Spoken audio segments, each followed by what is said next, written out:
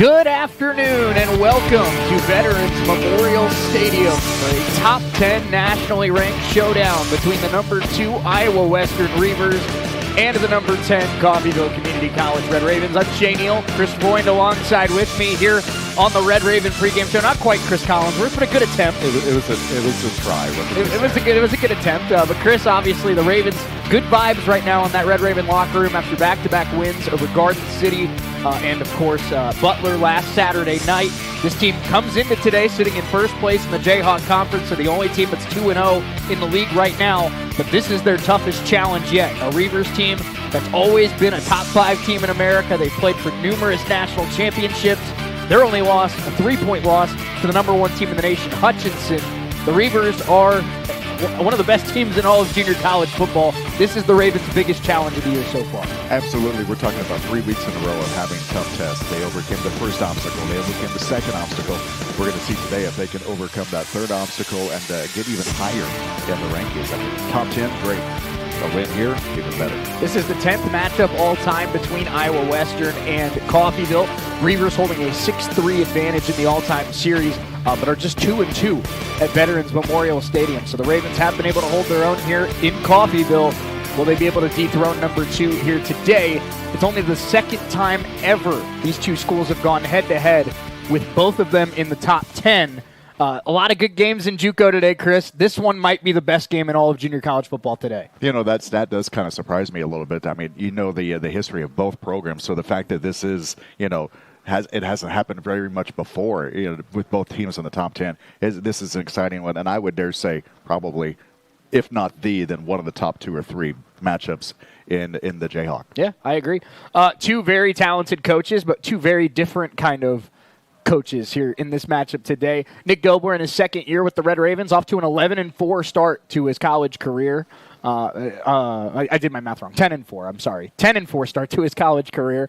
But his only losses, Chris, as a college football head coach, are to Hutchinson, Iowa Western, Navarro, and Cisco. That's 4 nationally ranked programs, 3 of them top 10 teams in the country.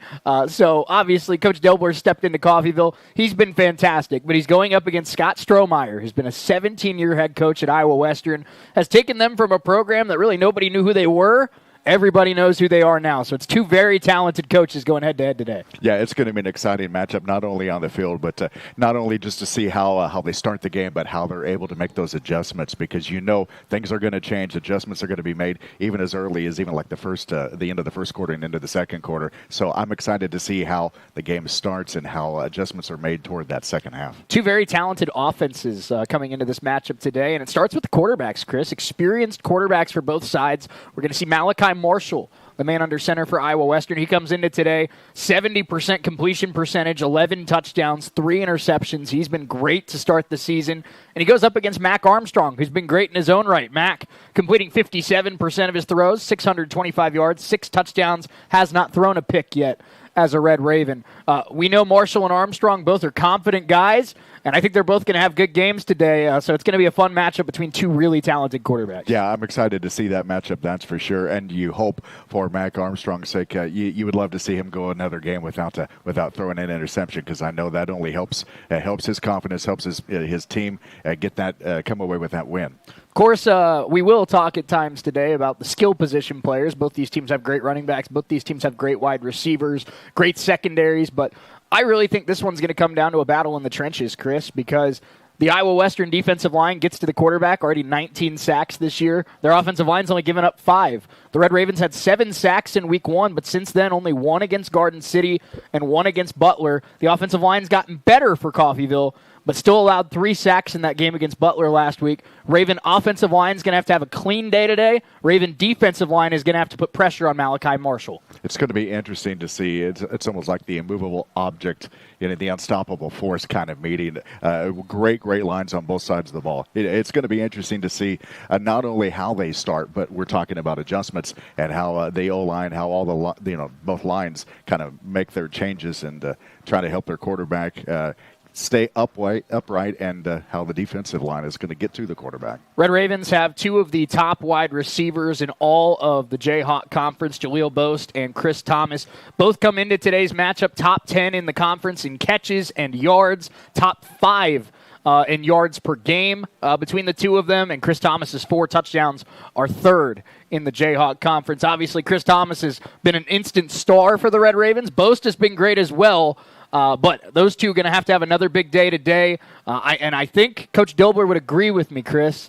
It's kind of weird that we're 3 games into the year and Jaleel Boast hasn't found the end zone. I have a feeling that might change today. I would think that would change today just because of the amount of great offense that we're going to see on both sides of the ball. But, yeah, I have a feeling it's going to happen sometime today. And then, of course, I think it's a big day for the Red Ravens secondary in a kind of a statement opportunity here. Matt and I have talked about that we think the Ravens secondary is one of the best in all of junior college football. Damari Williams, 3 interceptions in his first 3 games this year. Bobby Deal had a pick, is reigning Jayhawk Conference Defensive Player of the Week. Tay Klein, 9 tackles in 3 games. Chris Baker had 8 tackles in the win over Garden City. Jack Lanning had a fumble recovery touchdown last week. It's deep. Chad Walker, Brandon Hayward. I mean, there's guys all over this secondary for the Ravens, Chris, and they've played outstanding, but they're going up against Javen Moore in this Iowa Western offense that's so explosive, a top 15 offense in the nation. The Ravens secondary, I think, has a great opportunity today to really cement themselves as one of the best secondaries in the country. Now, correct me if I'm wrong on this, but at times it seems like there's almost been 6 defensive backs, being. There's just like they've just been everywhere on that field, and if that continues today, it'll be a successful afternoon for the Red Ravens. It's our Red Raven pregame show, and we are excited to have you here on US 98 and the Red Raven Sports Network. We will hear from Coach Dobler just around the corner as we get ready for kickoff, just about 20 minutes down the road. 20 minutes down the road. Is that the right way to say that? I guess it is. Yeah, that'll work. Sure. I guess that's Why fine. not? I don't know. It sounded weird when it came out, but so does half the stuff I say. So trust me, I hear that. There you go. Coach Dobler, the stuff he says is more important anyway. He joins us in 3 minutes here on US 98 and the Red Raven Sports Network as we count down to kickoff here from Coffeyville.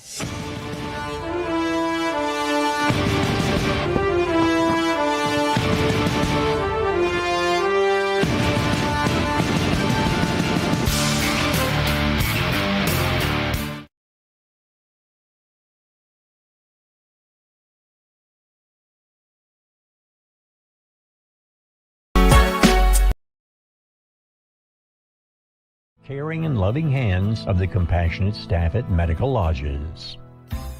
Buying a home? Refinancing? Apply for a home loan anytime, anywhere with Solutions North Bank. Our online mortgage tool is easy to use. You can be pre-approved in minutes, and our lenders are always ready to answer any questions you may have. Visit skbs.com on your computer or mobile device and get started today. Solutions North Bank, member FDIC, equal housing lender. Peace of mind. That's what you get when you or a family member can stay in your home when health issues arise. Windsor Place At-Home Care makes staying at home possible. Whether it's a disability, aging, or illness, Windsor Place At-Home Care has the staff and resources to properly support you in the comfort and familiarity of your own home. Specializing in working with Medicaid patients providing in-home support and care, Windsor Place At-Home Care is there for you. Find out more, visit windsorplace.net. Helping you move forward. That's what Coffeyville Community College does. Whether you want to increase your ability to advance at work, learning to earn a 2-year, or just want to expand your horizons, Coffeyville Community College can help. And CCC is flexible, offering a traditional college setting, fast 8-week classes, or even online classes.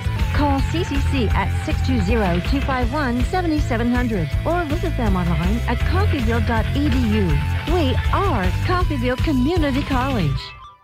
Make your home more comforting with help from Derailed Commodity. Update your flooring with the area's largest selection of in-stock carpet, luxury vinyl plank, tile, area rugs, and more in many styles, brands, and colors. New furniture always brightens a home. We have a great selection of furniture, including sofa sets, recliners, and mattresses. Economy to premium, in stock and ready to brighten your home. Shop now at your local Derailed Commodity Flooring and Furniture, Brazelton in Independence, Kansas, and Joplin and Butler, Missouri. Education is the foundation of our community's future. Every day, our teachers, staff, and students work together to build something extraordinary right here in Coffeyville. From our innovative programs to our championship teams, we're creating opportunities that keep our best and brightest right here at home. When we invest in our schools, we invest in our children's dreams and our city's tomorrow. That's why I'm proud to serve this incredible community and work alongside families who believe in excellence. I am Dr. Craig Carell, proud superintendent of Coffeyville's Public Schools.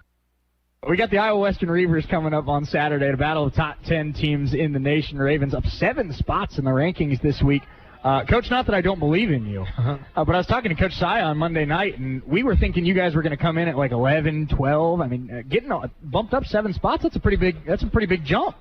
And honestly, I was kind of wondering, when they look at the end of the score being, they only beat them by 3, would they still respect it a little bit? But I think they understood we kind of manhandled them, and we put some respect on Coffeyville football.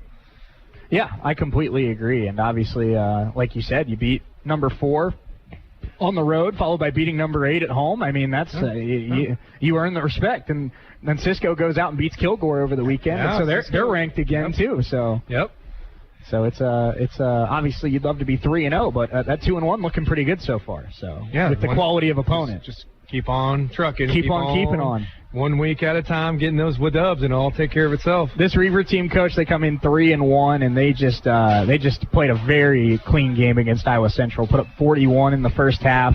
That's their statement game. We're both coming off a little bit of a rivalry in-state type atmosphere games. You could tell Iowa Western was definitely ready to fired up. They were fired up. They were going to come out and make sure they kept their in-state. Central came in that game number 9, so that was a top 10 game for them too. Yeah. And they've already played Hutch. And honestly, they had them beat till the last drive. Last 7-8 seconds of the game. Got to finish. Yep, that's right. But a new quarterback this year for the Reavers. It's Malachi Marshall. He takes over, obviously, after Hunter Deckers departs. But 70% completion percentage, 11 touchdowns, 3 interceptions. He's not quite as mobile of a guy versus some of the guys you've seen in the last couple weeks, but he can still hurt you with his legs. But when it comes to pure passers, he's pretty dang and that's special. What I was going to say. He's probably the most overall that can do something with his feet and still throw the football.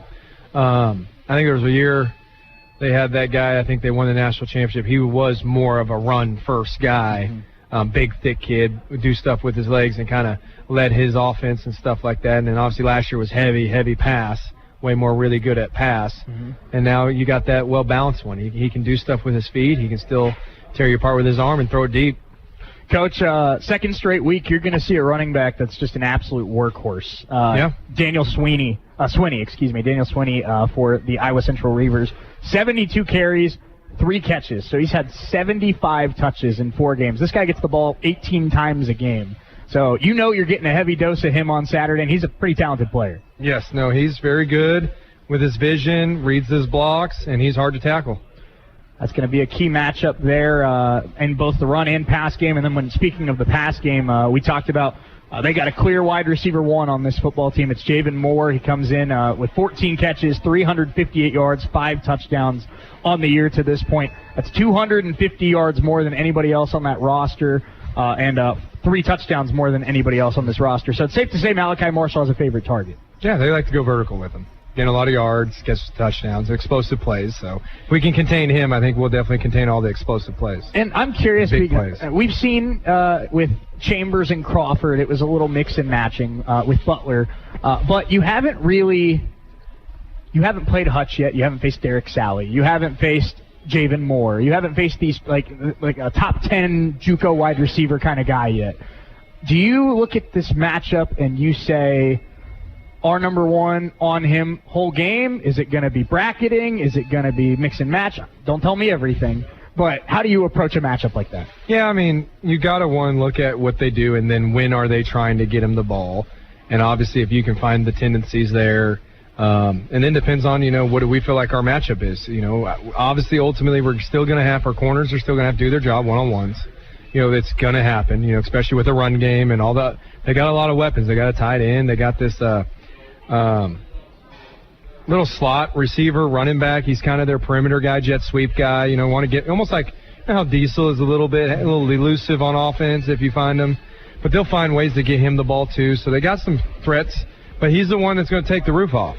And whenever they decide to, hey, let's take our shot, whether it's it kind of comes back to, again, what we call, they got to be on point with it. Yeah, when you mentioned their tight end, DeAndre Horn, and I think in a lot of ways kind of similar to the role that Riley Zalewski fills in this offense, where, like you said, they're looking downfield, they're looking for those deep shots, medium shots. But when the deep shot or the medium shot isn't there, DeAndre Horn's underneath, and he's that safety blanket for this offense. And he's you gotta watch out for him in the red zone, though. That's again with Riley. You got those little tight end. Any really good tight end, Breck, was like that last year. They were going to go a little vertical, do a little play action. Always looking for the big guy in the red zone. And then there they are. There he is. Like, oh yeah, we knew that. We forgot about him. That's the thing. We can't forget about him in a crucial situation. Absolutely. Coach, this offensive line for Iowa Western's had a really strong year to this point as well. They do not give up a lot of pressure. And this offense, or this defense, I should say, has had 7 sacks in week 1, and I think they've done a good job of putting pressure on, but only 1 sack in each of the last 2 games. So what's going to be the key to kind of dialing up some pressure on this Iowa Western offense? It's hard. We got to stop the run, so then we can't put pressure and know we're going to play it first. It's easier said when you know it's going to be a pass and you're in those situations to dial up some pressure.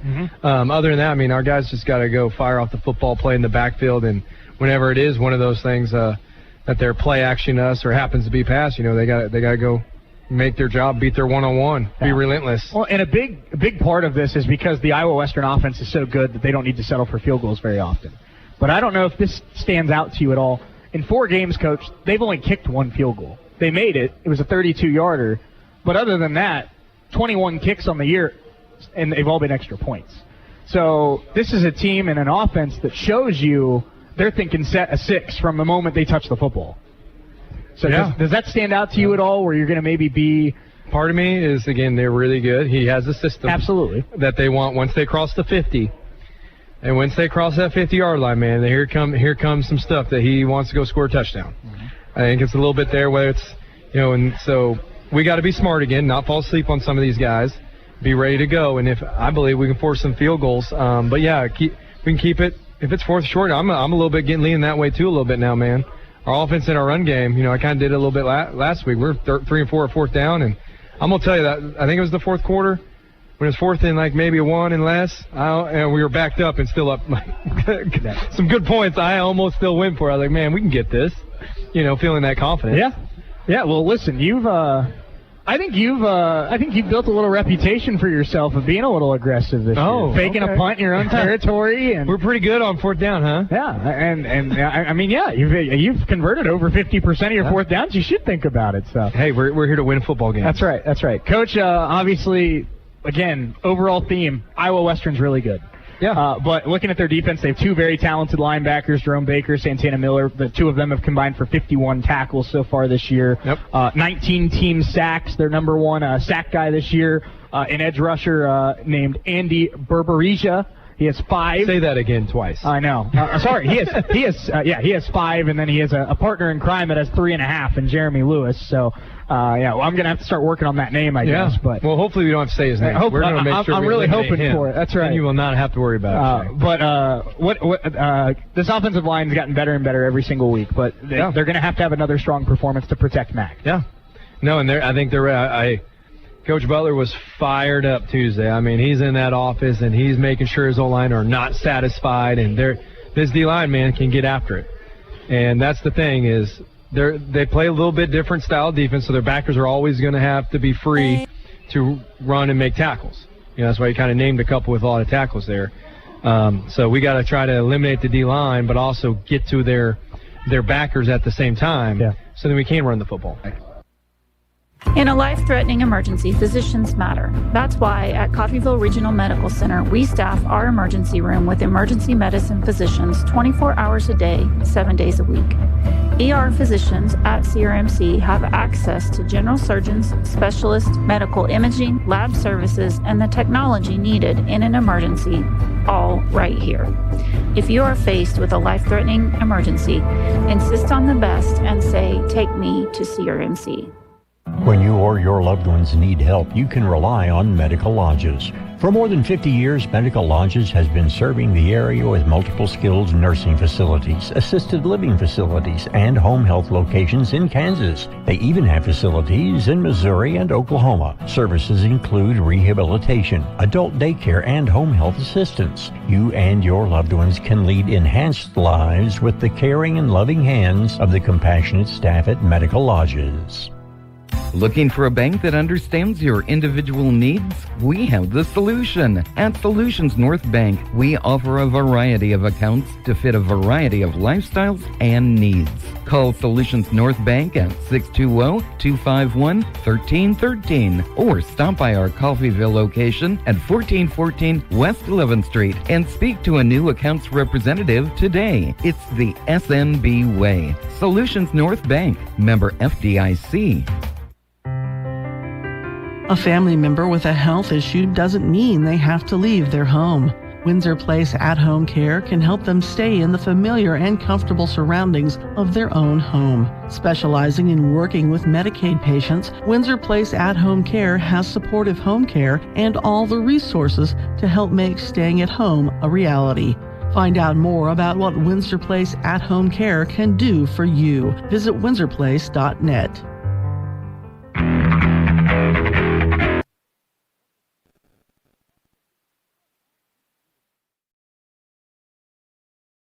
Pregame show here on US 98 and the Red Raven Sports Network. Shay Neal, Chris Freund with you here on this Saturday afternoon, getting ready for a matchup between the number 2 Iowa Western Reavers and the number 10 Coffeyville Community College Red Ravens. Appreciate Coach Dilber for joining us each and every Wednesday night from 6 to 7 live at Wendy's in downtown Coffeyville on the Red Raven Coaches Show.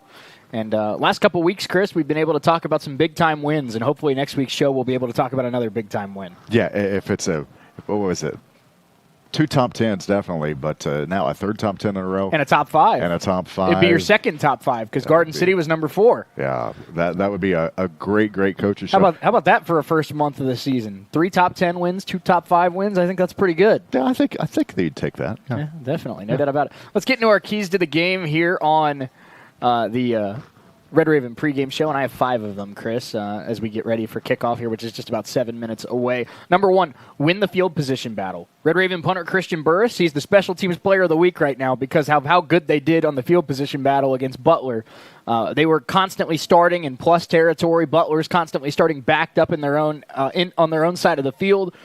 Iowa Western's got an explosive offense. That's one way you can neutralize them is winning the field position battle today. Absolutely. If you can pin, weren't they pinned a couple weeks, a couple times Twice last week? inside the 10. Inside the 10. And once at the 1. Yeah. So I mean that was a huge turnaround for the special teams. Yeah, if they can do that, if they can pin them deep again, that would be a huge help for this Raven team. Number 2, third down stops. Like we talked about, this Iowa Western offense is explosive. Number 13 in the country in points per game. Dynamic quarterback, one of the best receivers in the nation. The running back is 1 touchdown away from moving 4th into Reavers history in total touchdowns. So they have weapons. They also have a great tight end in DeAndre Horn. But, Chris, it's going to be key for the Red Raven defense today when you get those third down opportunities, whether it's 3rd and 4, 3rd and 8, 3rd and 12, especially 3rd and 8 and 3rd and 12.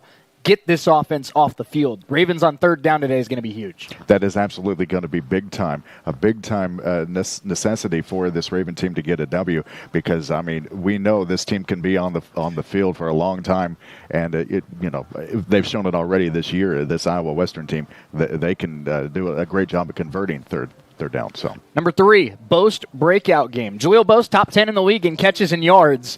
So he's been great to start the season. So I hesitated from using the term breakout game, but Jaleel still has not had a touchdown yet this season. It's kind of surprised Coach Dobler. It's kind of surprised Chris Thomas, who has 4 touchdowns so far for the Ravens this year. I think with the start to the season that Chris Thomas has had, he might get a little bit more attention today from this Iowa Western defense. And I think that'll leave him Jaleel Boast in a lot of one-on-ones today. I think Jaleel is due to get in the end zone at least once, maybe twice today for the Red Ravens. Yeah, that wouldn't surprise me at all. It's almost a pick-your-poison kind of thing. If you focus too much on one, the other one's going to burn you, and I have a feeling there's going to be some burning here this afternoon. I hope you're right. Number 4, pass rush, get home. The Red Ravens had 7 sacks in their first game against Cisco, only 1 against Garden City, and only 1 against Butler. They have great edge rushers on this team. Cam Cyprian, Jalen Atkins, Jaheim Johnson, Price Hamilton, a lot of guys that can get to the quarterback. Deontay Standifer, Eric Butler. But the Ravens are going to have to put pressure on Malachi Marshall today. He's too good of a quarterback. If you give him time, he's going to beat you. Absolutely. And it's one of those things where they have done a good job at pressuring, getting pressure on the quarterback. The numbers may not be there as far as sacks the last couple of weeks, but as long as they can get the numbers, get the sacks up, then yeah, we're talking about a better chance of getting a win. And number 5, a full 4 quarters, Chris. I think that's the biggest takeaway from the Ravens their first 3 games of the year. They played 2 great quarters against Garden City, 3 great quarters against Butler, but still haven't had that full 60-minute effort yet. That's where it's all really come together. Offense, defense, special teams. It's going to have to be today because it's going to take a full 60 minutes to beat Iowa Western. Yeah, that's exactly it. I can't add anything more to that. It's got to be 60 or else you're not looking at a win. No doubt about it. Red Raven pregame show. Happy you're with us here on US 98 and the Red Raven Sports Network. Chris, we got another minute or so before we got to step away and get ready for kickoff. Do you have any other key players on the Ravens side that we didn't talk about today that you think could be a big part of today's game? For me, what it really comes down to is not just one player, but just that whole offensive line. We've talked about them before, but that offensive line is going to be key. Mac's going to do his thing, no doubt. The receivers, backs, they're going to do their thing. The tight ends, everybody's going to do their thing. But to have that time to be able to let Mac make the right decisions and just be able to look at the field and make those right calls, that's that O-line. I really think that's going to be key on this game is the offensive line. I'll throw 2 more players out here before we put a bow on the pregame show.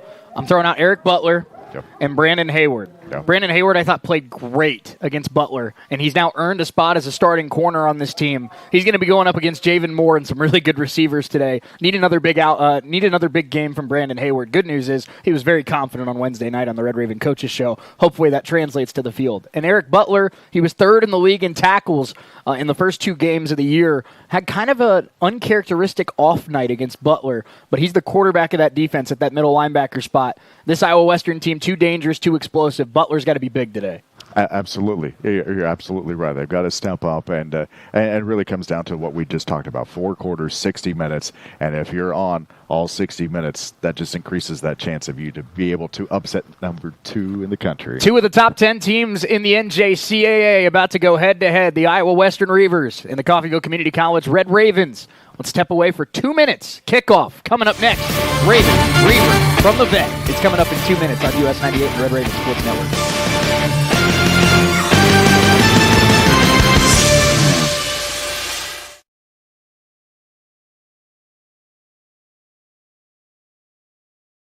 College can help, and CCC is flexible, offering a traditional college setting, fast 8-week classes, or even online classes. Call CCC at 620-251-7700 or visit them online at coffeyville.edu. We are Coffeyville Community College. Make your home more comforting with help from Derailed Commodity. Update your flooring with the area's largest selection of in-stock carpet, luxury vinyl plank, tile, area rugs, and more in many styles, brands, and colors. New furniture always brightens a home. We have a great selection of furniture, including sofa sets, recliners, and mattresses. Economy to premium, in stock and ready to brighten your home. Shop now at your local Derailed Commodity Flooring and Furniture, Brazelton in Independence, Kansas, and Joplin and Butler, Missouri. Great schools don't happen by accident. They're built through dedication, high expectations, and community support. In Coffeyville, we're committed to providing every student with the tools they need to succeed, whether that's in the classroom, on the field, or in life. Our partnerships with local businesses, healthcare providers, and community organizations ensure students gain real-world experience and career readiness. Together, we're preparing tomorrow's leaders today while strengthening the workforce of tomorrow. I am Dr. Craig Correll, proud superintendent of Coffeyville's Public Schools. When you choose Coffeyville Regional Medical Center, our dedicated team of surgeons, anesthesia, nurses, and other medical professionals are focused on you and your health. Our board-certified general surgeons provide expert surgical care close to home. From a routine colonoscopy to a life-saving mastectomy, the general surgeons at CRMC are equipped to handle many types of surgical procedures. For more information, call CRMC Medical Group at 620-252-1639. You are always in a safe, caring, and loving home at Medical Lodge. US 98 KUSN, Deering, Coffeyville.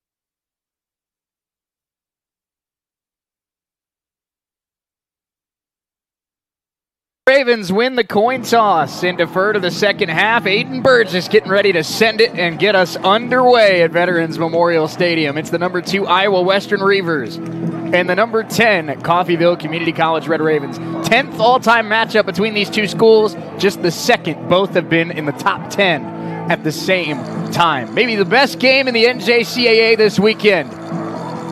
Here we go from Southeast Kansas. Burgess ready to swing into it. We are underway. This one taken, and we'll let it go about 2 yards deep into the end zone. Iowa Western will start at the 25-yard line. First time today, we will see the star sophomore quarterback, Malachi Marshall.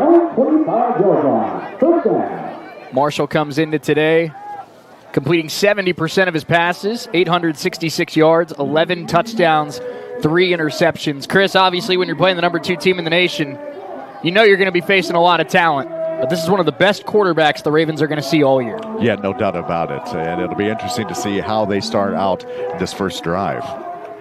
Marshall in the shotgun, Daryl Swinney to his left. Man in motion and flag on the first play of the game. False start against the Reavers.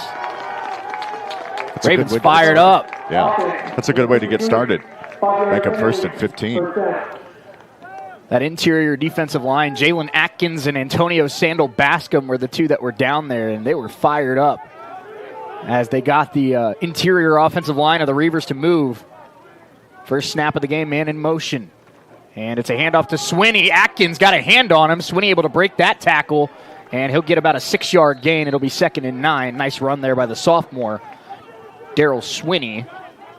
Daniel Swinney, who's out of Louisville, Kentucky. So close to getting behind the line. So close. Just kind of slipped out of the tackle. Back to throw for the first time today is Marshall, rolling to his right. Has time. Marshall now throws incomplete. Pressured by Deontay Standifer and Cameron Cyprian. I'm kind of surprised Marshall didn't get rid of that just a touch sooner. Cyprian, I saw Cam's mom in the comment section on the Red Raven Sports Network during the pregame show, so shout out to Mrs. Cyprian. And her son making a big play here on the first series of the day.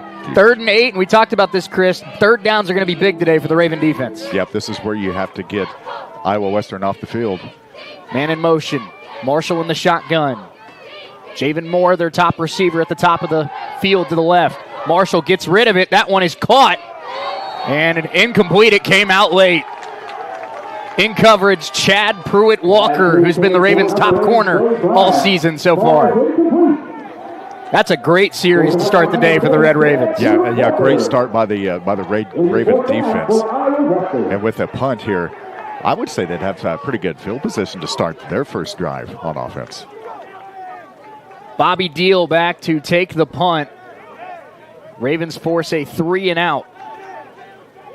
False start penalty followed by a 7-yard rush and then 2 incomplete passes.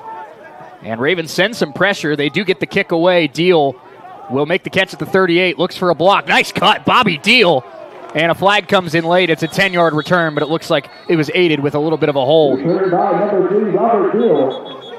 He took it to the 47-yard line. But there are flags on the play. It was Ellis Johnson who was in the area and I think might have picked up the flag.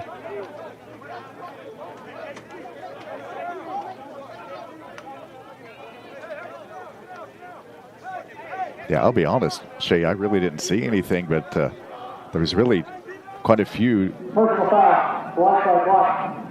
Oh, wow. 15 yards from the far Blindside block will be a 15-yard penalty against the Ravens. But, Chris, something we saw in that first drive with the false start penalty and the pressure by Cyprian, normal starter Tyler Kirchhoff at left guard for the Reavers. He's unavailable today. In his place is the freshman Amari, or the redshirt sophomore, I beg your pardon, Amari Walker. But a little bit of mix and match on that Iowa Western offensive line, missing one of their normal starters, and you saw a little bit of growing pains on that first drive. Yeah, that's true. Having one of your starters out definitely makes a difference. We'll see kind of how they shift around and take care of that in these upcoming drives. First down, Ravens at their own 24-yard line. Stephen Robinson to the left of Mac Armstrong. Man in motion, Jaleel Boast. Armstrong back to throw on first down. Armstrong rolling to his right, taking a shot down for Boast, and a diving effort, and Boast has got it. 15-yard pickup. Jaleel Boast on the first play of the game. What a catch. Was able to keep that, able to keep it from bouncing to get up to that 40-yard line. So the Ravens with a 16-yard play on their first play from scrimmage, and now at their own 40 with a first down. Armstrong in the shotgun, takes the snap. It's a handoff to Steve Robinson, and he stumbles. Wasn't going to get much anyway. Might have gotten back to the line of scrimmage. Looked like he slipped a little bit as he tried to turn that corner. Iowa Western kind of known for their offense, Chris, but their defense, no pushover either. They're very, very good on that side of the football, too. I mean, you're number 2 in the country for a reason. It can't just be for offense, right? It was officially a loss of 1 for Robinson, so 2nd down and 11 here for the Red Ravens. Mac Armstrong in the shotgun for the 3rd straight snap. Boast in motion. Armstrong takes the snap, back to throw, clean pocket. Mack now trying to buy time. Pressure comes. Armstrong is sacked. Into the backfield, Blake Hawkins, the first one in there for the Reaver defense. That's a loss of about 6 on the play. That's going to bring up a long 3rd down, Shay. It was a clean pocket for about 2-3 seconds, but Hawkins coming off that left side was able to get in between left tackle Dante Devine and left guard Daniel Davis and put a hit on the freshman quarterback Mac Armstrong. So 3rd and 17 here for the Red Ravens. Red Raven defense got a quick stop and then had a quick 16-yard pass play, but now a 3rd down and long. Chris Thomas as well as Steve Robinson. Dre Beasley in on this play as well. Armstrong under pressure again and dropped again. Back-to-back plays, and it's Blake Hawkins again. What a drive, what a series for the redshirt freshman Blake Hawkins out of Gretna, Nebraska. Back-to-back plays putting pressure on Armstrong, and after a quick first down, the Ravens drive stalls, and they'll have to kick it. They got to the 40-yard line, and all of a sudden they went back, and now they're at the 28-yard line.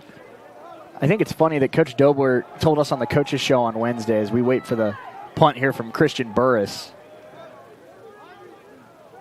Snap is good. Burris has plenty of time, sends it away. Line drive and caught it about, they're going to let it bounce. This one's going to take a great Raven roll. Inside the 5, can they keep it out? I think they did. What an effort by the Red Ravens. And they pin them at the 1. Almost a carbon copy of last week, pinning him at the 1-yard line. Great job. Charles Morgan was back there, as was number 13, Chris Baker, and Christian Burris continues to be a coffin corner punter for the Red Ravens. That's amazing. I'll be interested to find out just how far that punt went, total yardage. They kicked it from they were punting from their own, 29? So, just net yardage there. That's a 78-yard kick. Yeah, wow. 71-yard kick, 71, right.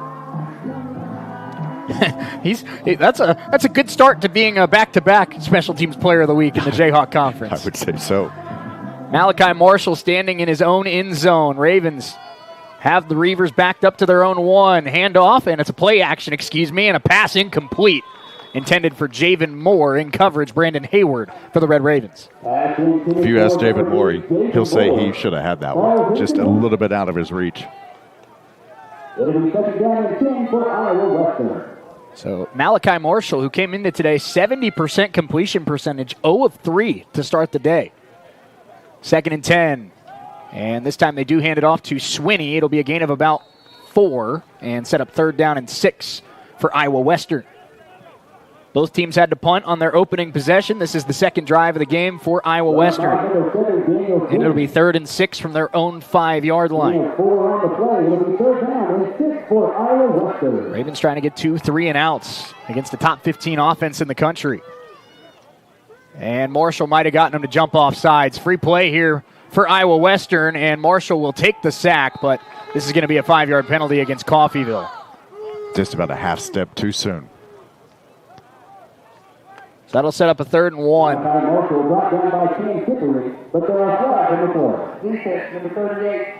That was on Price Hamilton, the one who jumped off sides.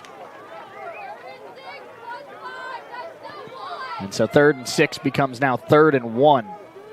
for Iowa Western. You got to think they're maybe looking to the running back Swinney here on 3rd and 1. 10:45 to go, first quarter. No score early in this one. 3rd down and less than a yard for Iowa Western. They do try to hand it off to Swinney. He's able to slip a tackle, and he's got a first down up to the 13-yard line. Reavers move the chains. Swinney's a tough guy to tackle, Chris. 5'10", 225. He plays running back, but he's built like a fullback. Yeah, goodness gracious. Got a good combination of power and speed. They actually said he got the first down. The offsides gave them the first down. So that was 1st down and 10, and it's now 2nd and 8 after the handoff. So my mistake there.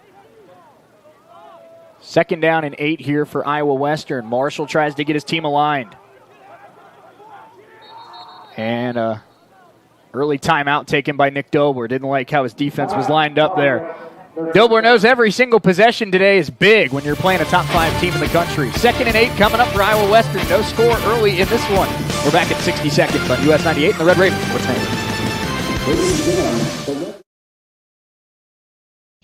For more than 50 years, Medical Lodges has been serving the area with multiple skilled nursing facilities, assisted living facilities, and home health locations in Kansas. They even have facilities in Missouri and Oklahoma. Services include rehabilitation, adult daycare, and home health assistance. You and your loved ones can lead enhanced lives with the caring and loving hands of the compassionate staff at Medical Lodges. Our local teams are hitting the football field once again. Solutions North Bank is proud to sponsor Coffeyville's home teams. Community involvement has always been an important tradition for us.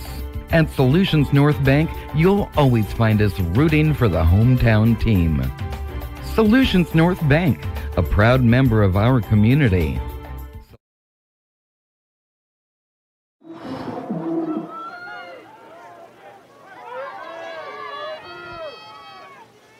Second and 8 for Iowa Western. It's a jet sweep handoff and a fake, as the quarterback takes off with it. That's Marshall, who does not run the ball a ton. They faked it to backup running back Jamari Ford, and Jalen Atkins actually tackled Ford in the backfield, but Marshall takes off with it, gets a gain of 5, and sets up 3rd and 2. Good play call. When they fool the broadcaster, it's a good play. It is a good play. And sometimes I think you have to pull stuff out like that just so, you keep the defense on their toes. Marshall not looking to run, but he is a guy that can hurt you with his legs if you give him too much space. 9.5 to go, first quarter, 3rd and 2 here for the Reavers. At their own 19-yard line. Marshall back to throw out of the flats. It's caught by Swinney, and it's going to move the chains on a gain of about 10. Out of the flat. So many weapons on this Iowa Western offense. You have to keep an eye on the tight end Horn. You have to keep an eye on the number 1 receiver Moore, and then it's Swinney slipping out of the backfield to move the chains. Yeah, great catch, great turn to get the first down and a nice gain. First down, Reavers at their own 30-yard line. No score, 9 minutes to go, first quarter. Each team had to punt on their first possession of the day. Now the Reavers have 2 first downs here on their second drive after starting at their own 1. First down, handoff. Swinney bounces off 1 tackle and now gets to the outside, and he's got room to go. Swinney into Raven territory and finally chased out of bounds at the 43-yard line, calling a gain of 22 yards. Beg your pardon, 27 yards for the redshirt sophomore running back. He can catch, he can run. He just saw him the last 2 plays. Nice job, Swinney. Well, and if he can find the end zone today, he moves into 4th place all-time in Reaver history in touchdowns. He's going to get a handoff here on first down, another broken tackle, and a gain of about 5. Very elusive. I think the Ravens are learning very quickly that they're going to need to have 2 or 3 guys in the area to bring this guy down. I don't think there's going to be many one-on-one tackles today on Swinney. That's for sure. Quick screen and read well by Chad Walker. It's going nowhere. A loss of 4. The Ravens' top DB making 2 plays early in this one. And there were 2 receivers out in that area, and he was able to basically take both of them. He tackled both of them. He was getting blocked, and he tackled both guys. That's incredibly impressive. Unreal. By Chad Walker. 3rd down and 10 for the Reavers at the Raven 43-yard line. Javen Moore has yet to have his first catch of the day. Could they be looking there here on 3rd down? Brandon Hayward, the man in coverage on him. Back to throw. Marshall underneath. It's the tight end Horn. He's going to be tackled about 2 yards short. But a fun fact about Iowa Western, Chris, they've played 4 games this year. They've only kicked 1 field goal. So 4th and 2, you already know Coach Strohmeyer's going for this. Absolutely. Yeah, that was something that we talked about with Coach Nobler Wednesday night. It'll bring up 4th down and Doesn't 2 seem for like Iowa field goals Western. are an option. They can be, but they don't like it. Tay Klein was the one who delivered a big hit on Horn, kept him short of the first down. 4th and 2 with 7:10 to go first quarter. Could the Ravens get another big defensive stop right here with the Reavers right on the edge of field goal range? Man in motion is the tight end Horn. Pistol look for Malachi Marshall. It's a fake handoff, now looking to a bootleg. Ravens read it well, the pass incomplete. And Coffeyville with their second defensive stop of the first quarter on the number 2 team in the nation. Wow. 3 and out. That was well defended. They were looking very clearly. They were looking for Trey Brown on that little bootleg. Yep. Ravens picked it up, covered him in the flats, and then they were trying to hit the tight end. Tight end slipped a little bit, but when you force Marshall to kind of change at the last second, that throw a little offline, Ravens big stop. Huge stop on 4th down. A pretty decent field position to start. Mac Armstrong leads the Raven offense out there. They had a big 16-yard catch on their first play of from scrimmage, but then 2 sacks for the Reaver defense, both by Blake Hawkins, the redshirt sophomore. Raven offensive line will have to make some adjustments here on drive number 2. Steve Robinson is the running back to the right of Mac Armstrong, and as you can imagine, the receivers Anthony Johnson, Chris Thomas, and Jaleel Boast. Johnson, the man in motion. Mac takes the snap. It's a handoff, and nowhere to go for Robinson. First one in there, Jeremy Lewis, the redshirt sophomore defensive lineman, who's second on this team in sacks and third on this team in total tackles. Number 9, Steven Robinson, number 2. Loss of 3 for the Red Ravens. Stop for a loss on the play by number 0, Jeremy Lewis. That defensive line for Iowa Western showing just how tough they really are. And they play a different style, Chris. They only have 2 linebackers, but the defensive line, basically their job is to eat up all the blocks, so the linebackers have the freedom to make all the plays, and it works very well for this team. Absolutely. 2nd down and 13 here for Coffeyville. Armstrong, quick screen pass, and that one is caught. And a broken tackle, off to the races. It's Dre Beasley down the sideline. He is inside the 10. The former Butler Grizzly and the high school teammate of Mac Armstrong with his biggest play as a Raven. 1st and goal, Coffeyville. Caught the ball, and all of a sudden he just turned on the jets, and he was gone. Not quite to the house, but so close. DeAndre Beasley. That is a big-time play. Just another receiver in this offense, Chris. How many are there? Like 7? There's 8, like 7, 10? 8 dudes on this team that Good can make a grief. play. Yeah, no no doubt. question about it. Beasley with the big catch. It's now Boast, Johnson, and Thomas here on 1st and goal at the 8-yard line. Ravens trying to strike first. Armstrong, Robinson. And not much there, maybe about a 2-yard pickup there for Steve Robinson. Ravens only 1 rushing touchdown thus far this season. It came from Jordan Louis last week against Butler. Early on in this one, Iowa Western is plugging up the run lanes. 5:45 to go first quarter, 2nd and goal for Coffeyville from the 7-yard line. A big catch and run for DeAndre Beasley of about 60 yards. Has the Ravens in prime scoring position. Zalewski in motion. Mac Armstrong in the shotgun. Takes the snap, back to throw. Gets some time, throw to the corner of the end zone, incomplete. Intended for Zalewski, well covered by the Reavers. And again, Chris, that was Blake Hawkins providing the pressure for Iowa Western. He's having a great 7, 8 minutes, not even through the first quarter, already having a great game. So now big 3rd and goal here for the Ravens. What play do you draw up here? Trying to get 6 after the big catch and run for Dre Beasley. Armstrong back to throw, and a big-time blitz from Iowa Western. Throw to the corner, incomplete. Intended for Jaleel Boast. In the backfield there, that's their number 1 pass rusher. He has 5.5 sacks this season. Andy Berberia in on the play there, number 56. And he's a guy that the Raven offensive line's really going to have to keep a close eye on today because he is a game record. I like the play they drew up. I like the fact that they were looking for Boast in the end zone. But just that defense and that defensive line maybe kind of gave Mac a little bit more pressure than what he wanted. Mac Armstrong will stay in the game to hold. Aiden Burgess in the kick. Burgess on the season, is 2 of 6 on field goals. This one is a 25-yarder. Armstrong gets the hold down. Burgess's kick is good. 60-yard catch for Dre Beasley, and the Ravens strike first in this battle of top 10 teams in the country. 3-0 Coffeyville, 5:13 to go, first quarter. We're back in 60 seconds on US 98 and the Red Raven Sports Network.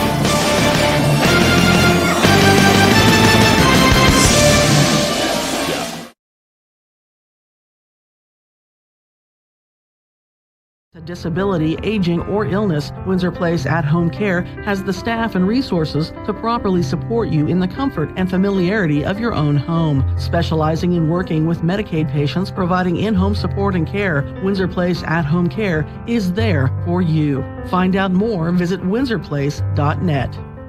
Helping you move forward. That's what Coffeyville Community College does. Whether you want to increase your ability to advance at work, learning to earn a 2-year, or just want to expand your horizons, Coffeyville Community College can help. And CCC is flexible, offering a traditional college setting, fast 8-week classes, or even online classes. Call CCC at 620-251-7700 or visit them online at coffeyville.com.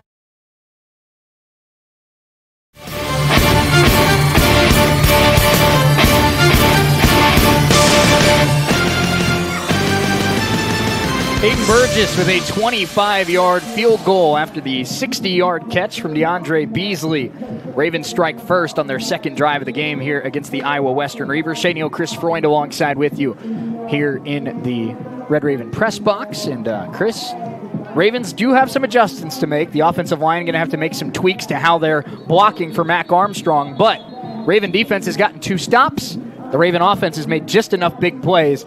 They get the lead, and that's big against an Iowa Western team. You don't want to be playing from behind against this Reavers team. No, you want to be right there with them or even a little bit ahead. And so, a great field goal, and even a 3-point lead in the first quarter is going to do nothing but help this Raven offense. Well, we talked about Chris Thomas and Jaleel Bose, the dynamic duo, and they are the top 2 guys. But Chris, and it looks like we might have to have a holder here on this kickoff. The ball's blown off the tee twice. There you go. Dre Beasley's going to hold it. But Thomas and Boast are certainly the top 2 guys. But we've seen Anthony Johnson have some big catches. And now the Butler transfer. That was Butler's second leading receiver a year ago. DeAndre Beasley, without question, his biggest play as a Red Raven so far. Oh, absolutely. Caught it basically kind of like a wide receiver screen, and all of a sudden just turned on the Jensen like you said off air shake. There was nobody behind that safety, and he was able to get a really big gain. But prompts to the defensive backs to catch up and stop him from getting in the end zone. Burgess boots this one into the end zone. Reavers will start at their own 25-yard line. Series number 3 coming up for Malachi Marshall and this Reaver offense. And we talked about it earlier, Chris. It's not going to be this way the whole day. He's too talented. But a guy in Marshall that's completed 70% of his passes entering today. Just 1 of 5 on those first 2 drives. That one completion just out of the flats to Swinney. Swinney's been their best player so far, but great job by the Ravens secondary making Malachi Marshall uncomfortable so far here through 2 drives. Absolutely.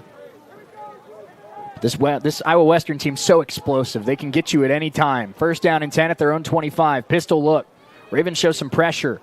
And it's a handoff up the middle. Swinney has blocked. Swinney runs through the tackle of Tay Klein, and he's hit from behind, but it's another 25-yard pop for the Iowa Western running back. Goodness. What a run.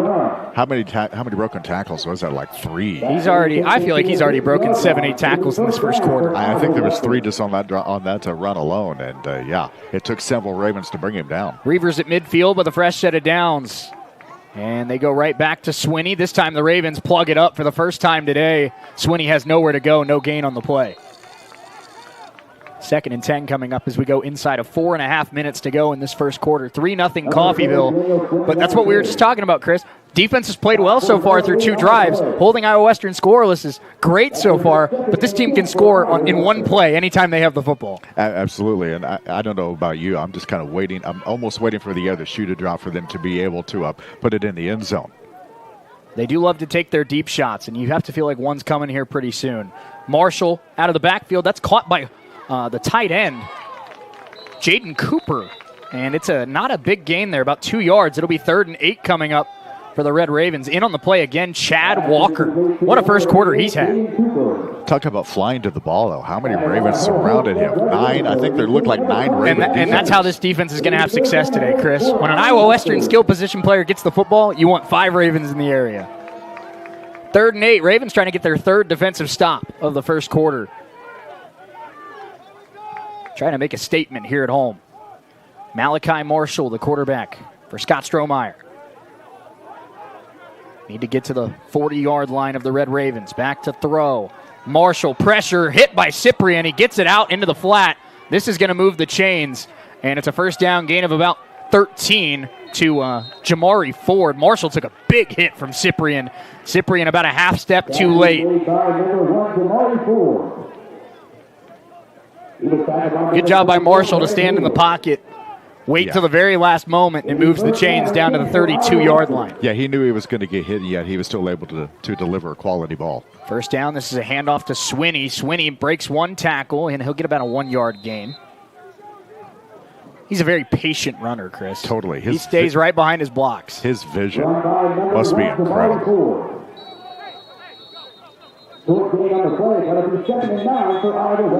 Timeout taken for an injured Reaver on the play. Looks like one of their offensive linemen maybe a little shaken up on the play. While we attend to an injured Iowa Western offensive lineman, let's step away for a moment. 3-0 Ravens, but the Reavers are driving. They're at the Coffeyville 31. We'll be back in 30 seconds here on US 98 and the Red Raven Sports Network. Derailed Commodity. Update your flooring with the area's largest selection of in-stock carpet, luxury vinyl plank, tile, area rugs, and more in many styles, brands, and colors. New furniture always brightens a home. We have a great selection of furniture, including sofa sets, recliners, and mattresses. Economy to premium, in stock and ready to brighten your home. Shop now at your local Derailed Commodity Flooring and Furniture, Brazelton in Independence, Kansas, and Joplin and Butler, Missouri. Running back Jamari Ford, the Reaver shaken up on that last play. He's on his feet, walking off the field very gingerly with the help of a couple coaches. That's not the biggest skill position player for Iowa Western, but that is a key part of their offense. So obviously they're hopeful he can return, but he's very clearly in some discomfort as he goes off the field. That's for sure. I can't tell if that's an ankle or a foot or a knee or a shoulder. I don't know. He doesn't look comfortable. No, he doesn't. Good news for the Reavers is Daniel Swinney's been fabulous so far today. Totally. 2nd and 9 here for the Reavers at the 31 of the Ravens. Another handoff to Swinney. Ravens swarm him quickly. No gain on the play. It's going to be 3rd and 9 for Iowa Western, and this is a big play for the Coffeyville defense coming up. Yeah, you notice he got the ball and didn't really get to break a tackle like he has before, mainly because it's hard to break. It's hard to break 4 tackles. That is true. At the same time. 3rd and 9. We've seen 2 today. And the Ravens jump again. Unless he was drawn, but I think it's an offsides. We'll see it from our officials for sure. But I believe, yep. Encroachment. Defense, number 92. 5-yard penalty. It's going to be called against number 92, Tonkanong. So from 3rd and 9 to 3rd and 4, Shea. And that's the difference between getting a 4th down and getting a 1st. That's 5 yards you can't give the number 2 team in the country. They don't need help. No, they don't. 1:59 to go, first quarter. 3-0 Coffeyville. 3rd and 4 for Iowa Western at the Raven 26-yard line. Malachi Marshall is the quarterback in the shotgun. He takes the snap, looking to his left. Quick out route is caught, and a big hit immediately right at the sticks. That was Bobby Deal. But DeAndre Horn, the tight end, with the catch, and they're going to give him the first down on the play, just by maybe the length of the football. Yeah, not by much. It was a nice hit as the ball was caught. Right as the ball was caught, it was a nice hit. But impressive to hang on to it. Yeah. First down and 10 at the 22 of Coffeyville. Malachi Marshall sends Horn in motion. And a handoff to Swinney, and he's wrapped up for a 2-yard loss in the backfield there for the Red Ravens. Jalen Atkins. Run by number 7, Daniel Swinney. It doesn't look like Atkins had anybody on him. He was able to come in and get Sweeney in the backfield, which we haven't really been able to say that too much so far. And I love how the big guys make tackles, Chris. He kind of grabbed him by the back of the jersey and just threw him. Down you go. Inside of a minute to go, opening quarter, 3-0 Ravens, but the Reavers are threatening in scoring position. 2nd and 12. Malachi Marshall back to throw. Pressure from Cyprian. He gets the pass caught underneath on the drag route. Great tackle in space by Chad Walker, and it's going to be 3rd and about 4 for Iowa Western. That could have been a touchdown if he doesn't make that tackle. Exactly. If Walker doesn't make that tackle, he's going to the end zone. 3rd and 4 at the 15-yard line. Chad Walker's been phenomenal in this first quarter for the Ravens. Huge. Javen Moore not on the field for this 3rd down play. Good news for the Reavers. Jamari Ford is back out there. This could be the final play of the first quarter. Ford in motion, and they're going to hand it off to him on a jet sweep, trying to get a block from Swinney, and he falls forward for a first down to about the 9-yard line. It'll be 1st and goal for Iowa Western.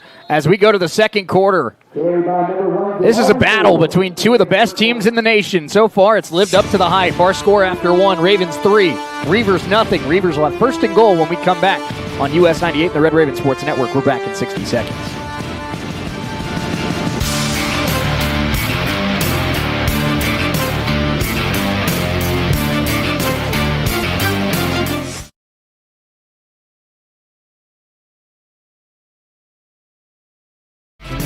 In our schools, we invest in our children's dreams and our city's tomorrow. That's why I'm proud to serve this incredible community and work alongside families who believe in excellence. I am Dr. Craig Carell, proud superintendent of Coffeyville's public schools. At Coffeyville Regional Medical Center, we take seriously our responsibility of caring for our friends and neighbors. We are your regional healthcare system, caring for Southeast Kansas and Northeast Oklahoma. With comprehensive technology and experienced medical staff, caring medical professionals, and a 24-hour emergency room staffed with emergency medicine physicians, we are people you know and healthcare you trust. For more information, visit our website, crmcinc.org.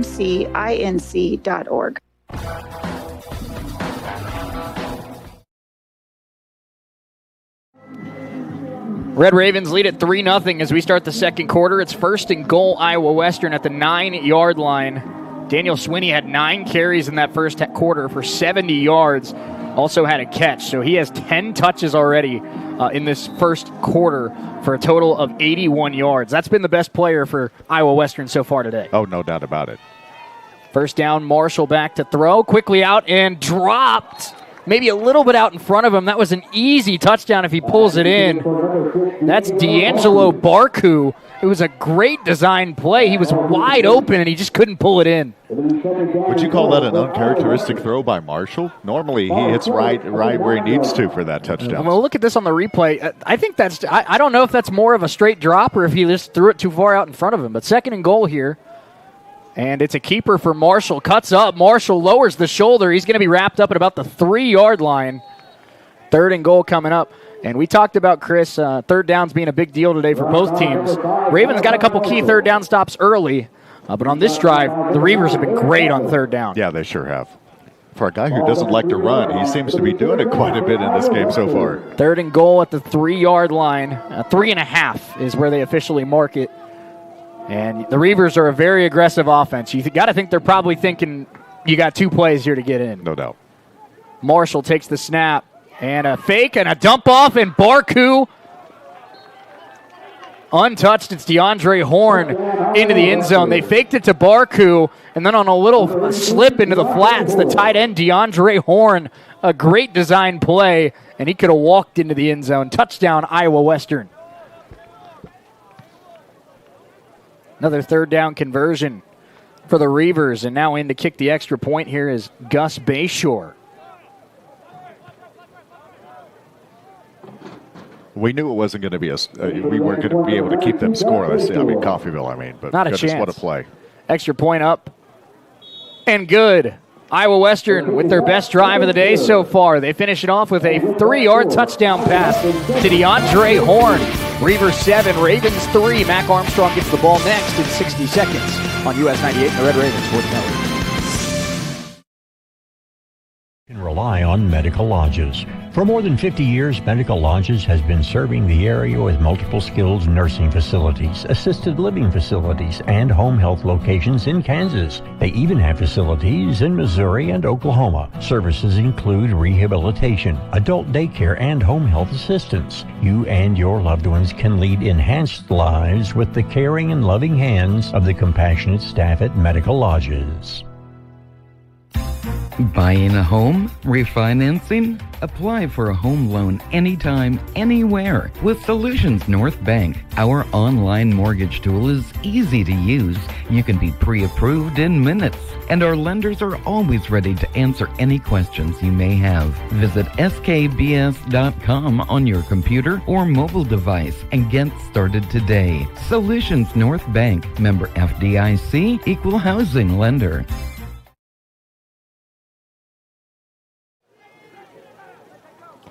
Jake Krotzel boots it into the end zone for Iowa Western. Ravens will start at their own 25-yard line. 7-3 Reavers lead here early second quarter. 14-15 to go in this first half.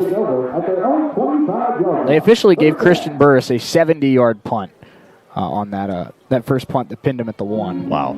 And Eric Butler already 5 tackles in that first quarter, as does Bobby Deal. 4 tackles for Cam Cyprian. And, of course, the 60-yard catch for Dre Beasley that led to the field goal, which was good from 25 yards out for Aiden Burgess. Then on that last drive, Daniel Swinney he's had a great day so far. Malachi Marshall found his groove, and he found DeAndre Horn for a 3-yard touchdown. Flag on the play. It's Jordan Louie, and it's about a 2-yard pickup. We'll see what the flag's for. Number 5, Jordan Louie on the carry, but there are flags on the play. Iowa Western had the football for 10.5 minutes in that first quarter. The Ravens only had it for 4:20. 5-yard penalty. First down. And it's a legal procedure against Coffeyville. 5-yard penalty.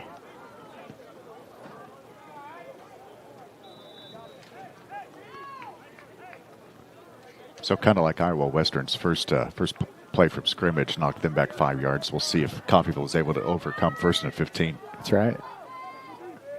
First down and 15 here for the Ravens. And a weird formation here. 2 running backs to the left, and now one moves in motion. And it's going to be a deep shot here for the Ravens, and well covered, intended for Chris Thomas. In coverage on the play, the former Cincinnati Bearcat, Raekwon Atkins. Atkins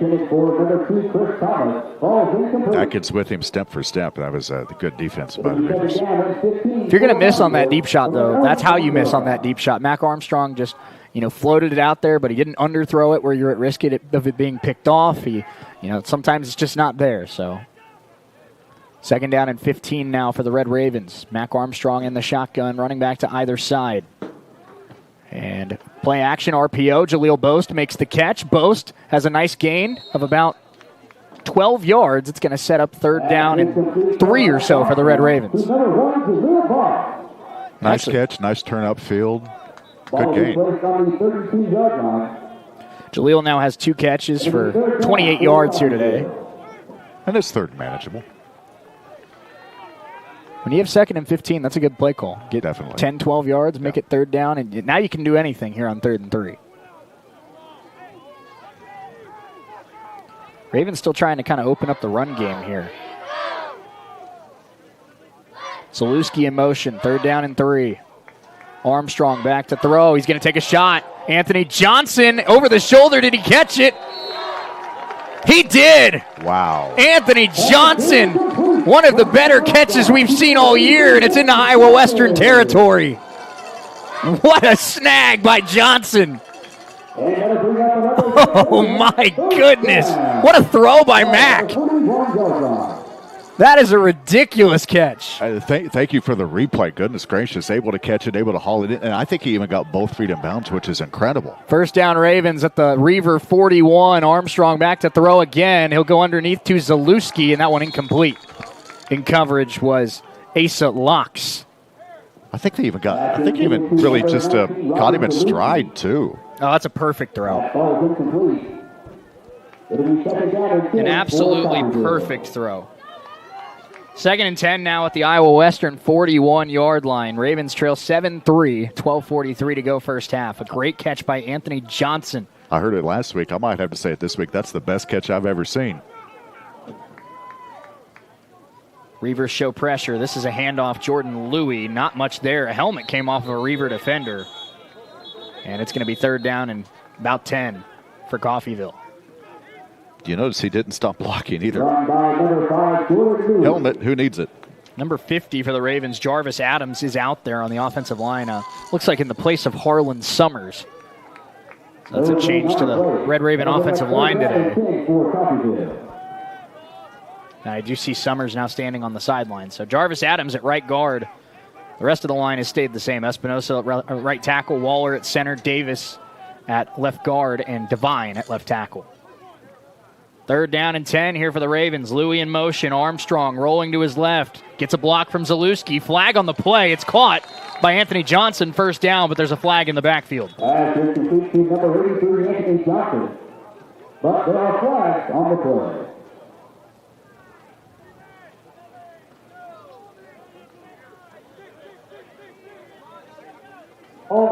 Offense, number 19. And a hold against Zalewski is the call. 3rd down. Penalties have started to add up a little bit for the Ravens in this first half. Yeah, they sure have. So now it's going to go to a 3rd and 20. And you're asking for a really special play here to try and convert a 3rd and 20 against this defense. Yeah, no doubt. Especially the way they've been playing, the way they've been getting pressure. Under 12 minutes to go first half. Iowa Western 7, Ravens 3. Armstrong back to throw, and it's underneath a screen. Chris Thomas, and he is hit immediately. Ravens will have to send out the punt team. First catch of the day for Chris Thomas. He is drilled, and he's a little slow getting up. Not what you want to see if you're a Red Raven fan. No, that's for sure. Hopefully it's just getting the wind knocked out of him, because he did take a big hit. Short loss on the play. That'll bring up 4th down for Coffeyville.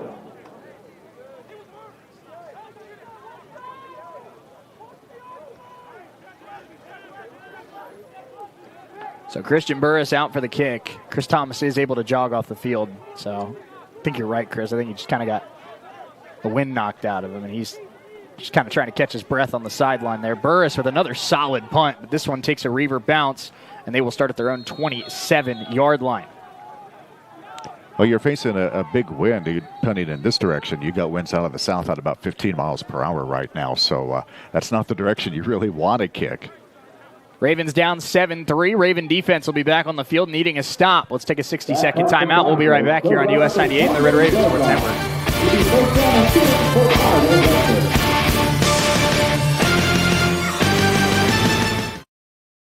Help them stay in the familiar and comfortable surroundings of their own home. Specializing in working with Medicaid patients, Windsor Place At-Home Care has supportive home care and all the resources to help make staying at home a reality. Find out more about what Windsor Place At-Home... Oh, no. Okay.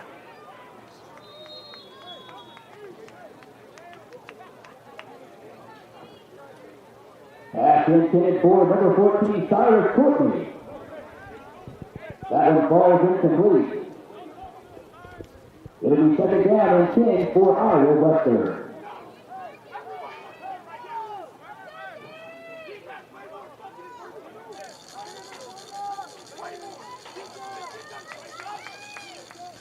First down pass, incomplete for the Reavers. Now 2nd down, it's a jet sweep, and that'll be a gain of about 3 yards there for D'Angelo Barku.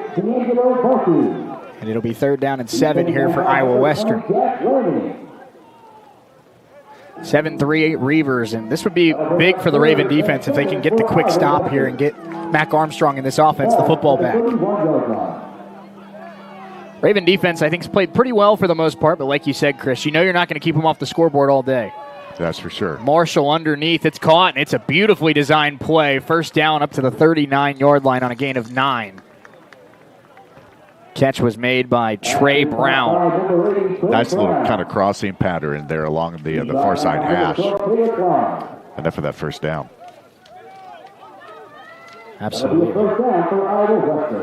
Now a little bit more tempo here for the Reavers. Back to the line of scrimmage. Barku with the handoff and about a 2-yard pickup.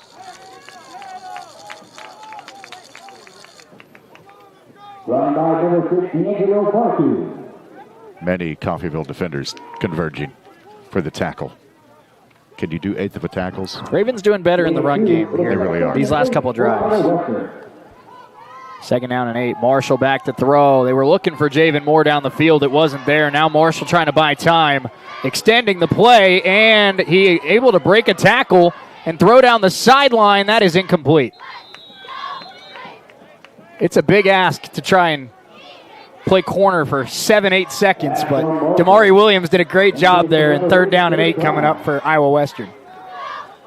Yeah, I think Marshall was pretty lucky to be able to get rid of that ball. There's a couple times he could have been taken down, but he was able to get rid of it. I really didn't see anybody in the vicinity like a receiver. After failing on 2 of their first 3 third downs, the Reavers have converted on their last 5.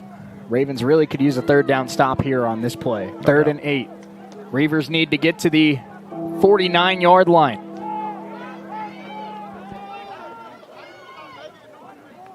And Marshall back to throw. Pressure comes immediately. Steps up, avoids Cyprian. He's popped, and it's incomplete. Nearly picked off by Tay Klein. Marshall got absolutely lit up by the Raven defense. Cyprian missed him initially, but he got popped. I think it was Caleb Stewart who crushed him. Yeah, there was a couple chances to come away with an interception, but just off the hands of both those guys. Yeah, that's Caleb Stewart that delivered the hit, and Tay Klein got a hand on it. Marshall's lucky. That was a duck out of his hand. I don't blame him. He got absolutely popped. Yeah, he did. But he's lucky it wasn't picked off. So the Raven defense does get a stop. Iowa Western will kick it with 9:15 to go in this first half and sent away. Bobby Deal makes the catch at the 15, and Dre Beasley and Barku get tangled up. I believe they're going to say that Deal fair caught it. I think Deal was trying to say that he was trying to, get the sun out of his eyes, but they're going to say he fair caught it. I get why you were trying to sell it, but oh, no doubt. No, and I'm sure where the location of the sun right there, it wouldn't be out of the realm of possibility. You'd have to shade your eyes. Yeah, it's a decent idea. It's going to be Raven ball at their own 15-yard line. 7-3 Iowa Western the score with 9:07 to go in the second quarter. Ravens do get the football to start the second half.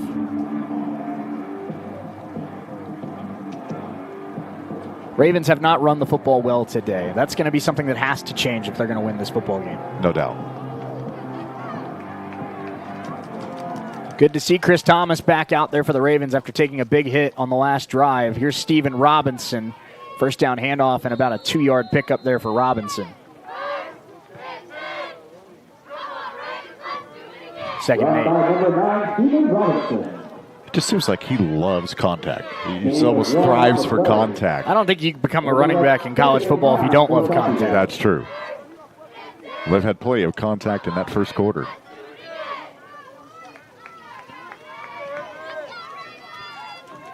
Second and 8 for Coffeyville. Mac Armstrong in the shotgun. Robinson in motion. Now Armstrong has to get rid of it quickly. He finds Robinson. It'll be about a 3-yard gain. That was supposed to be a play that I think took a couple extra seconds to develop, but Armstrong had to get rid of it. They'll take their handful of yards and set up 3rd down and 5. That's good, quick decision-making there by Mac. Yeah, getting something out of what could have been a loss even. Because the defense was converging on him very quickly. So we go inside of 8 minutes to go. First half, 3rd and 5 for the Red Ravens at their own 20-yard line. Coffeyville trailing 7-3 after the Reavers scored a touchdown early in the second quarter. It's a QB draw. Mac Armstrong has room to run. He's got a first down across the 30. What a gutsy play call by Ben McClung and Nick Dobler. And Armstrong able to pick up a big first down for the Ravens.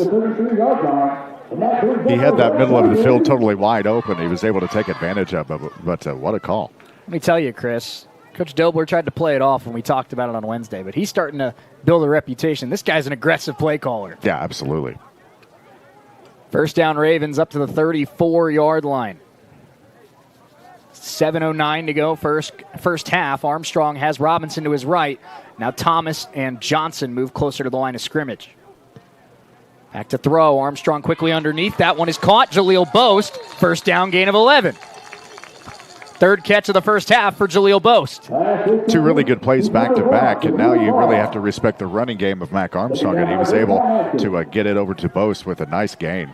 Nice pass, nice catch. First down, Red Ravens at their own 44-yard line. 6:38 to go first half. Ravens driving, down 7-3. Armstrong. And they'll try to hand it off to Robinson. Robinson now does have a little bit more room to run, and he's got a nice gain of about 6 yards. Could that QB draw, like you said, Chris, maybe start to have Iowa Western thinking a little bit differently and help out guys like Robinson and Louie? Well, he's always had the ability to run, but I haven't seen him really take off much this season. But he's been throwing the ball pretty well in his defense. He has. He hasn't needed to run. Second down and a long 4 here for Coffeyville at their own 49. Mac Armstrong in the shotgun. Zalewski in motion and a flag. And I believe this is going to be a false start. False start. Offense, number 19. That's on Zalewski. That's another penalty that, it hasn't killed the Ravens yet. They're down 7-3, but it hasn't helped. No, that's for sure. They got a good drive going. You don't need it to stall because of a flag. I'm thinking that's five on the day for Coffeyville so far. So now second down and 4 becomes second down and 9. With 5:40 to go in this first half. Again, Ravens get the ball to start the second half. If you can find a way to score on this drive, all of a sudden you've got momentum. Absolutely. Second and 9 at their own 44. Armstrong rolling to his right. Gets some blocks. Takes a shot for Boast. Incomplete. Boast actually nearly caught it. He was out of bounds. But he about one-handed that on the sideline in the crowd with some oohs and ahs. There is not a football that Jaleel Boast can't catch. No, that's for sure. Oh, my goodness. I like the play design, too, that wheel route where he started in the slot and kind of snuck his way to the outside. That's a ridiculous effort. It's incredible. It would have never counted, but oh, my goodness. Might have been the catch of the year without even being a catch. Is that possible? When it looks like that? Yeah. Third down and 9 here for Coffeyville. Anthony Johnson lines up in the slot. Boast and Thomas on the outside to the right of Riley Zalewski. Now Johnson in motion out to the left. Just one catch so far today for Chris Thomas. Armstrong steps up, tripped up, and he will be dropped. Another sack for the Iowa Western defense. This one comes from Jameer Hall, the redshirt sophomore, and the Raven drive stalls out, and they'll have to send Christian Burris out to punt. I hate to say it, but I think that's what happens when 3rd and 4 becomes 3rd and 9. You have to change kind of how you do things a little bit, and led to a punting situation here. So inside of 5 minutes to go in this first half. Ravens, that's been a theme of this first half. They've been moving the football a little bit, but Iowa Western has clamped down when they've had to. Christian Burris for his 3rd punt of the afternoon. Snap is a good one. And they blocked it. And it's going to be recovered by the Reavers, and this is going to be a touchdown. A huge play. Jackson Cherry, the one who blocked it, and Tony Bush recovers it and runs it in for a Reaver touchdown. The Ravens special teams has been very clean the last couple weeks, but that's the first blocked punt allowed this year, and that's a nightmare scenario there for the Red Ravens. Yeah, definitely worst case scenario happening right here, being down 13-3 at this point with extra point pending. But my goodness, talk about a shift in momentum. Iowa Western gets a key stop defensively and then a key score on special teams. And now all of a sudden, extra point pending, but the Red Ravens find themselves potentially down 14-3 with 4.5 minutes to go in this first half.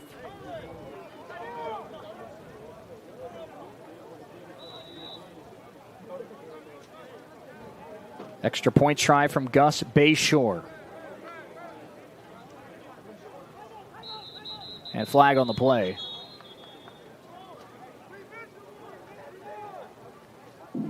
Legal substitution offense. This will be an illegal substitution against the penalty. Reavers. Just their second penalty of the game. They had one on the very first snap, a false start on the very first play, and that's their first penalty since.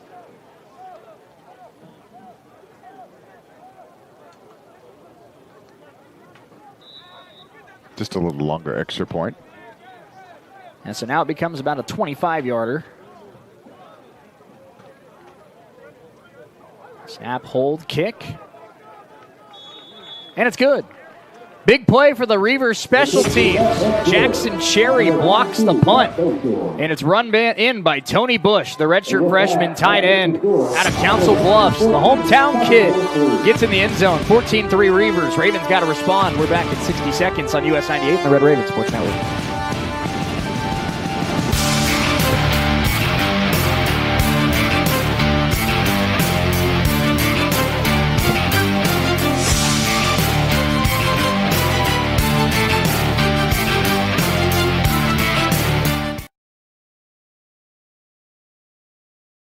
Premium, in stock and ready to brighten your home. Shop now at your local Derailed Commodity Flooring and Furniture, Brazelton and Independence, Kansas, and Joplin and Butler, Missouri.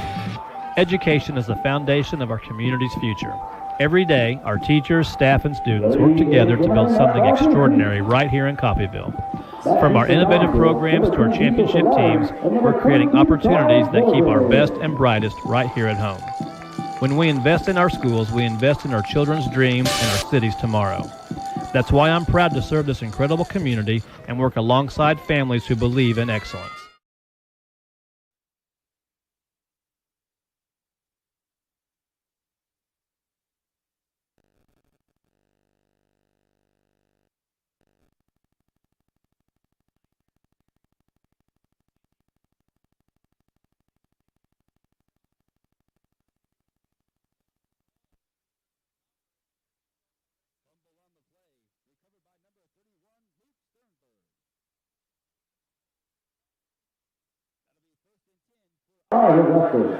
We're trying to get the guy who fell on the football. Luke Sternberg, the freshman defensive back, the one who fell on it. That's two big mistakes by Red Raven special teams on back-to-back plays, and now 14-3 Reavers, and they're going to start at the 10-yard line. I think if you're Coffeyville, you'll be happy just to give up a field goal to only be down 17-3 if you go into halftime. We'll see what Iowa Western's able to do. But they got a little bit of time. They got a lot of time and a short field to work with. Malachi Marshall out there. One of the first times today we've seen another tight end on this team, Drew Francis, the freshman out of Dubuque. Marshall sends Barku in motion. It's a keeper for Malachi Marshall. And a flag on the play. It's a gain of about 2. Number 5, Malachi Marshall. This one looking like it may be against the Reavers. On the play. Illegal formation, and it is an illegal formation penalty against Iowa Western. I think you're right, Chris. I think at this point with the blocked punt and then the fumble and the kick return, if you're the Ravens, you're just hoping you can somehow give up only 3 here. Yeah, that would be best case scenario. Best case scenario, of course, is to not give up any. But if they have to score, a field goal would be best. Then you can kind of go into halftime and make those adjustments at halftime. It's now 1st and 15. And Marshall, another keeper, and this going nowhere. Blown up in the backfield. Caleb Stewart with the tackle for loss. Number 5, Malachi Marshall on the carry. Stewart with a good job at just shedding his tackler and getting to the quarterback. Stewart started his career at UConn. Missed the first game or 2 with an injury, but now he's back. And obviously, Chris, we know well, if you wear number 1 on the Red Raven defense, you're a pretty big player. No doubt. 2nd down and 17 here for Iowa Western. 2nd and goal from the 17. Barku in motion. It's a jet sweep to Barku. He cuts up field. He'll get about 2 yards. But 3rd and goal coming up from the 15-yard line. I'm starting to notice that the Reavers love that jet sweep, especially to the right side. Tay Klein with the tackle for Coffeyville. 3rd and goal for Iowa Western. And we're going to have a timeout on the play. Raven a little bit slow to get up. While we wait, let's take a 30-second break. We'll be right back here on US 98 and the Red Raven Sports Network. We can provide it to you at a very competitive price. Kansas Lumber, everything for the builder. US 98, KUSN, Deering, Coffeyville. In a life-threatening emergency, physicians matter. That's why at Coffeyville Regional Medical Center, we staff our emergency room with emergency medicine physicians 24 hours a day, 7 days a week. ER physicians at CRMC have access to general surgeons, specialists, medical imaging, lab services, and the technology needed in an emergency, all right here. If you are facing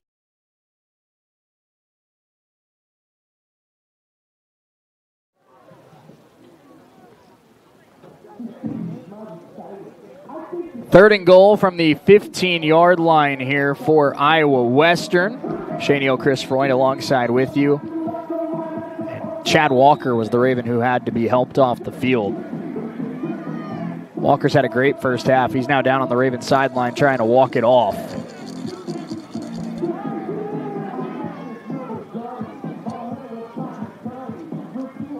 Big third down play here for the Red Ravens. Ellis Johnson, the freshman, will now be tasked with trying to cover Javen Moore. Ravens have done a nice job of keeping Moore out of the action so far, but Iowa Western with a big blocked punt touchdown now have a third and goal at the 15-yard line. We're having an issue with the clock. There's not 31 minutes and 30 seconds left in the half. Thank goodness. Yeah, I think there's 3:13. There we go. All right, we got that fixed. Hey, we're still raising the roof. At least one of them. One of the refs are. 3:13 to go. Horn in motion. Malachi Marshall takes the snap. And it's a fake handoff. Now it's a screen to Swinney. Swinney going to have to break a lot of tackles to get to the end zone. He'll be wrapped up at the 12, and then the ball came out. Did the Ravens take it? They did! Iowa Western trying to say he was down. And I think the officials marked him down. We'll get another look at this one here on the Red Raven Sports Network.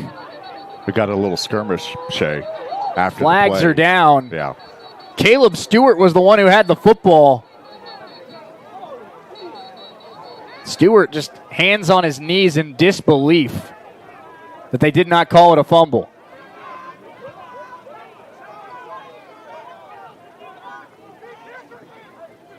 Now our officials trying to sort out the extracurriculars.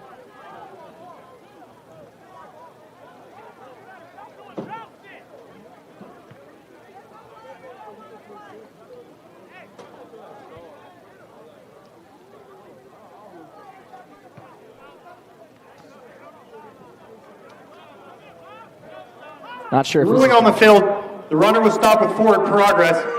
That play is under further review. After the play, unsportsmanlike conduct, Coffeyville, number 23. So it's an unsportsmanlike conduct against the Ravens. They're going to call that on Wes Edison. But they will look at the potential fumble there for the Ravens. It is going to be under review. Caleb Stewart was the one who ripped it out. And we're going to be checking to see if Daniel Swinney's knee was down when that ball was ripped out. The Ravens sideline, of course, as you'd imagine, they are adamant this is a fumble. They had a pretty good look at it. It was right in front of the bench. We're going to get a couple looks at it here on our angle as well. This would be a huge takeaway for the Raven defense. Yeah, we talked about the best case scenario being giving up a field goal, but if you can get a turnover here, incredibly huge. Swinney on the swing pattern. Here comes Stewart at the top of your screen. And does he rip this football out? Oh, I think that's a fumble. I think he rips that out before the hindquarters of Swinney hit the ground, Chris. I think that's out. But are they talking about the forward progress being stopped and the whistle being blown before they were able to rip it out? I would be very disappointed in our officiating crew if they called forward progress on that. When you're actively going for the football, you can't call forward progress. And Swinney's legs were still moving. He was still trying to get more yards, even against 5 defenders. You can't call forward progress on that. I would be incredibly disappointed if we called forward progress on that.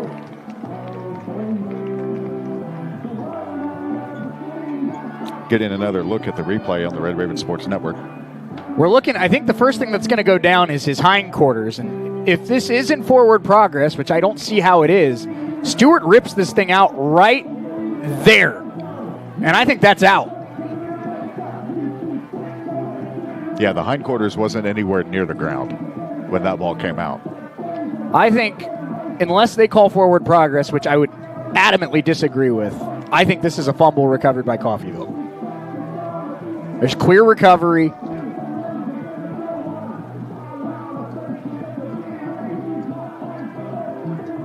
Mac Armstrong getting some warm-up tosses in just in case he's summoned. This is a big momentum play in this game too, because the Ravens have an unsportsmanlike or an unsportsmanlike conduct penalty coming. Right. If they get the fumble, it'll back up the offense, but if they didn't recover the fumble, it's going to put Iowa Western inside the 5. Yeah.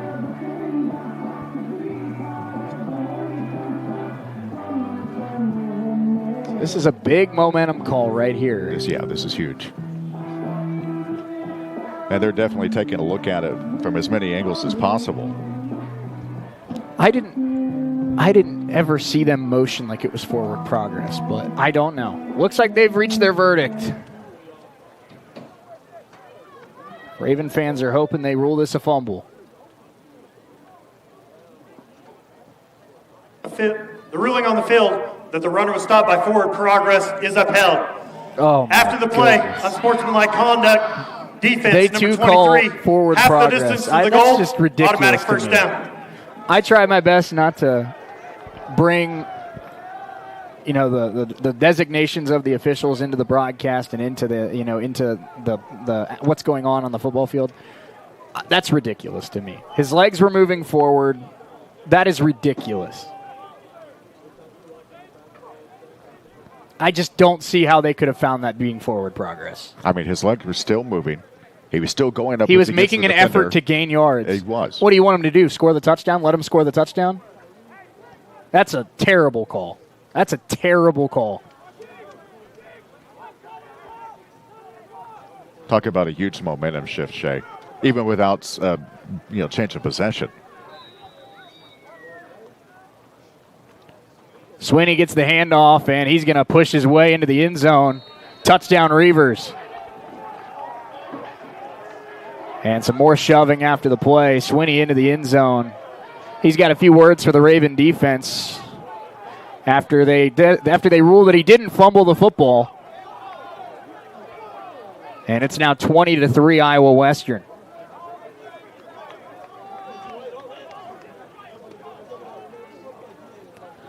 We talked about Chris. If you're going to beat the number 2 team in the country, you can't have that bad quarter. Right. And now the Reavers have outscored the Ravens 20-0 here in the second quarter. Right. Extra point try here from Bayshore is good. So a fumble on the kick return, and the Reavers end up in the end zone after a fumble that was, and then it wasn't. 21-3 Reavers. We're back in 60 seconds here on US 98, the Red Raven Sports Network.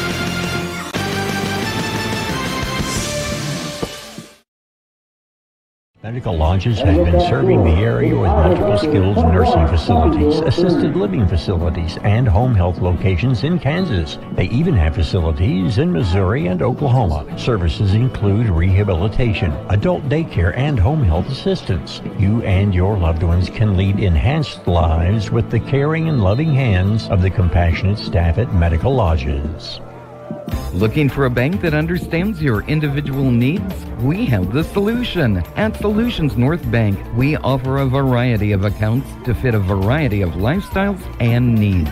Call Solutions North Bank at 620-251-1313 or stop by our Coffeyville location at 1414 West 11th Street and speak to a new accounts representative today. It's the SNB way. Solutions North Bank, member FDIC.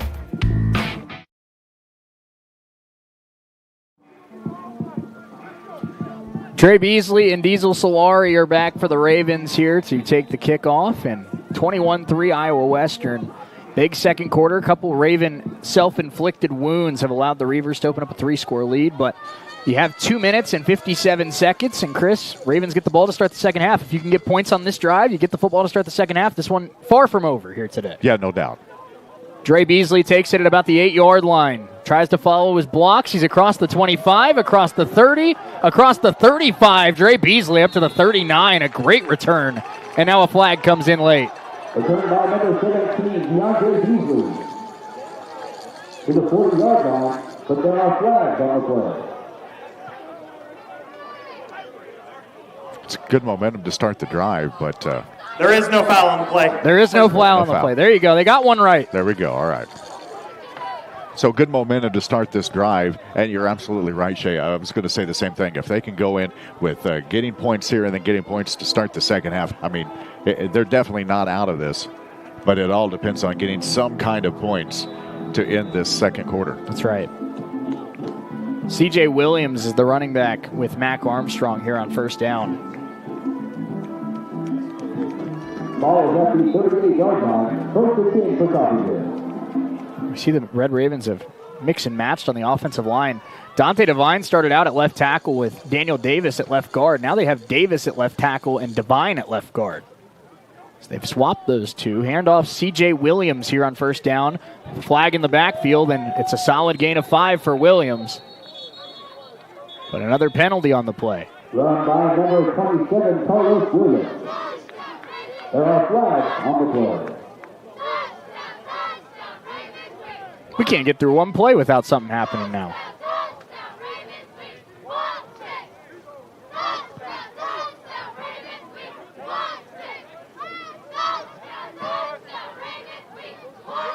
Holding.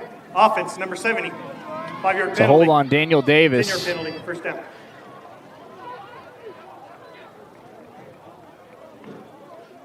Backs the Ravens up to the 28-yard line, where it will now be first and 20.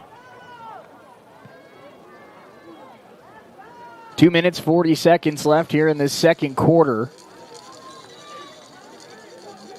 Clock begins to move here on the signal. Big drive here for the Red Ravens. Armstrong back to throw. Mack stepping up, fires, and a flag on the play. Anthony Johnson grabbed. That's going to go against Raekwon Atkins. So there's 3 referees on that side of the field, and all 3 flags came out.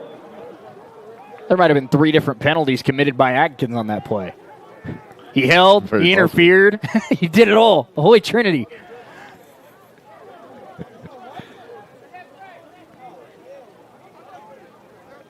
Interference. Defense, number 4. 15 yards from the 15-yard penalty. Automatic first down.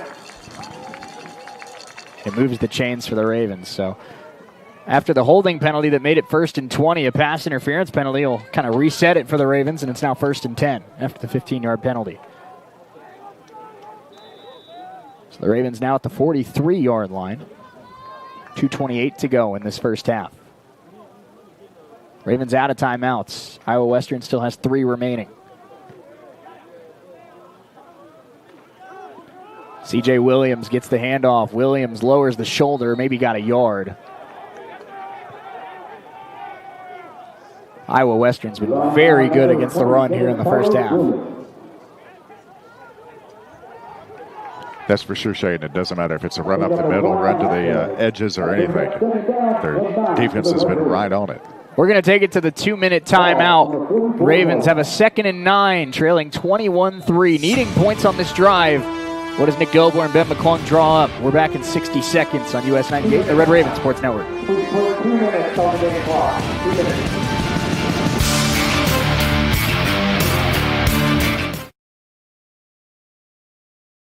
Whether it's a disability, aging, or illness, Windsor Place At-Home Care has the staff and resources to properly support you in the comfort and familiarity of your own home. Specializing in working with Medicaid patients providing in-home support and care, Windsor Place At-Home Care is there for you. Find out more, visit windsorplace.net. Helping you move forward. That's what Coffeyville Community College does. Whether you want to increase your ability to advance at work, learning to earn a 2-year, or just want to expand your horizons, Coffeyville Community College can help. And CCC is flexible, offering a traditional college setting, fast 8-week classes, or even online classes. Call CCC at 620-251-7700 or visit them online at coffeyville.edu. We are Coffeyville Community College.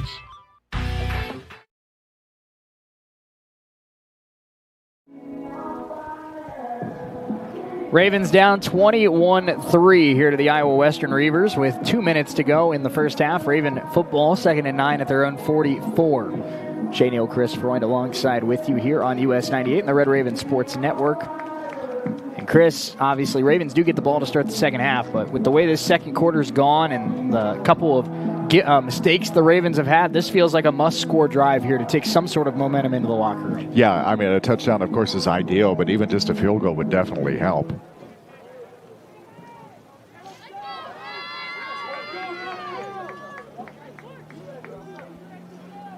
Second down and 9. Mac Armstrong in the shotgun. Back to throw. Stepping up. Throw across the middle is caught. Chris Thomas. First down, Red Ravens into Western Territory. Pass is complete to Mac Armstrong to number 2, Chris Thomas. Nice cut by Thomas to get open. That'll be a Red Raven. First down Ravens to the Reaver 43. Armstrong, shotgun snap, back to throw. Pressure comes underneath, caught by Boast. Big hit, gain of about 4. Great job by Boast to hold on to that because he got hit basically as he was catching the ball. It was great timing by the defender, but a good job to hold on to it. There is not a football Jaleel Boast can't catch. That's for sure. Second down and 7 here for the Ravens. They're at the Reaver 40. Minute 19 to go, first half. Bluff blitz from the linebacker. Armstrong back to throw. Mack stepping up and short arms that one incomplete. Intended it once again for Jaleel Boast. Pass ball is incomplete to number 1, Jaleel Boast. It'll be third. Ball on the 40-yard line. It'll be third down and 8. Third and 7 here for the Red Ravens with a minute 11 to go in this first half.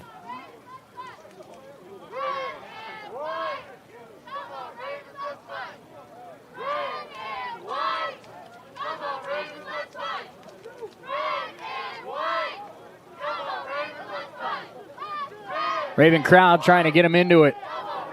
Big 3rd and 7 here for Mac Armstrong. Boast in motion. Mac pressured immediately, dropped. Wow. Blitz off the edge. It's B.J. Campbell in the backfield. It's been a rough first half for the Red Raven offensive line. Timeout Iowa Western, 1:03 to go. Scott Strohmeyer calls his first timeout of the half. We'll take one with him. We're back in 60 seconds. Ravens going to send the punt team out. We're back right after this on US 98 and the Red Raven Sports Network.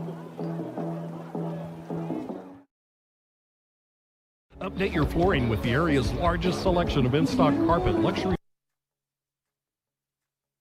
in many styles, brands, and colors. New furniture always brightens a home. We have a great selection of furniture, including sofa sets, recliners, and mattresses. Economy to premium, in stock and ready to brighten your home. Shop now at your local Derailed Commodity Flooring and Furniture, Brazelton in Independence, Kansas, and Joplin and Butler, Missouri. Great schools don't happen by accident. They're built through dedication, high expectations, and community support. In Coffeyville, we're committed to providing every student with the tools they need to succeed, whether that's in the classroom, on the field, or in life. Our partnerships with local businesses, healthcare providers, and community organizations ensure students gain real-world experience and career readiness. Together, we're preparing tomorrow's leaders today while strengthening.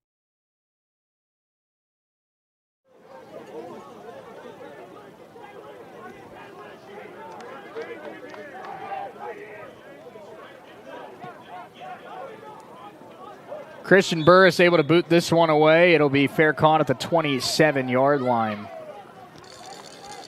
More pressure up the middle there from Iowa Western. They weren't far off from blocking another one. No, they weren't. That was great pressure up the middle.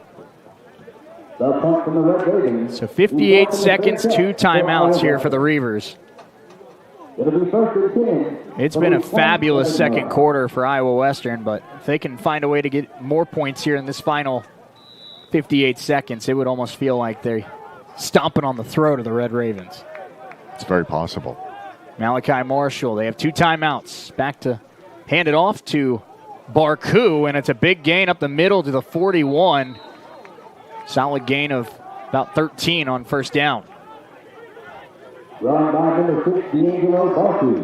Stop by number 3. They hurry up to the line of scrimmage, snap it with 47 seconds left. Marshall under pressure from Cyprian, steps up, fires, that's caught. Up to about the 48-yard line, it's Trey Brown. Another gain of 11. Another first down. Another first down. Clock continues to wind. 35 seconds to go. And timeout taken by Scott Strohmeyer, his second of the half, with 33 seconds on the clock. Iowa Western at the Raven 49. Trying to add more points onto their 21-3 lead. We're back in 60 seconds on US 98 and the Red Raven Sports Network. Dedicated team of surgeons, anesthesia, nurses, and other medical professionals are focused on you and your health. Our board-certified general surgeons provide expert surgical care close to home. From a routine colonoscopy to a life-saving mastectomy, the general surgeons at CRMC are equipped to handle many types of surgical procedures. For more information, call CRMC Medical Group at 620-252-1639.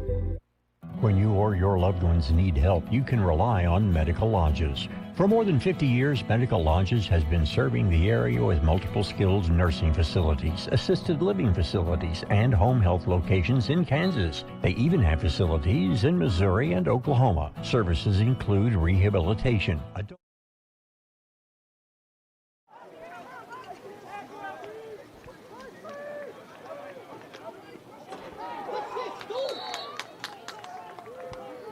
Pass is complete to number 6, D'Angelo Barkley. Ravens plug up a screen to D'Angelo Barku. No gain on the play, and the clock continues to wind. Inside of 15 seconds left in the half. Marshall takes the snap at the Raven 49-yard line. Stepping up, buying time, throwing it backwards. That's a live football, and it's going to be out of bounds mercifully there for Iowa Western. And I think they on the play from number 5, Malachi Marshall. I was going to say, did they rule it a backwards pass and a fumble, or did they rule that he was down with a sack? Either way, they lost yards. But if it's a sack, they have to burn their final timeout. Our officials are going to talk about it. So in the way they're getting a timeout without a timeout.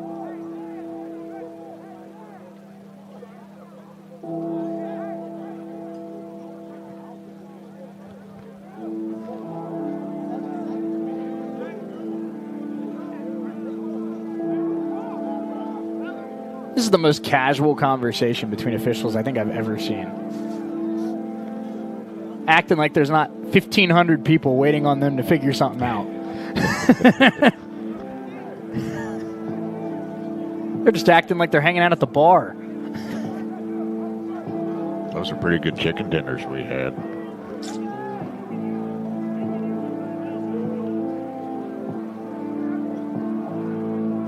They were, by the way.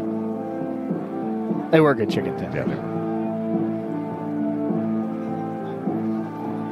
so basically, Iowa Western did get a timeout. What are we trying to figure out here? Backward pass out of bounds to conserve yardage. That includes a 10-second runoff. That'll be 10 seconds. That ends this first quarter, first half. Okay. It's the end of the first half. That was the strangest sequence I think I've ever seen in my life. Wow. That was really something. Okay, our score at the half. Iowa Western 21, Ravens 3. Ravens have work to do, but they do get the football to start the second half. We have the Red Raven halftime show brought to you by Solutions North Bank. Coming up next, let's take a 4-minute timeout. We'll be right back here on US 98 and the Red Raven Sports Network.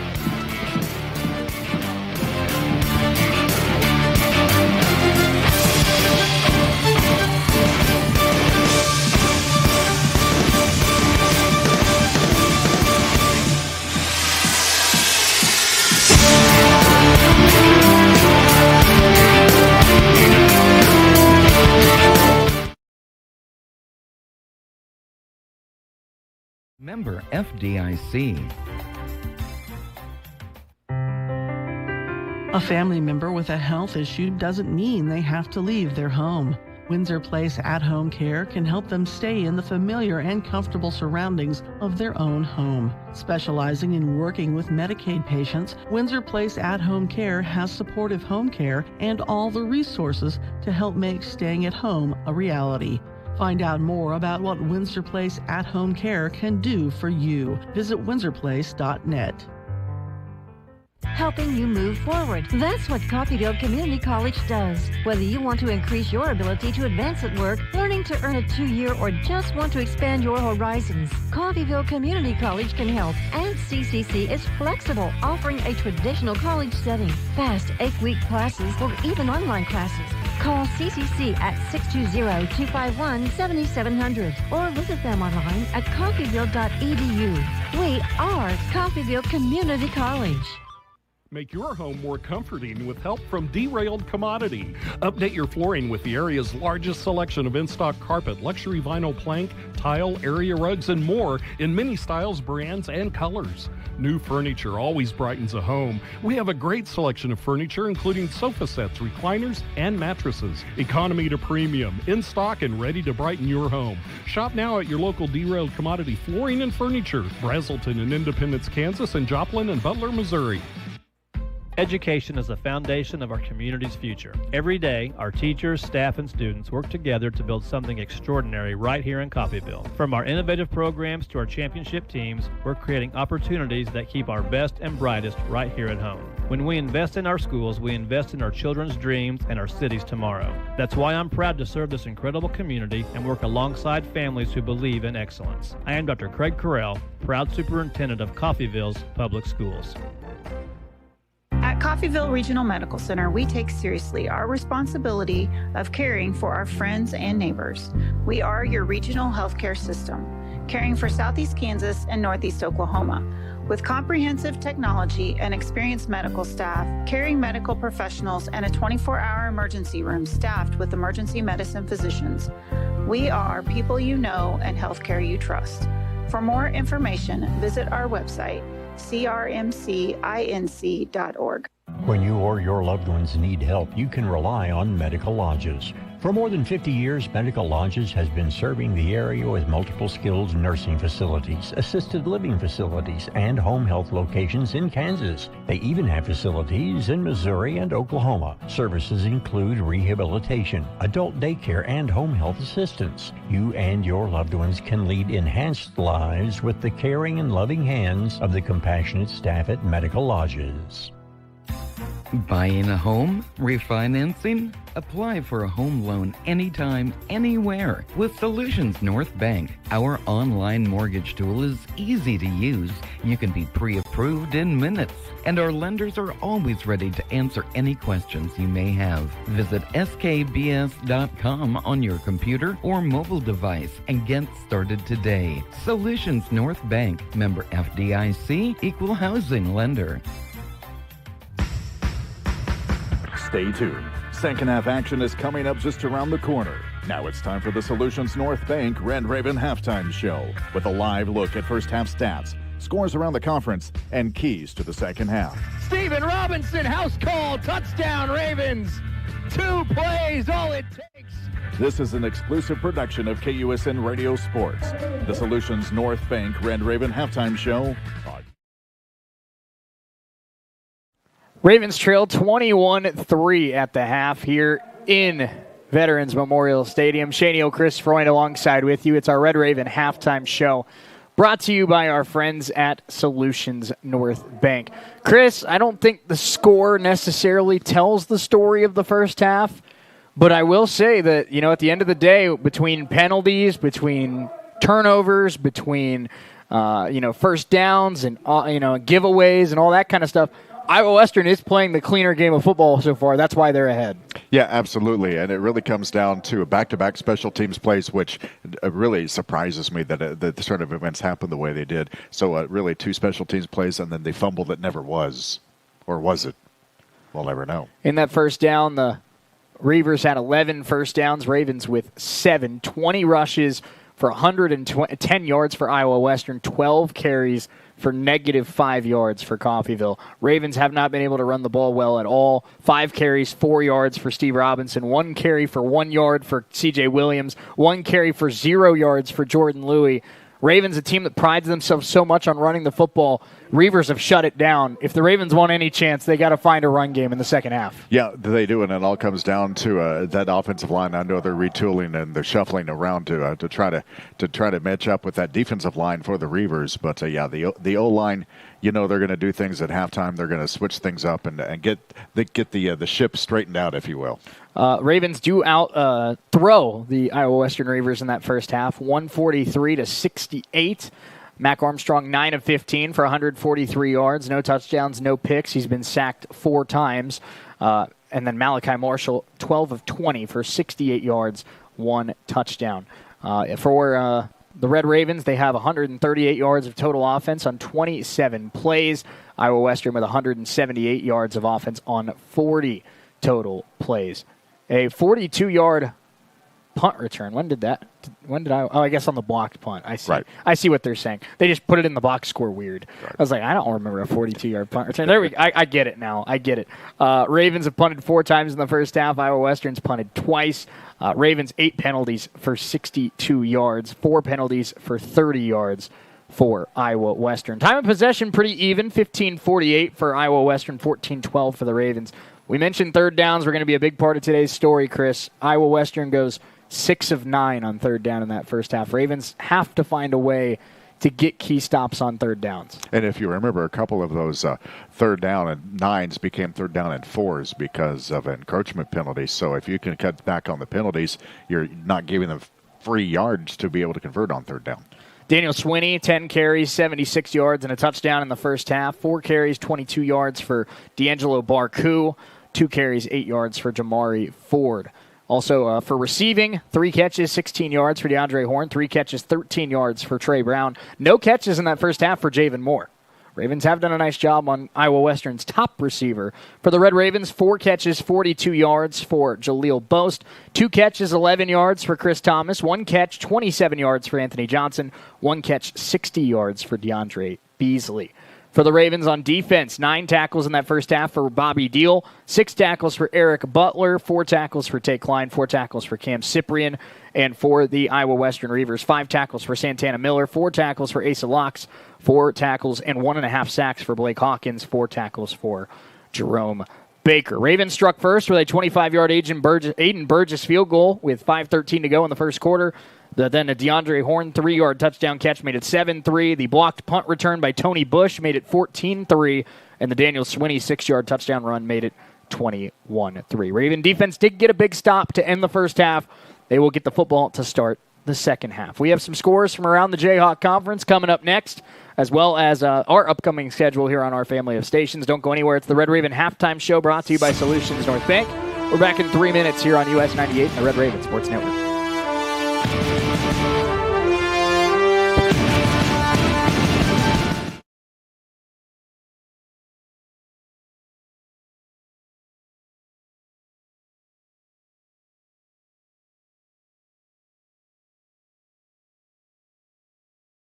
Home, specializing in working with Medicaid patients, providing in-home support and care, Windsor Place At-Home Care is there for you. Find out more, visit windsorplace.net.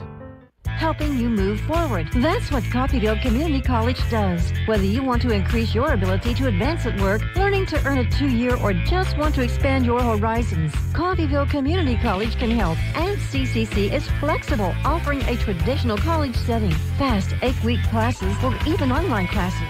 Call CCC at 620-251-7700 or visit them online at coffeyville.edu. We are Coffeyville Community College.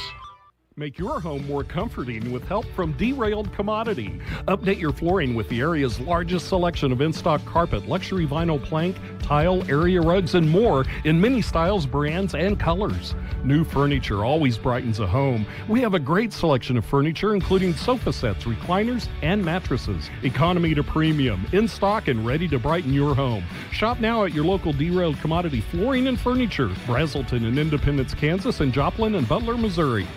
Education is the foundation of our community's future. Every day, our teachers, staff, and students work together to build something extraordinary right here in Coffeyville.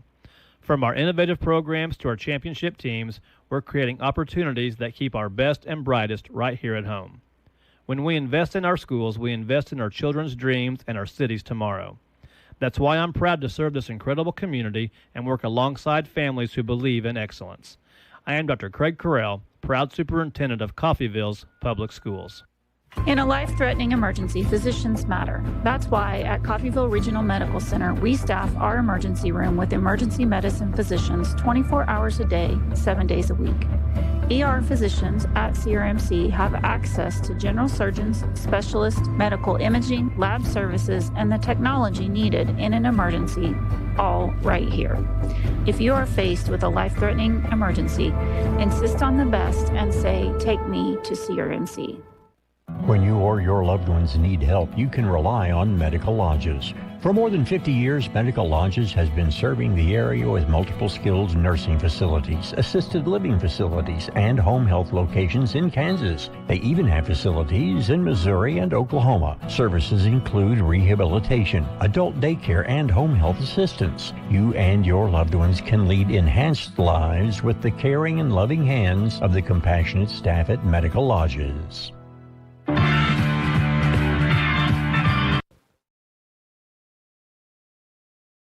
Trail 21-3 at the half here at Veterans Memorial Stadium. Shea Neal, Chris Freund alongside with you here on the Red Raven Halftime Show, brought to you by Solutions North Bank. We talk to head coach Nick Dobler each and every Wednesday night, 6 to 7 on the Red Raven Coaches Show, live from Wendy's in downtown Coffeyville. Obviously, we're hoping that things turn around in the second half and we can still talk about a Red Raven victory here today, but we will be there regardless.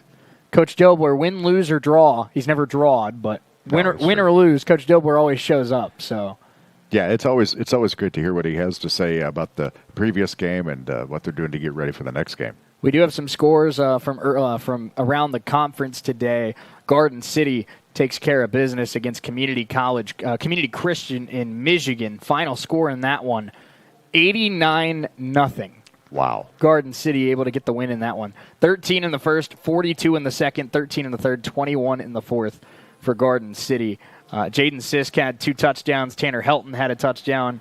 And Garden City, what an effort for them. They finished the day with 22 rushing first downs, 593 yards of offense, 412 rushing yards today for Garden City on 45 attempts. That's amazing. Wow. Hutchinson over Ellsworth, 50-0. The Blue Dragons remain unbeaten. They will remain the number 1 team in the nation. Dodge City and Iowa Central going on right now out in Fort Dodge. Independence on top of Highland, 19-0. That game just starting the second half in Independence. So that's some scores from around the conference in football. We also have some soccer going on today. Cali and Indian Hills. Neosho's in action. Johnson County in action. Coffeyville men taking on Dodge City today. Coffeyville women also taking on Dodge City. That one going to get underway in about 20 minutes. Seminole State beats Independence in volleyball in 5 sets.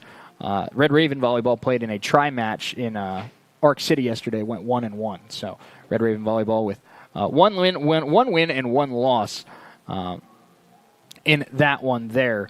Final scores, K-State and Baylor just went final. Baylor outscores K-State 18-3 in the fourth quarter and wins 35-34 in a thriller in that one. Also, Arizona on top of Oklahoma State 7-3. Cincinnati on top of Iowa State 38-22. BYU beat West Virginia 38-24. Kansas Jayhawks take on UCF a little bit later today. We'll have coverage beginning at 5 on Classic Hits 104.1. Field Kinley, they're in action against Christ Prep today. That'll be over on Sunshine 98.9. Pregame beginning at about 3 o'clock. Kickoff at 3:30. Matt Jordan has the call for that one from Olathe. And Arizona just scored a touchdown, so they're up 14-3 now on Oklahoma State. So not a great day for Matt Jordan's Oklahoma State Cowboys. Has not been a great year for Matt Jordan's Oklahoma State Cowboys. No, that's a safe statement to make. Still plenty of time for them to turn it around. Right. Not looking good early out in Tucson. But Red Ravens down 21-3 at the half here at the Veterans Memorial Stadium. They will get the football to start the second half. They got a lot of work to do against the number 2 ranked team in the country. This has been our Red Raven Halftime Show, brought to you by our friends at Solutions North Bank. Let's take another 3-minute break. When we come back, Ravens getting the football as they look to overcome a 21-3 deficit. We're back with second half action in 3 minutes on US 98 and the Red Ravens Sports Network.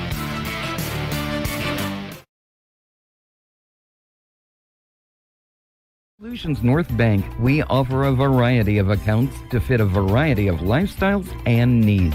Call Solutions North Bank at 620-251-1313 or stop by our Coffeyville location at 1414 West 11th Street and speak to a new accounts representative today. It's the SNB way. Solutions North Bank, member FDIC. A family member with a health issue doesn't mean they have to leave their home. Windsor Place at-home care can help them stay in the familiar and comfortable surroundings of their own home. Specializing in working with Medicaid patients, Windsor Place at-home care has supportive home care and all the resources to help make staying at home a reality. Find out more about what Windsor Place at-home care can do for you. Visit windsorplace.net. Helping you move forward. That's what Coffeyville Community College does. Whether you want to increase your ability to advance at work, learning to earn a 2-year, or just want to expand your horizons, Coffeyville Community College can help. And CCC is flexible, offering a traditional college setting, fast 8-week classes, or even online classes. Call CCC at 620-251-7700 or visit them online at coffeyville.edu. We are Coffeyville Community College. Make your home more comforting with help from Derailed Commodity. Update your flooring with the area's largest selection of in-stock carpet, luxury vinyl plank, tile, area rugs, and more in many styles, brands, and colors. New furniture always brightens a home. We have a great selection of furniture, including sofa sets, recliners, and mattresses. Economy to premium, in stock and ready to brighten your home. Shop now at your local Derailed Commodity Flooring and Furniture, Brazelton in Independence, Kansas, and Joplin and Butler, Missouri.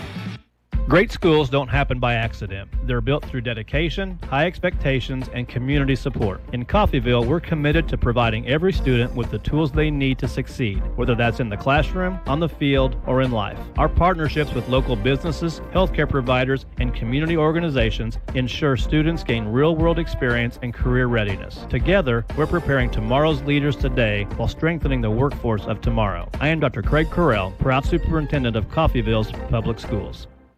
When you choose Coffeyville Regional Medical Center, our dedicated team of surgeons, anesthesia, nurses, and other medical professionals are focused on you and your health. Our board-certified general surgeons provide expert surgical care close to home. From a routine colonoscopy to a life-saving mastectomy, the general surgeons at CRMC are equipped to handle many types of surgical procedures. For more information, call CRMC Medical Group at 620-252-1639.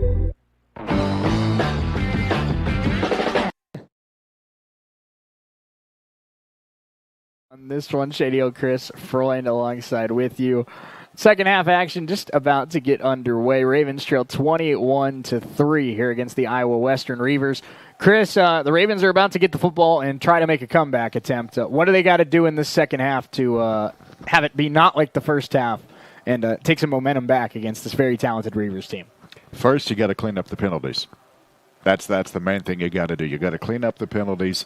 You got to kind of retool some things, and I'm sure they worked on that at halftime. You got to give Mac a little bit more time to be able to make the reads and make the the right passes or the right runs. So that offensive line got to stiffen up just a little bit because that defensive line for Iowa Western has been pretty stout, and it doesn't matter, pressure up the middle, pressure on the edges, whatever. If it's been a run up the middle, run on the edges, Iowa Western's been getting there. So a little bit of a difference in offensive line play, no penalties, and then, of course, special teams. Absolutely. I completely agree. Got to be able to run the football better as well. And, of course, got to get points on this first drive of the second half. Yeah. Establish yourself here as we start the third quarter. Ravens are getting the football as we start the second half, and we assume it'll be Diesel Solari and DeAndre Beasley, as it has been the last couple kicks.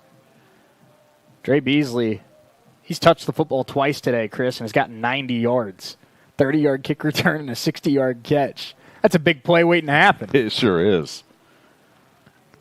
When you've touched the football twice and you have 90 yards, that's a pretty good day. Yeah. I mean, that's a good day for some, and that's only a first half. We might have to try to get him the football a few more times. That's not a bad idea. It'll be interesting to see, if they come out with different formations, or maybe instead of going with like 3 or 4 wide, if they bring in like an extra blocker, an extra tight end, something like that, just to try to get some extra help on that offensive line. Mac Armstrong trying to fire up the troops on the sidelines.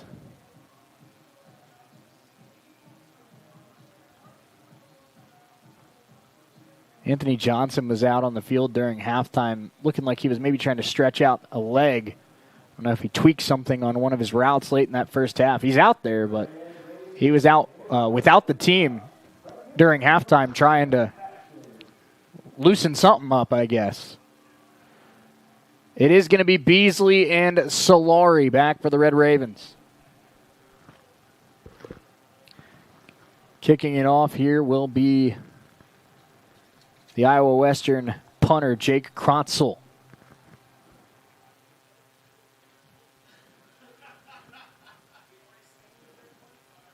Solari going to make the catch. He's going to take it out. Diesel Solari across the 10 and tripped up at about the 15-yard line. That south wind sure is helping kickoffs from the south end zone going north. So the Ravens will start at their own 15-yard line after about an 18-yard return from Diesel Solari. C.J. Williams, the running back, alongside Mac Armstrong. And as you may imagine, Johnson, Boast, Thomas, all three of them out there here on first down. Mac Armstrong in the shotgun, Williams to his left. First play of the second half for the Red Ravens. And it's a read option, and Armstrong spun down for a 2-yard loss. In the backfield, Blake Hawkins. What a day he's had. Already. 2.5 tackles for loss, 1.5 sacks for Blake Hawkins.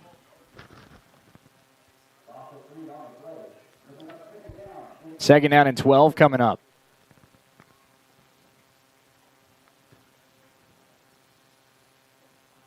Zalewski checks back in here for the second down play. Armstrong does have the Ravens' best run of the day, but he's also been sacked 4 times in that first half. Pass to Zalewski, catch is made. Riley fighting. There's a flag in the backfield. This one may be roughing the passer. Pass thrown, or the flag thrown right in the area of Mack, who is down on the field.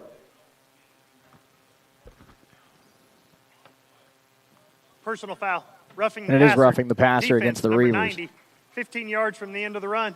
So 15 Automatic yards first added down. on to the end of the play. And that's a rare self-inflicted wound there by Iowa Western today. Absolutely. That's what, their 3rd penalty of the game so far? That's their 5th penalty. Is it their of the 5th? game. That's a big penalty. They had the pass interference play on Anthony Johnson, and then that roughing the passer when it was 2nd and 12. That's a big play. That is a big play. So the Ravens now have it at the 35 with a fresh set of downs. And Armstrong has 2 in the backfield, Solari and Williams. Hand off to C.J. Williams. Gets a block. C.J. Williams outside. C.J. Williams down the sideline inside the Reaver 40. Biggest run of the day for the Ravens, and then now more flags come in. Is that a late hit? Flags were thrown right at the end of the play, and that makes you think, was it a late hit out of bounds against the Reaver defense? If that's the case, 2 personal foul penalties in a row, that'd be huge. Personal foul. Face mask. Defense, It's a face number 9. mask against the Reavers. 15 yards from the Back-to-back end of the plays, run. back-to-back First down. 15-yard penalties on Iowa Western. C.J. Williams And with with a that great run run penalty. for the Ravens and tack on 15 yards after the face mask. Coffeyville has it at the Reaver 24 now here early in the second half. 30 yards in penalties, wow. Listen, that's an easy way to help the Ravens get back in the game. It really is. I would say a little uncharacteristic, if you will. 13:23 to go, third quarter. First down, Coffeyville at the Reaver 24.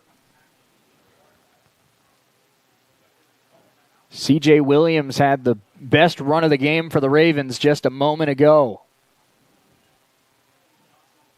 Ravens knocking on the door of the red zone.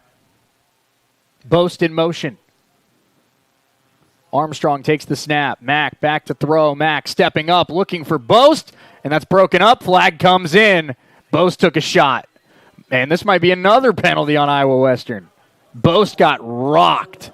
Yeah, that's too And is this going to be a targeting call? That's what you wonder. That's Boast took a shot to the head. Yeah. And this might be targeting. Helmet comes off of Jaleel Boast. He is in a good amount of pain.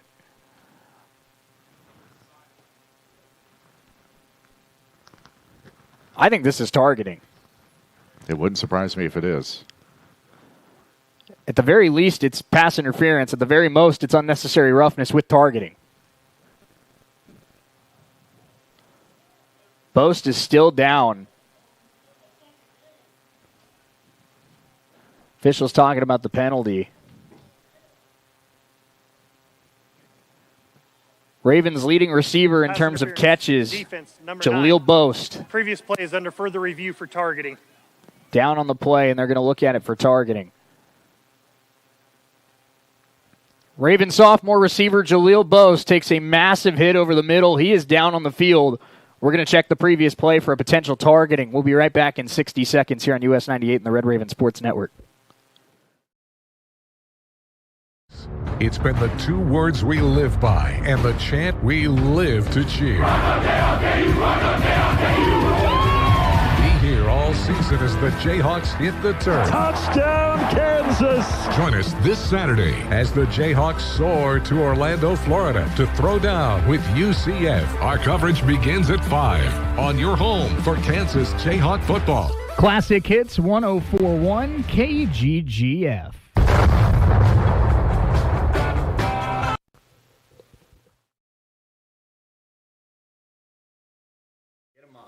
There we go.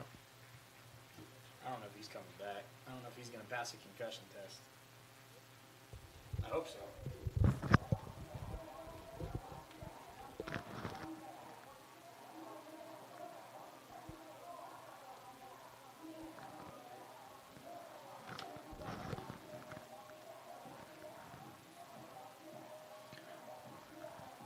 Great news for Raven fans. Jaleel Boast able to walk off the field under his own power. And immediately, as soon as he gets to the sideline, he's putting a headset on. So that's a good sign that he might be able to stay in this game. But we're looking at this previous play for potential targeting. And we're looking at that safety over the middle, going high on Jaleel Boast, and making that head-to-head contact.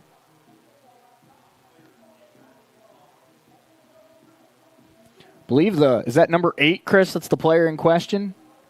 I believe you're all right, yes. That's Davion McLilly-Bulow. McLilly-Bulow, the linebacker, and one of the starting linebackers on this team. I don't see much helmet-to-helmet contact looking at it on replay, but it's definitely a shot to the head and neck area of a defenseless receiver. So it does fit the definition of targeting. It would not surprise me if McLilly-Bulow's day is done. But we'll see what the officials have to say. Of course, if a player is ejected in the second half, they will also be suspended for the first half of the next game. There is no foul for targeting. Pass interference, defense, number 21, 15 yards from the previous spot, automatic first down. So they're going to say no targeting, but there is pass interference. So it's a 15-yard penalty for the Ravens, but Iowa Western does not lose their starting linebacker to a targeting call.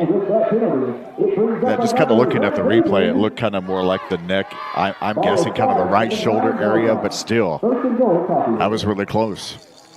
Jaleel Boast down on the Ravens sideline. His helmet is currently off, but he's moving around pretty well. Gives you hope that he might be able to return to this game. Right. Right now, Chris Thomas, Anthony Johnson, and DeAndre Beasley going to get some extra snaps here with Boast currently unavailable. Handoff, C.J. Williams pushes his way forward to about the 7, a gain of 3. Ravens have maybe finally found a running back that can move the ball today. Second and goal for Coffeyville at the 7-yard line. It'll be second down and goal for Coffeyville. Yeah, if they can get that running game working, that's only going to open up the receivers. We're going to see freshman receiver Tyler Jackson coming onto the field now for Coffeyville as well. Ravens do have depth at the receiver position. But, of course, not many on this roster better than Jaleel Boast. Mac Armstrong sends Jackson in motion. Second and goal, Coffeyville. Armstrong back to throw, rolling to his right. Armstrong trying to buy time. Flag on the play. Big hit. Ball came out. We're going to have multiple flags on this play as well. I think we have another roughing the passer penalty here. Iowa Western's had a terrible possession defensively in terms of penalties. Absolutely. What will that be? 45, maybe 60 penalty yards on well, this drive if the alone, other flag is a hold against the Ravens, it could be offsetting. That is true. It's just been a...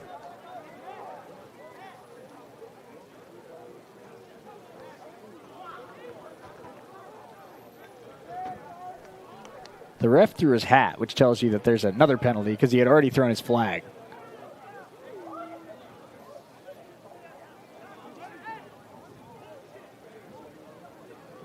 Where Ben McClung having a conversation with his quarterback.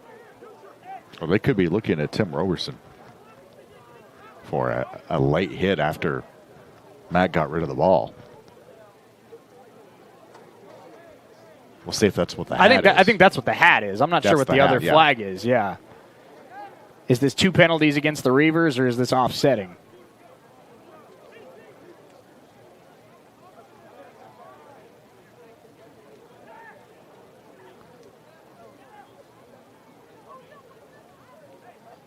Fouls on the play. Holding, offense, number 77. Personal foul, roughing the passer. Defense, number 42. Those fouls offset. So it is an offsetting penalty as Jerome Baker picks up the roughing the passer, but a hold against Sebastian Espinosa. Previous spot, automatic first down. That is number 9's first unsportsmanlike of the game. And an unsportsmanlike conduct against the Reavers will make it first down Ravens. So offsetting penalties and then an unsportsmanlike conduct going to make it first down Coffeyville.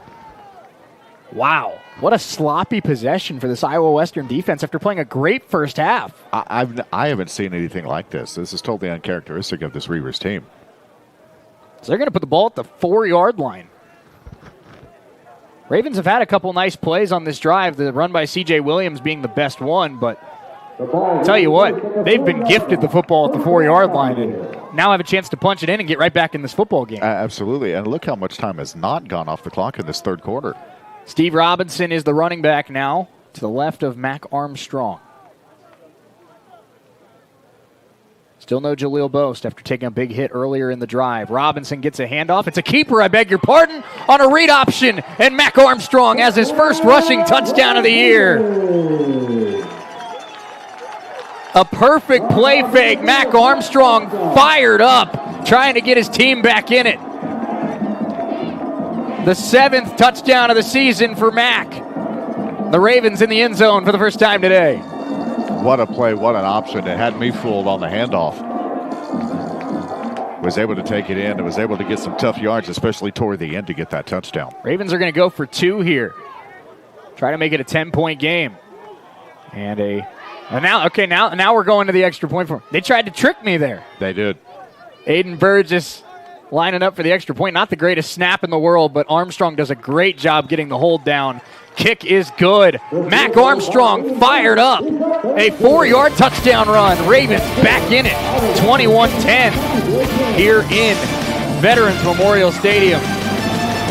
We're going to stay here because we're working on getting the Field Kinley broadcast started. So we're going to stay here. That was a drive the Ravens really needed to have. Yeah, that was absolutely huge, but my goodness. I would say there's more penalty yards by Iowa However you get points is all right with how today is gone. But I almost wonder, Chris, all those mental mistakes by the Reavers, does that leak into the offensive side of the ball, and does that really kind of start to swing this pendulum for Coffeyville? Yeah. If the Raven defense comes out and gets a stop, all of a sudden they can make this a one-score game again. Oh, absolutely. And we're talking, less than 3 minutes? Is that right, gone in this third quarter? 2:54. That's crazy. And they started at their own 15. They went 85 yards in 2 minutes and 54 seconds. And what was that? 15-15 and 53, 54 yards of that was on penalties, wasn't it? Yeah.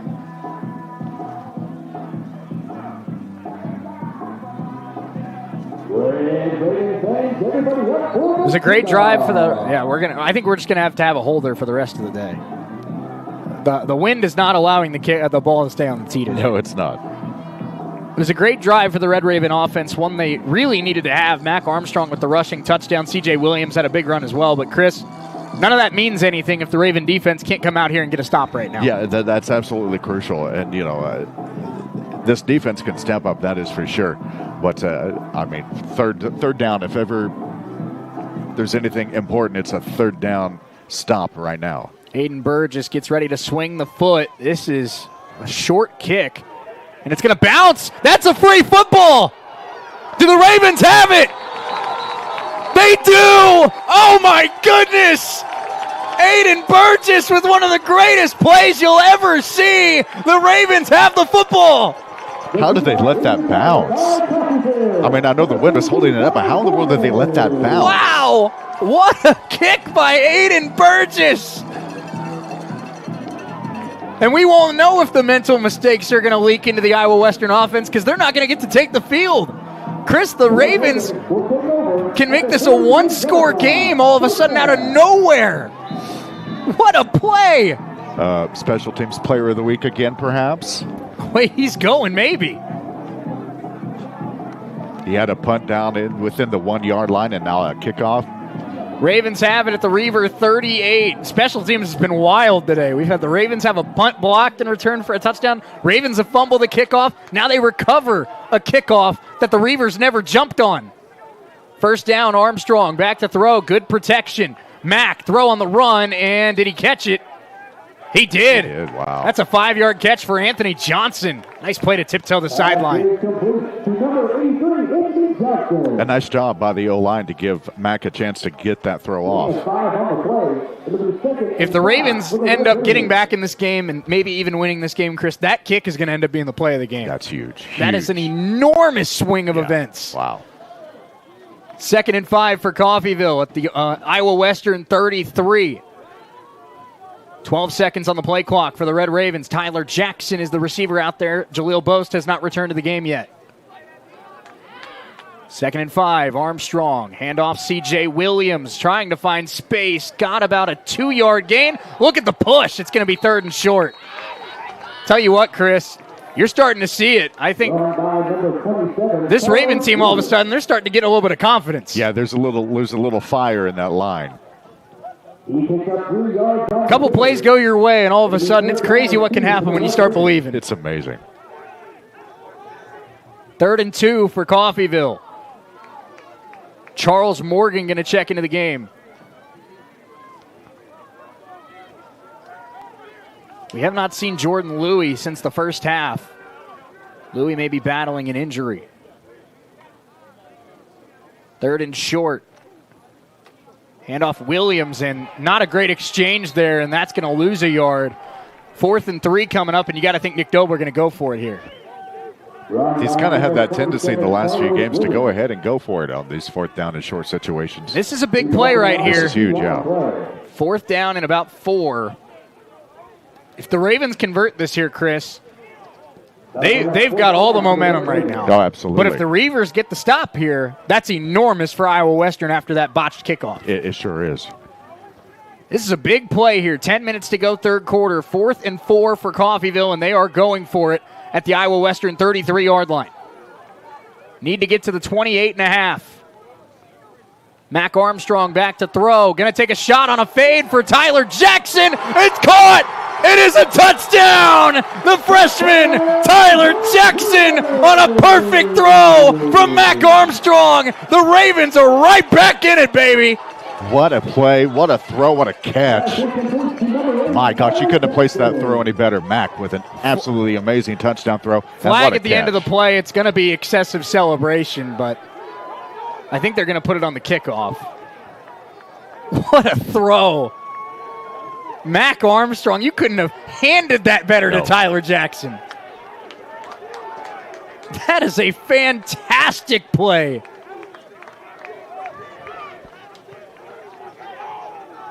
The play is a touchdown. After the play, unsportsmanlike conduct, offense, number 80. So Tyler Jackson picks up an excessive celebration penalty, but the freshman out of Fort Lauderdale, Florida, hadn't gotten a lot of playing time yet this year. But after the injury to Jaleel Boast, gets a few snaps and makes a 34-yard touchdown catch on 4th down. 4th down. Wow, 4th and 4, 4th and 5. What a play. Extra point try for Burgess. Snap, hold, kick.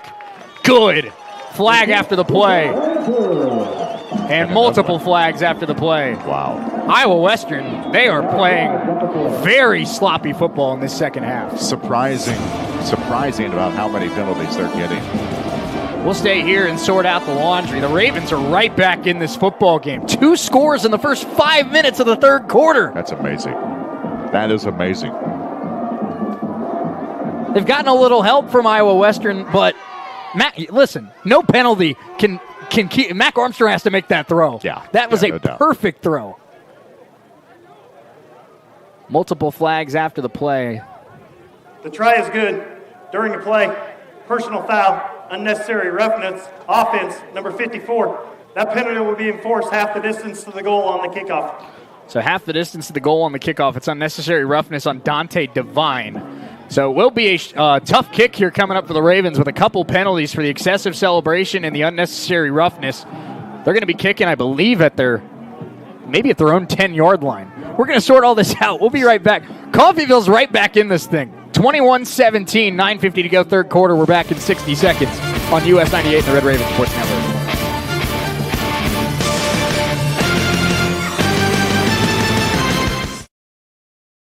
Serving the area with multiple skilled nursing facilities, assisted living facilities, and home health locations in Kansas. They even have facilities in Missouri and Oklahoma. Services include rehabilitation, adult daycare, and home health assistance. You and your loved ones can lead enhanced lives with the caring and loving hands of the compassionate staff at Medical Lodges. Our local teams are hitting the football field once again. Solutions North Bank is proud to sponsor Coffeyville's home teams. Community involvement has always been an important tradition for us. At Solutions North Bank, you'll always find us.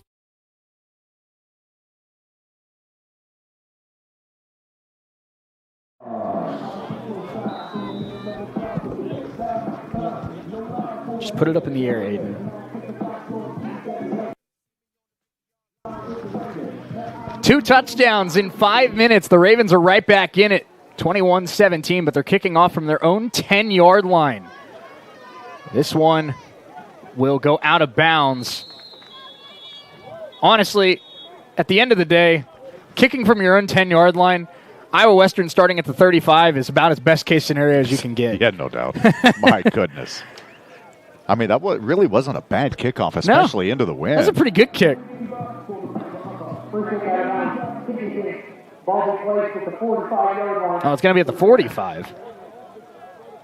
Still, I mean, the fact that they're starting on they're going to start at the Raven 45. I don't know how that ended up being spotted there. Nick Dober trying to get an explanation as well.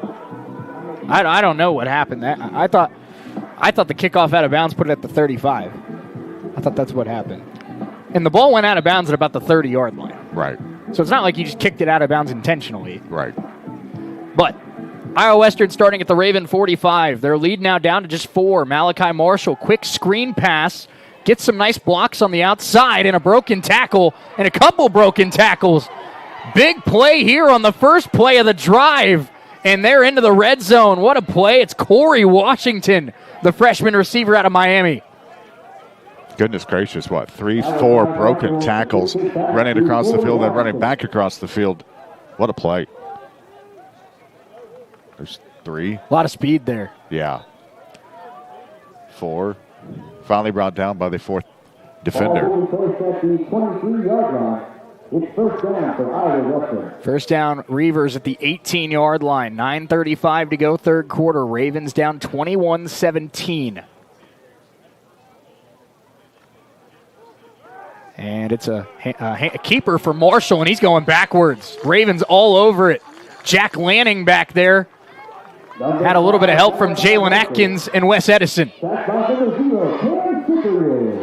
Cam Cyprian in the backfield as well. A loss of 3 on the play. We're talking about a play that fooled no one. That whole Raven defensive line, they saw that the whole way. Yeah, they were right there. 9:03 to go, third quarter. Iowa Western with a 2nd and 13 at the 22. Marshall back to throw over the middle. That's caught. And a nice tackle there in space by Edison and Lanning. It's going to be third down and about 9 to go for Iowa Western. Reavers have been great on third downs today, converting 6 of 9. You got to find a way to get a stop here if you're Coffeyville. Yeah, absolutely. You've got momentum right now. Have to find a way to keep it. And I think we're still looking to 4-down territory, even if this does fall short. I would agree with you. 3rd and 9, Marshall back to throw, looking over the middle. That's wide open, and that's the first catch of the day for Javen Moore down to the 2-yard line. Their number 1 receiver has his first snag of the afternoon. It's a big one. Pass is complete to number 3, Javen Moore. So it'll be 1st and goal at the 2. Javen Moore, it's another third down conversion. The Reavers have converted 70% of their third downs today. Goodness. Under 8 minutes to go, third quarter. 21-17 Iowa Western. They have a first down and goal. Quick pass, and that's a touchdown. Corey Washington into the end zone. And after the play he had earlier in the drive, almost fitting that he's the one who gets the touchdown catch. Touchdown, Iowa Western. So the Reavers do respond and take their 2-score lead back. Now the extra point coming for Gus Bayshore. He's 3 of 3 on extra points so far today.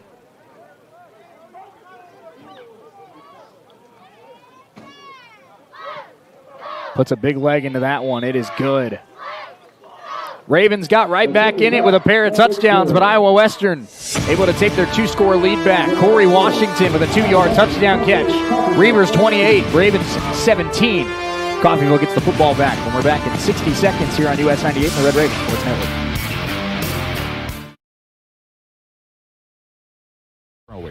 We're looking to expand our sales team. If you enjoy meeting people, working independently, and want to make a difference for local businesses, we want to talk to you. Sales experience is helpful but not required. We'll train the right person. For more information or to apply, call 620-251-3800. That's 620-251-3800. Come grow with us at KGGF, KQQF, and KUSN Radio. Peace of mind. That's what you get when you or a family member can stay in your home when health issues arise. Windsor Place at-home care makes staying at home possible. Whether it's a disability, aging, or illness, Windsor Place at-home care has the staff and resources to properly support you in the comfort and familiarity of your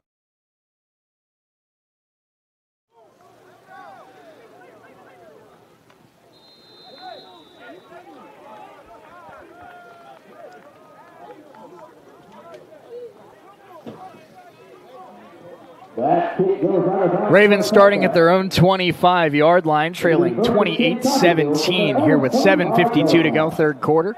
Shane Chris Freund alongside with you here on this Saturday afternoon at Veterans Memorial Stadium.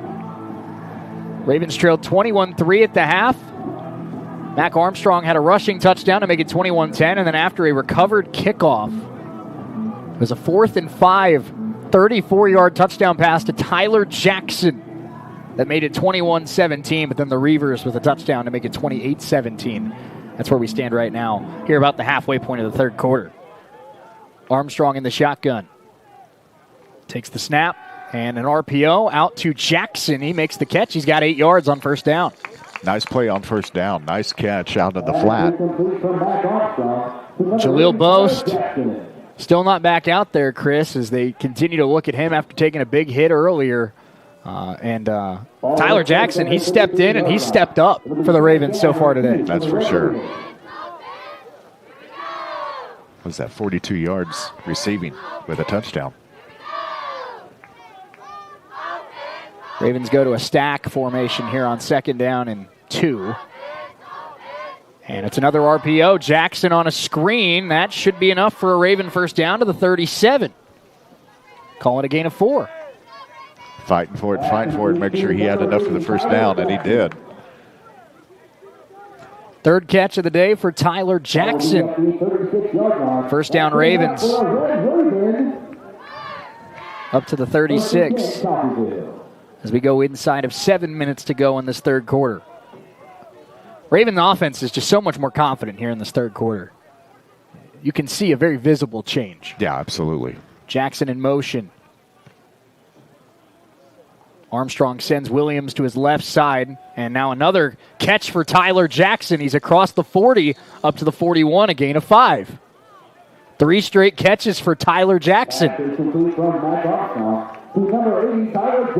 Tell you what, he's getting snaps, and he's taking Boast's job as wide receiver 1 here. He's definitely making the most of his playing time, that's for sure. 2nd down and 4 for the Red Ravens. They're at the 41-yard line. Mac Armstrong has been methodical. He's been meticulous in the second half. Is there a deep shot to Chris Thomas coming soon? Handoff up the middle. C.J. Williams fighting forward. It's a gain of 2. 3rd and short coming up for the Red Ravens. Run by number 27, Carlos Williams. He gets down to the 43-yard line. And 3rd down and 3 for Coffeyville. 3rd down and 3 for the Ravens. 5:40 to go, third quarter. Ravens at their own 43-yard line. Need to get to the 46 to move the sticks.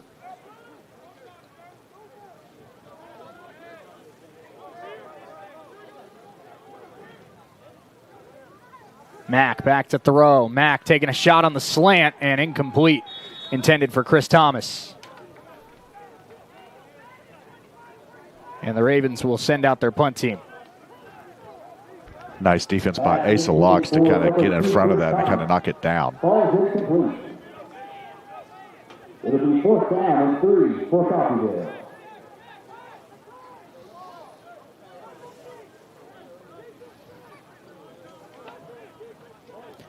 .525 to go in this third quarter. Christian Burris will try to flip the field position here. Iowa Western has blocked a punt today. They came close to blocking a second one. Snap is good. Burris has plenty of time this time. Low line drive, and not the best punt we've seen from Christian. This one will be down right at the 30-yard line. Kind of wonder if he had to change his angle a little bit or change it up on how he's kicking into the wind. Raven defense needing a stop. They're down 28-17, 5:16 to go, third quarter. We're back in 60 seconds here on US 98 and the Red Raven Sports Network.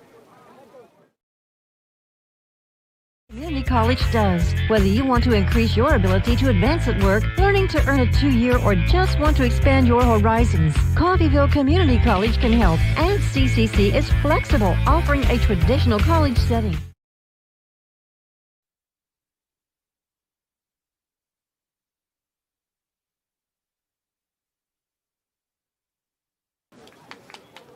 Offense, number 87, 5-yard penalty for sack.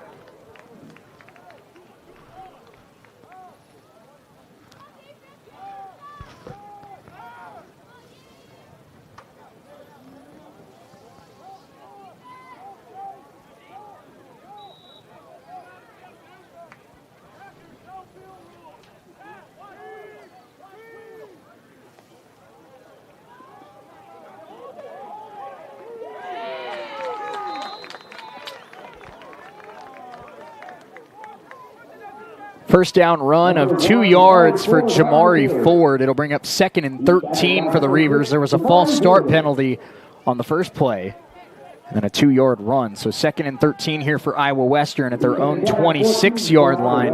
4:45 to go, third quarter. Marshall back to throw, gets it out of the backfield to Ford. Ford's got room to run this time. Breaks a tackle, breaks 2 tackles, and he's got a first down up to the 44 on a gain of 14.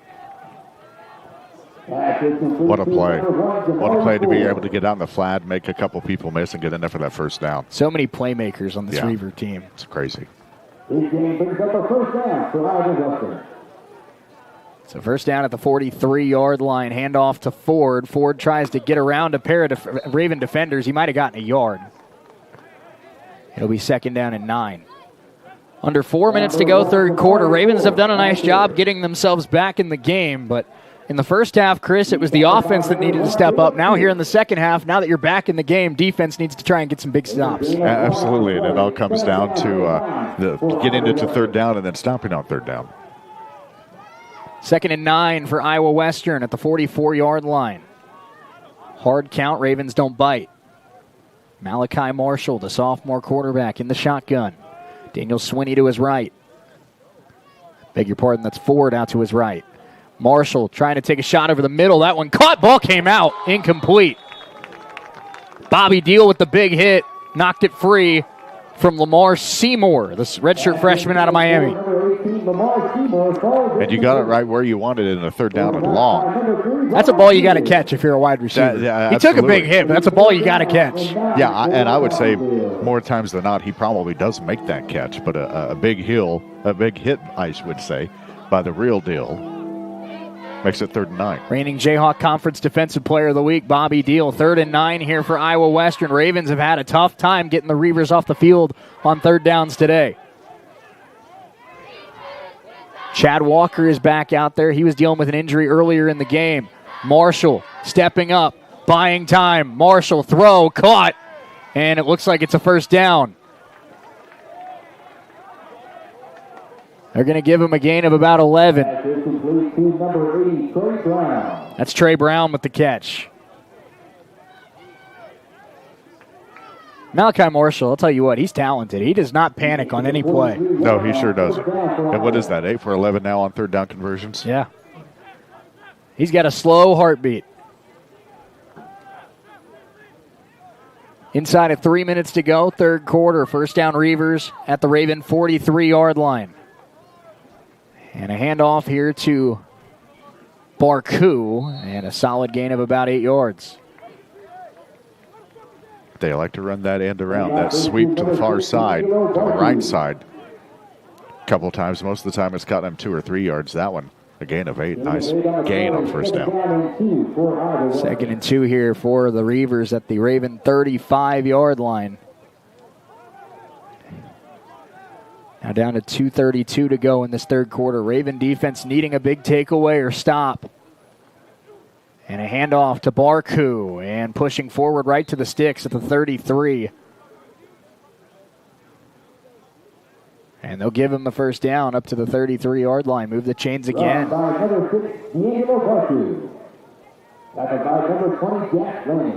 Jack Lanning made the tackle for the Coffeyville defense. That brings up the first down for Iowa Western.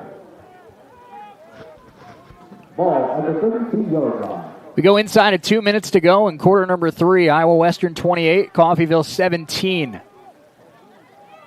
Reavers have a first down at the Raven 33. Another handoff. Barku spun down. He gets about 2-3 yards on the play, but the Ravens able to hit him right at the line of scrimmage. Run by number 6, D'Angelo Barku. Can you say get spun for 2 yards? Because he was hit at the line of scrimmage, but the spin really gave him a yard or 2. Barku, a freshman out of Johnston, Iowa, excuse me.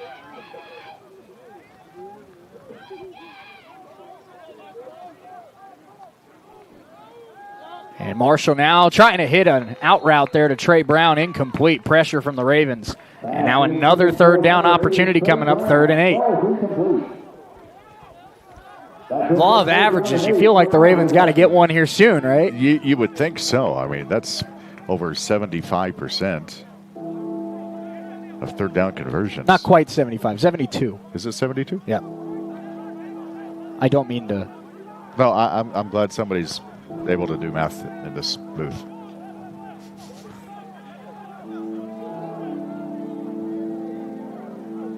Ravens trying to get a line defensively. 3rd down and 8. Malachi Marshall takes the snap.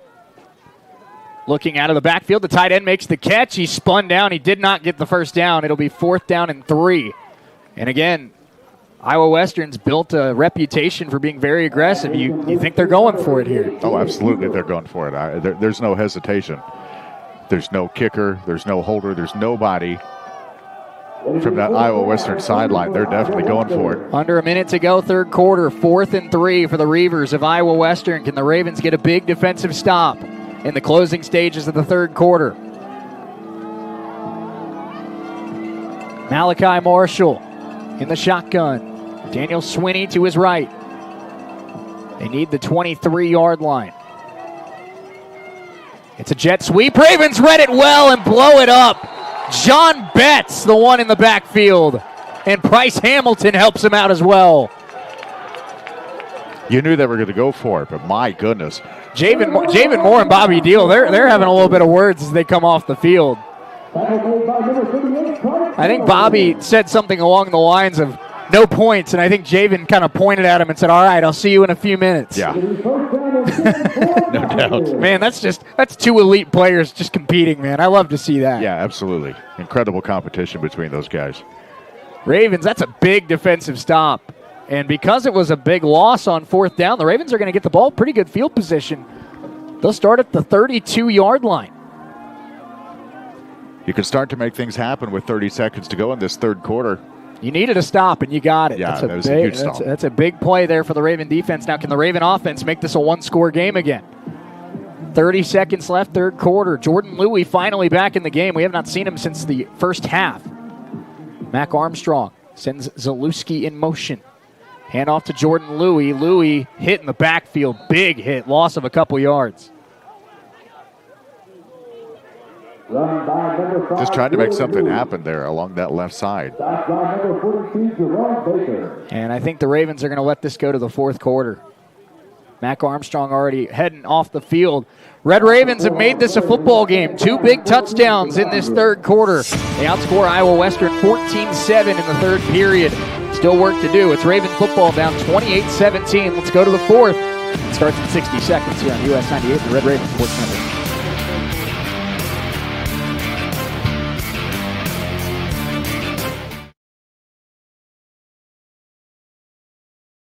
Rugs and more in many styles, brands, and colors. New furniture always brightens a home. We have a great selection of furniture, including sofa sets, recliners, and mattresses. Economy to premium, in stock and ready to brighten your home. Shop now at your local Derailed Commodity Flooring and Furniture, Brazelton in Independence, Kansas, and Joplin and Butler, Missouri. Education is the foundation of our community's future. Every day, our teachers, staff, and students work together to build something extraordinary right here in Coffeyville. From our innovative programs to our championship teams, we're creating opportunities that keep our best and brightest right here at home. When we invest in our schools, we invest in our children's dreams and our city's tomorrow. That's why I'm proud to serve this incredible community and work alongside families who believe in excellence. I am Dr. Craig Carell, proud superintendent of Coffeyville's Public Schools.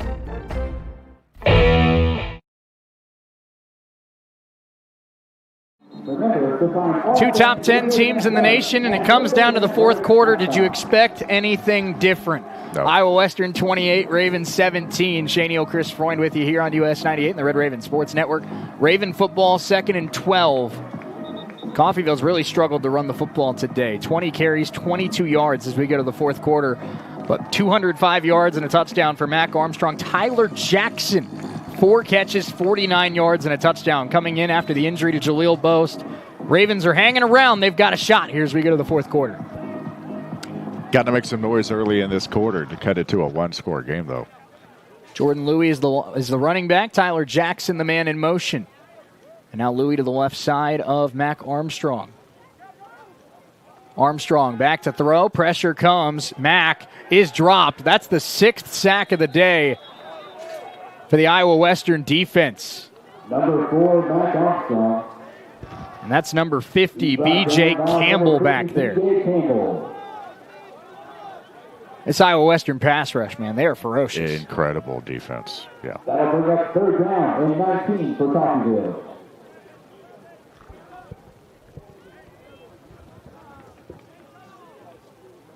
Third down and 13 here for the Red Ravens. I beg your pardon, third and 19 now. They need to get to the 42.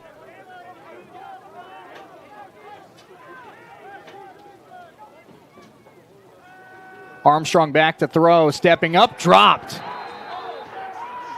Jackson Cherry with the tackle, and it's the 7th sack of the day for the Reaver defense. Raven drive stalls, and they're going to have to punt. When Mac Armstrong's had time to throw today, he's been pretty remarkable, but 7 sacks for this Iowa Western defense, and that's a big stop for the Reavers after their fourth down. No conversion on fourth down on their last offensive series. Relentless defense by the Reavers.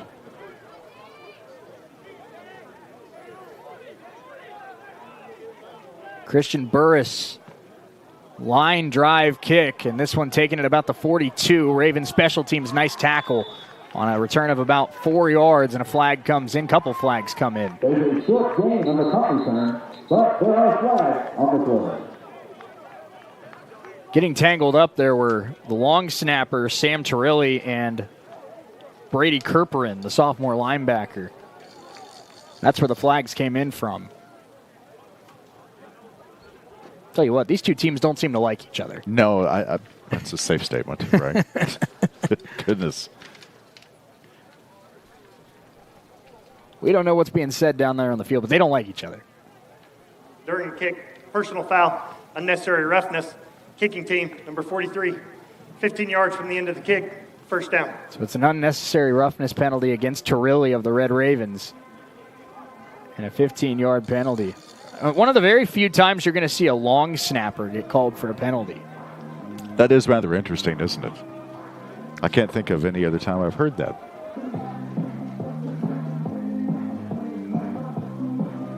Yeah, they just kind of get tangled up there.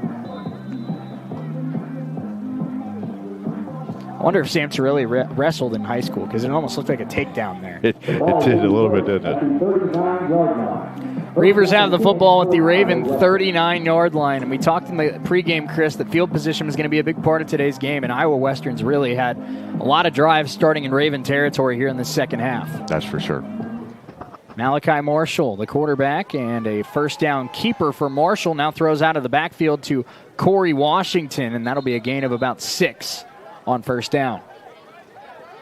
Scott Strohmeyer, just a mastermind of offense. And it seems like every time they snap the football, Chris, there's 4 or 5 reads that Malachi Marshall has where it's so hard to defend all of that. You know, yeah. I mean, when there's 5 guys that can get the football and pick up 10 yards, that's nearly impossible to cover. Yeah, really.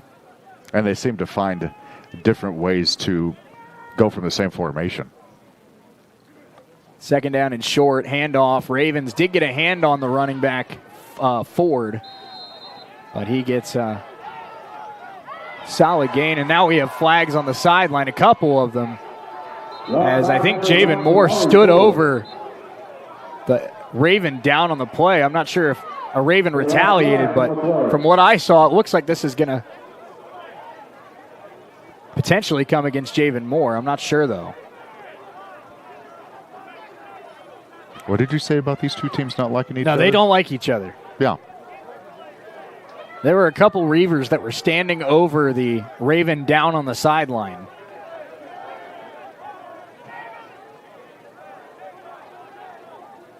I think that's what the Raven coaching staff is trying to say is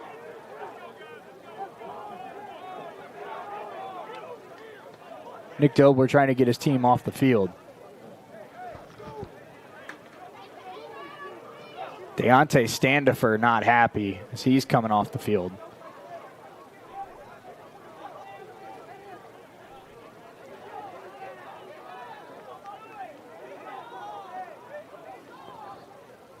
Long conversation here. We've had a lot of lengthy conversations between our officials today. Yep. Yeah, we have.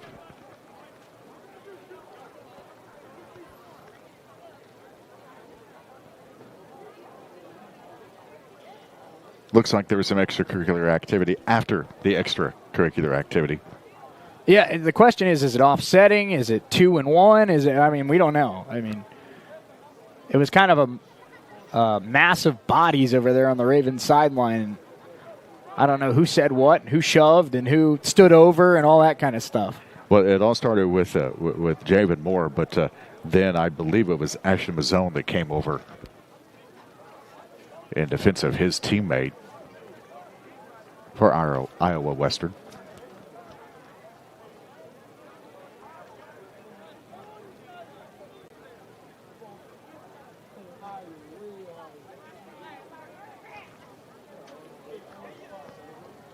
And there's a lot of pointing.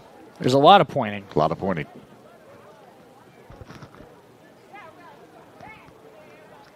We going to have any ejections here? That's about the only thing we haven't had so far in this game.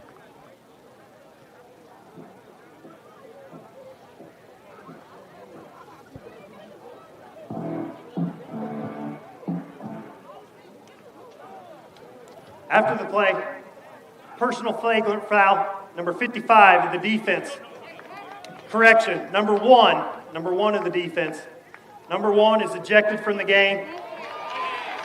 So Caleb Stewart just got ejected. The offense. Number 1. 15 yards from the end of the run. These refs have been absolutely awful today. They picked play the is wrong under team, review the to wrong see where the player on the runner went out wrong of bounds. team. Number 1 for the offense is ejected, Jamari Ford. Good Lord. These guys had to have failed public speaking in high school. This is abysmal. This is abysmal. Good Lord. I've heard 9-year-olds explain a football play better than that, just what we just saw here. My goodness. First of all, okay, for those that didn't catch that, he said 55 of the defense has been ejected. Then he said, sorry, 1 of the defense has been ejected. And then he said, sorry again, 1 of the offense has been ejected. How do you get Antonio Sandal Bascom and a running back mixed up? That's a defensive tackle and a running back. How do you get them mixed up? What are we doing? I'm trying really hard. I know it's hard to be an official. I know it's really hard to get every call right, and it's impossible to get every call right, Chris. How do you get the defensive tackle and the running back mixed up? That might be a little hard to do. That's just ridiculous. Ridiculous.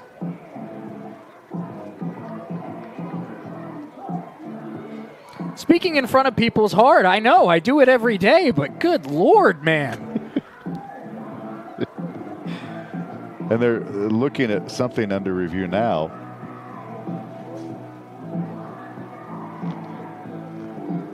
Now, just looking back at the replay one more time, was there a kick by Ashton Mazzone? It looked like there might have been a kicking motion with a Raven down on the ground. And I'm not saying that's what happened, but I don't know if that's what they're looking at. But they're looking at something because now everything is under review. They're under the tent. This has been looking at something. This has been a weird game, man.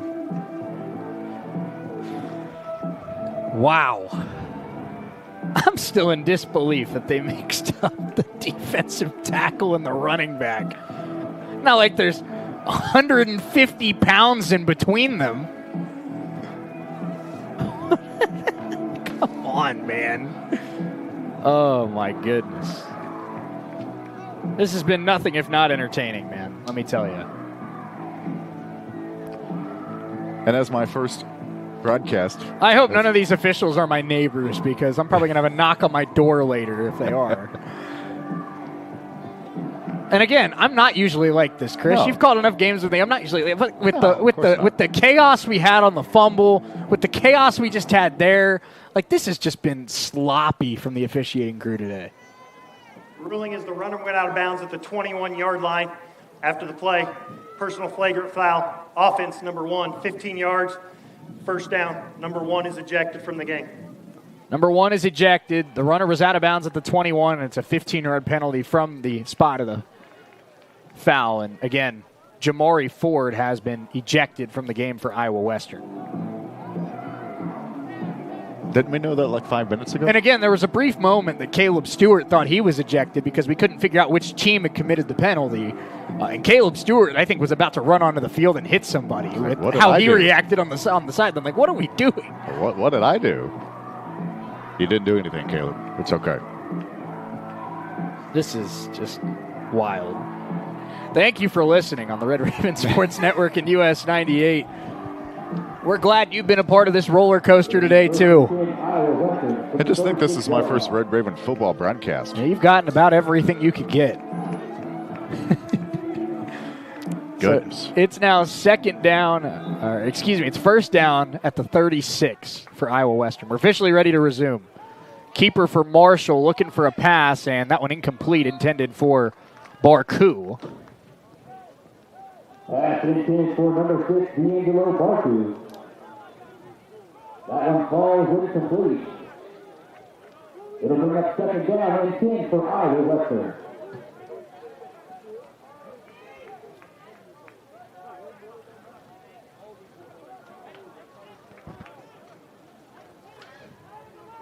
Second down and 10 here for the Reavers, and a keeper for Marshall.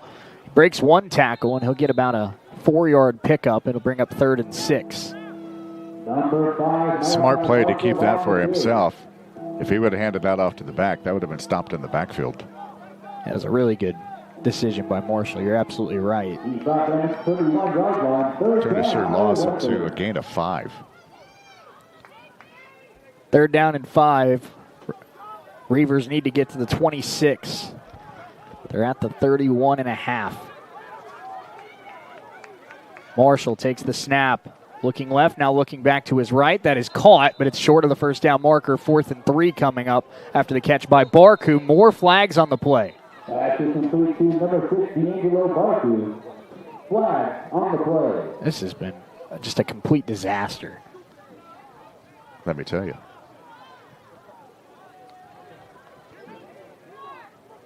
I think this one might be on the Raven defense.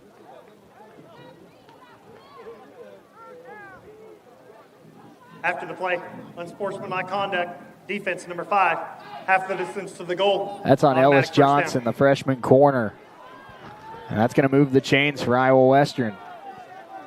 What would have been 4th and 3 is now a first down at the 14-yard line. That's a huge, costly penalty for the Ravens here early in the 4th quarter.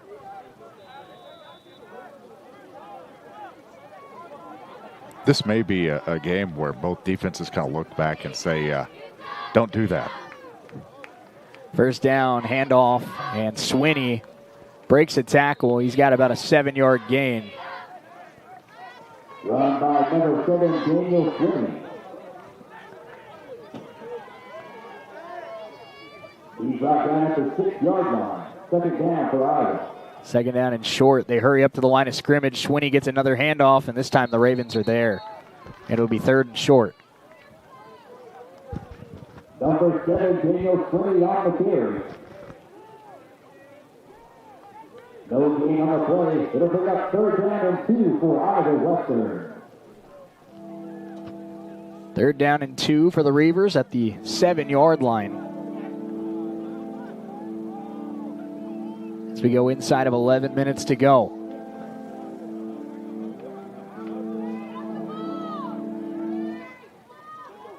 Another handoff, Swinney pushing forward. He's got a first down to the 3-yard line. Nice job to lower the shoulder and get a couple extra yards after the contact. Number 7, Daniel Swinney with the carry. First and goal coming up for the Reavers. First down and goal for Iowa Western. At the 3-yard line. Another handoff. Swinney trying to find the lane, and he gets a yard up to the 2. Do you think this is accomplishing for Iowa Western? Getting closer to getting more points on the board, and they're taking precious time off of this clock. No doubt about it. He's brought down at the 2-yard line. Second down, Iowa Western. Second and goal at the 2. 10:05 to go. Marshall. Another handoff. Swinney pushing, and the Ravens kept him out. Ravens had a goal line stand in the win over Butler. They're halfway there here. Number 41, Jaheim Johnson with the tackle on that last play. Third down and goal for Iowa Western. 3rd and goal now from the 2.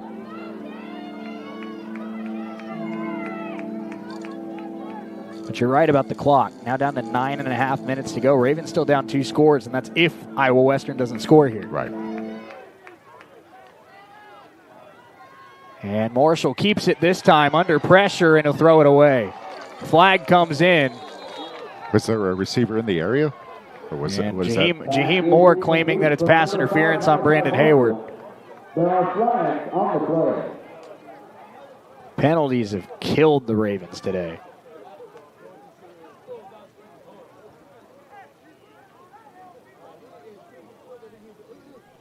I think that's what the Ravens sideline is asking. Was that a catchable pass?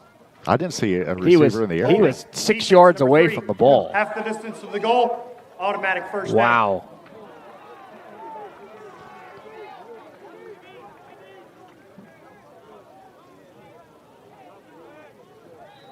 It'll be first down and 10 for Iowa Western from the 1 yard line.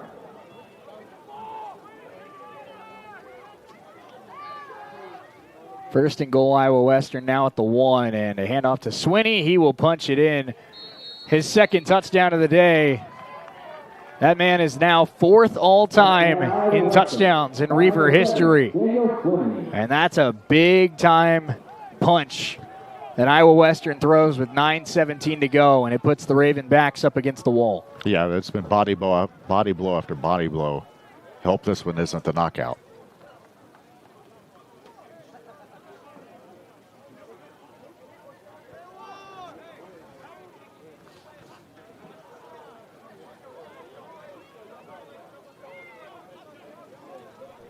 Extra point try here from Bayshore. Up and good. Daniel Swinney with his 2nd touchdown of the day. And Iowa Western inching closer and closer to a big win here in Coffeyville. 35-17 Reavers. With 9:17 to go, Ravens will get the football back. We're back in 60 seconds on US 98 and the Red Ravens Sports Network.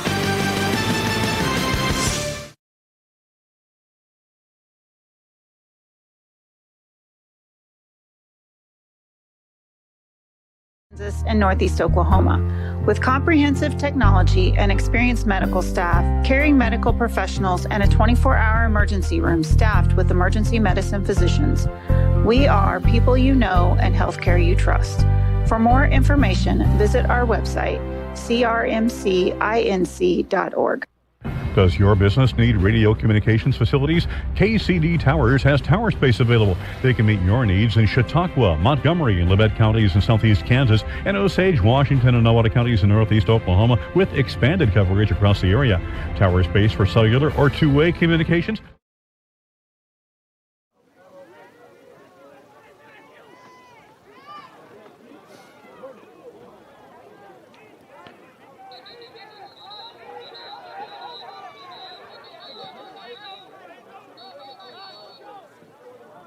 Raven football at the... Looks like they're going to mark it at about the 31 after the return by Dre Beasley. Shaney O'Chris Freund alongside with you. Having fun yet, Shay? It's been a day, man. It has. We've seen just about everything you could possibly see. I think we've seen more than we thought we would ever see. Every time I feel like I've seen the weirdest football game I've ever seen in my life, I feel like they find a way to one-up it. I could agree with that. Mac Armstrong in the shotgun. Takes the snap back to throw, and a screen underneath to C.J. Williams. Good blocking. C.J. stays on his feet, and he's up to the 45, a gain of 14 on the first play of the drive for the Red Ravens. He got 7 yards after being tripped up, somehow stayed on his feet.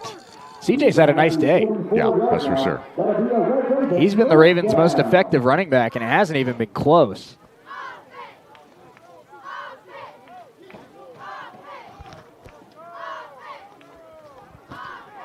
Ravens down 3 scores. You got to go quick. 8:35 to go. Mac Armstrong in the shotgun. First down at the 44. Back to throw is Mack. He gets a nice block from Williams. Deep shot is caught. Kennan. Another beautiful throw by Mac Armstrong, and the Ravens are in the red zone. Michael Kennan, the freshman. Yeah, you can't doubt the arm of Mac Armstrong. What a pure throw. What a great catch. And now you really got to move. First down Ravens at the 15-yard line. Armstrong takes the shotgun snap, handoff Williams, good blocks. CJ down to the 7-yard line, a gain of 8. Nice play on first down. Wouldn't you say you got to score here within the next minute? You got to put it in. You got to score. That's the most important thing. You still have true. 3 timeouts. It's got to be a touchdown. That is true. You do have the 3 timeouts. Ravens have to find a way to get 7 points pretty much every time they touch the ball the rest of the way. 7:45 to go. Ravens down 35-17, 2nd and 2 at the 7. Mack back to throw. Quick fade to Chris Thomas and incomplete. Thomas briefly tried to sell a flag, but I think he tripped on his own. I think it's a good no call. 3rd down and 2 coming up.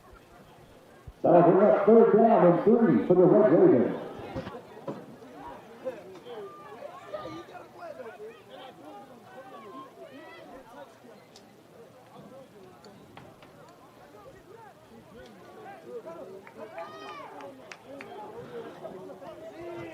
(35-17). 3rd down and 2 here for the Ravens, needing to get to the 5-yard line.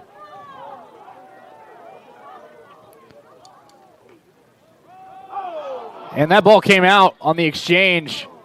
Fight for the football. I think Mack did fall on it.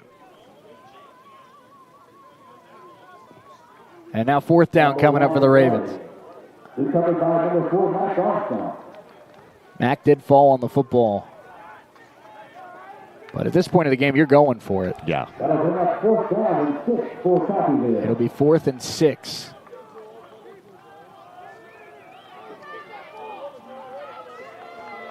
Diesel Solari is lined up wide for the Red Ravens. Again, if you're just now joining us, Jaleel Boast knocked out of this game in the 3rd quarter. Mack back to throw, 4th and 6. Shot for Solari and contact. Is that a touchdown? I haven't seen a call yet. It's Kennan. Does he have it? Our official's talking about it. I still don't think we have a call yet. I think they... And they call it incomplete. There you go. I want to see this on replay here. First of all, that's pass interference. Right. Yeah, there was definitely contact. Second of all, I think he caught it.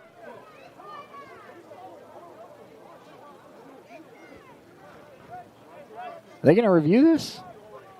I feel like you have to. At a critical juncture in this game, you have to review this play. If nothing else, to show that there's pass interference. We're showing it again on the RRSN. There's pass interference all over that. Raven defense is making their way out onto the field. Raven coaching staff is furious. There they go. They're going to review it. There. All right. I mean, it's too important of a play to not review.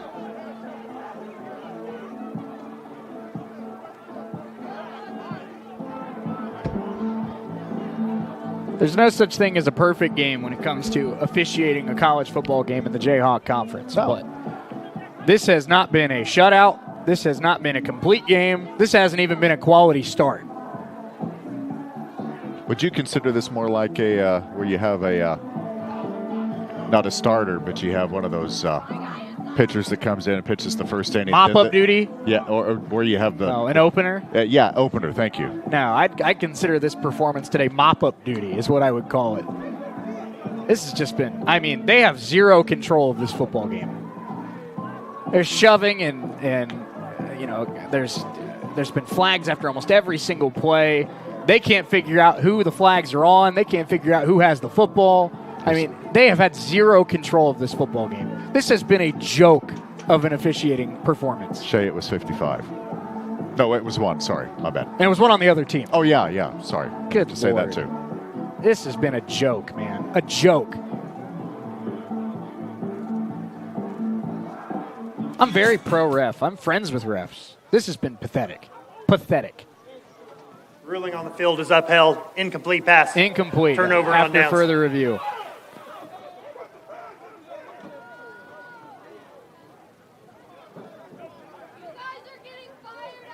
I would be interested to find out what gave them that conclusion. If there just wasn't enough evidence to overturn, even though there was pass interference on the play. Safe to say the Raven fans are not very happy after that play. I heard some words being said that were not very friendly to the refs. No. There's a handoff, gain of about 3. As long as they didn't make it to US 98, we'll be okay. Run by number 7, Daniel Swimming. Gain of 3 on the play. It'll be 2nd down and 7 for Iowa Western. 2nd and 7 for the Reavers coming up. And they're just trying to milk as much clock as they possibly can here at this point. Swinney, another handoff, and breaks a couple tackles and falls forward for another 3 yards or so. Run by number 7, Daniel Swimming. So I admire his ability to be able to take contact and still stay on his feet and get extra yards. The yards after initial contact is huge. Yeah. Inside of 6 minutes to play, 35-17 Iowa Western. They have a 3rd down and 4. The Ravens want any chance here at all. Pretty much got to get a stop here. Back to throw. That one nearly picked by Jack Lanning. Incomplete. Great read to step in front of that pass. And there was nobody on that side of the field. He could have waltzed in. Lanning, and also in the area was Debris and Moss. And it was nearly a pick 6 for the Ravens. That would have been best case scenario, but still punting on 4th and 4 of the Reavers, so that's still a good situation for Coffeyville to be in. Bobby Deal back to take the punt. And again, the Reavers are punting into the wind, so timeout taken by Scott Strohmeyer. Let's take a quick timeout as well. Let's take a 30-second break. We'll be right back. Ravens down 35-17, getting the football back. We're back in 30 seconds.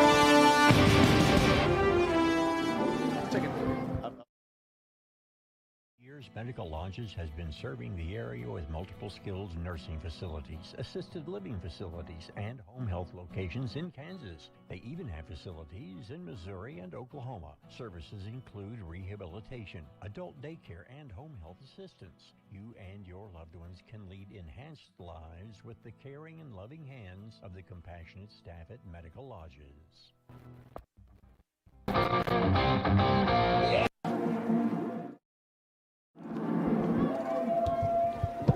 Back here on the Red Raven Sports Network and US 98. Ravens down 35-17. 4th down and 4 coming up here for Iowa Western. Shane Chris Freund alongside with you.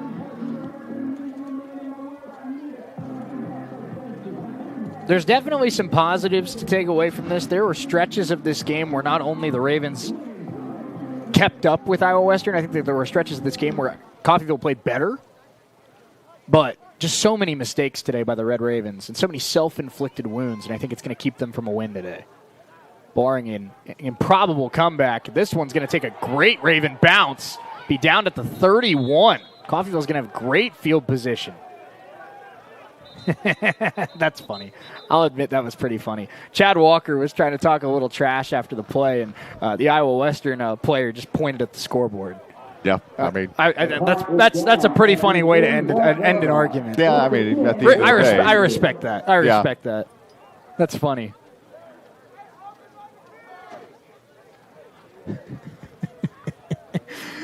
Man, no love lost between these two teams, man. No. The Iowa Western can't wait to get on a bus out of here, and the Red Ravens are going to help them load the bus to get out of here. They're right over there, Shay. Both of them. Both of these teams can't wait until they're out of coffee. First down, Ravens at the 31. Mac Armstrong in the shotgun. C.J. Williams to his left. Mac back to throw, and under pressure, shakes the sack. Mac throw on the run, incomplete. Intended for Tyler Jackson. Hey, at the end of the day, instead of losing quite a bit of yards, it's going to be 2nd and 10. That was a pretty athletic play by Mac. Yeah, way to avoid the sack. Mac's played a great game today. Mac Armstrong has not been the problem. Mac has thrown some absolute rifles here this afternoon. Davion McLilley almost got Mac, but he was able to turn and avoid the sack.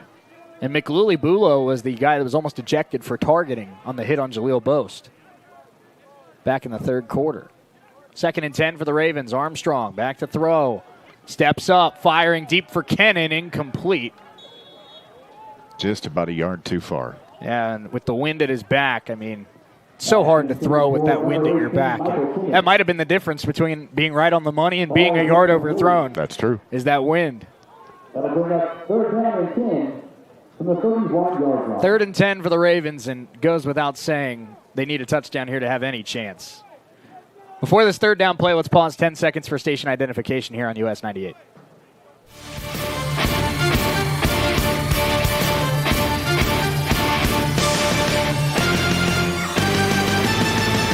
Three wide receivers and Riley Zalewski here as the 3rd down snap goes to Mac Armstrong. Taking a shot up the right side and incomplete, intended for Tyler Jackson. That had to have been a wind-aided throw again.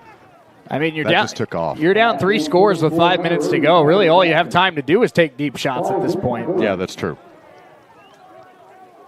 That second one, down one to Kennan, that hurt because that one I feel like was there. You know what I mean? Yeah, absolutely.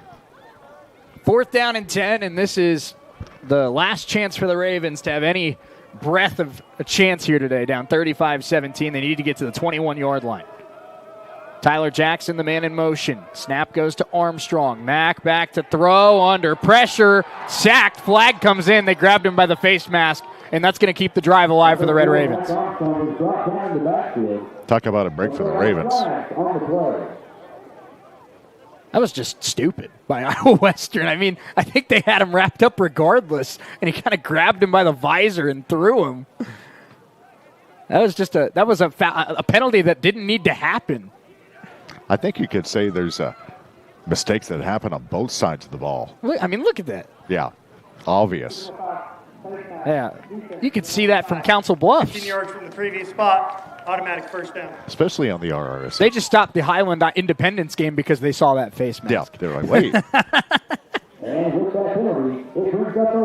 15-yard penalty, and it moves the chains for the Red Ravens up to the 16-yard line with 5:06 to go. I think they stopped the Christ Prep and Phil Kinley game because of that penalty. That was about the most blatant face mask I've ever seen in my life. Under 5 minutes to go. Ravens need to find the end zone. Armstrong, 1st down.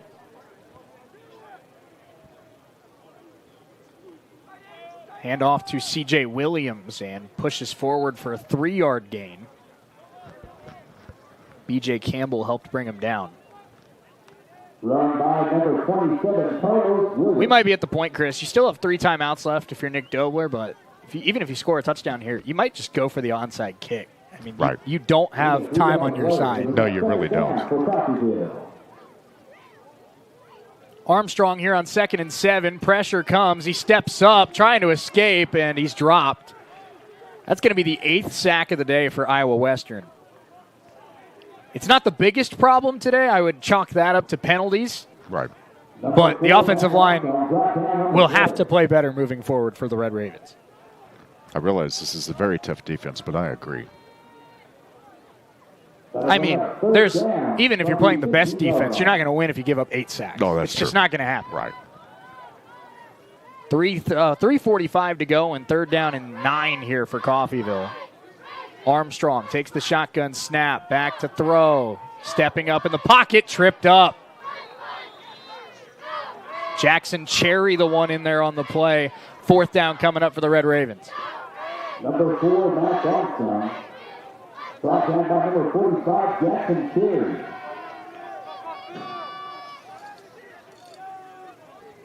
That clock continues to move. I'm sure Iowa Western's happy that this drive's taken 2 minutes off the clock. That'll bring up 4th down and 12 for the Red Ravens. 4th down and 12 for Coffeyville, and once again, could very well be their final chance of the day. 3 minutes to go. Michael Kennan in motion. Mac Armstrong takes the snap and a timeout called, And it's the first timeout for Nick Dobler here in this second half. 2:56 to go, 4th and 12. Ravens needing to find the end zone to have any chance. We're back in 30 seconds on US 98 and the Red Raven Sports Network.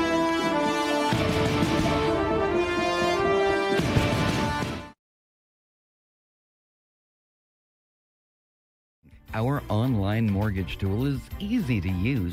You can be pre-approved in minutes, and our lenders are always ready to answer any questions you may have. Visit skbs.com on your computer or mobile device and get started today. Solutions North Bank, member FDIC, equal housing lender.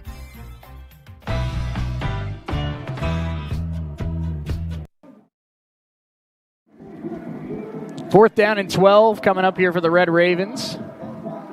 2:56 to go. Shane Chris Freund alongside with you here on US 98 and the Red Raven Sports Network.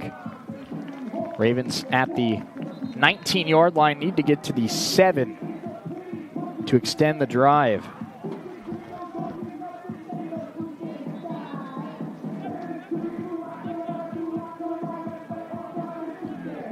We have not seen Jaleel Boast since the 3rd quarter, and Chris Thomas is, credit where it's due, the Reavers have done the best job of any team the Ravens have played this year at keeping Chris Thomas in check.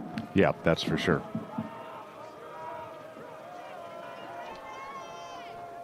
Fourth and 13 here for Coffeyville. Mac Armstrong in the shotgun.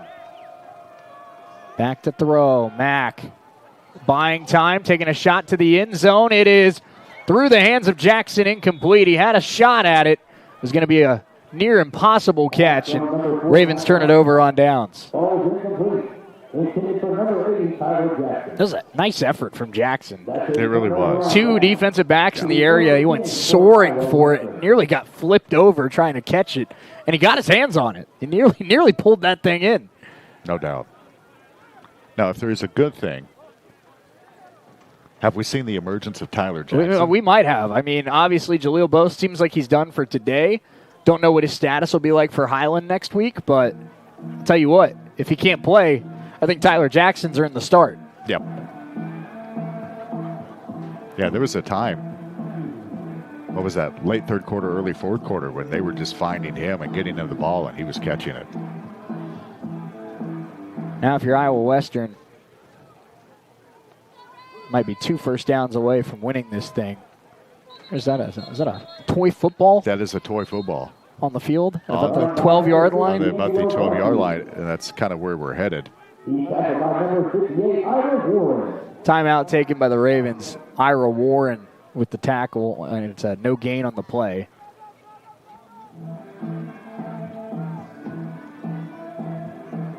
There you go. They got it. Yeah. Well. Oh, they dropped it again. Good Lord. Pick it up. It's a shout out to Gus Bayshore. He was the one who got the ball for the kids. Thank you, Gus.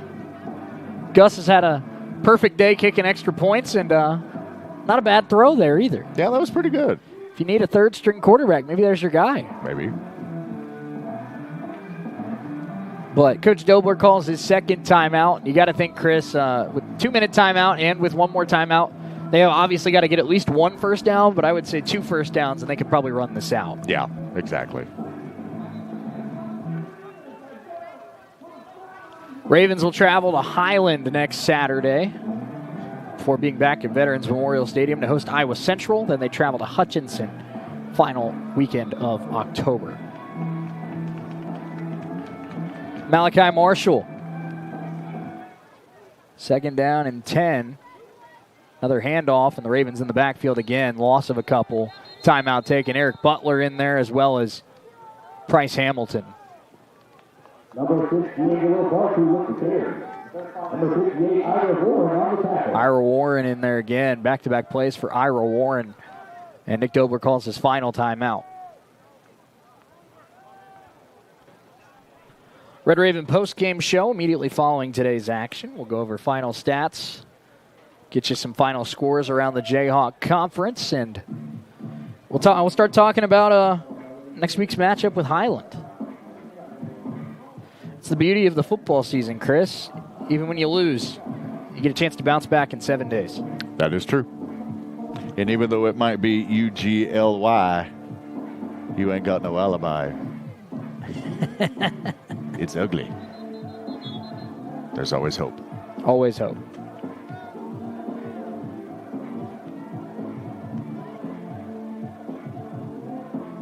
Dirk's done a pretty good job with the music today. Yeah, he's kept me hyped. I'd give him like an 8.5 out of 10. Yeah. It'll be 3rd down and 19 for Iowa Western. We go from poise to men to the bell. And it's a toss out wide and chased by Jack Lanning. Out of bounds he goes with 2:33 to go. That's the worst thing you could do if you're Iowa Western, because that stops the clock.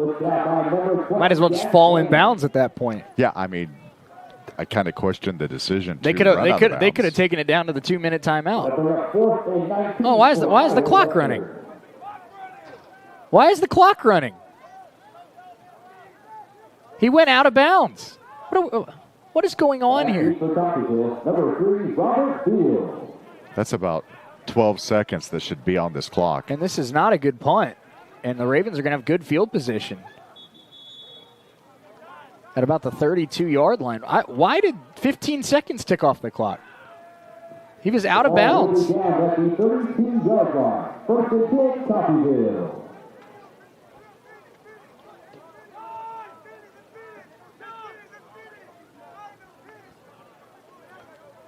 It's going to take a miracle, Shay. Down 18. So touchdown and maybe 2-point conversion. Onside kick and touchdown and 2-point conversion. Even then, you're still down 2. 35, 17, 18. You're right. And a field goal. You need 3 scores. You're all right. This is why you never do math on the air. Mac Armstrong back to throw, stepping up, taking a shot up the seam. That's caught. Touchdown, Ravens. It's Tyler Jackson for the 2nd time today.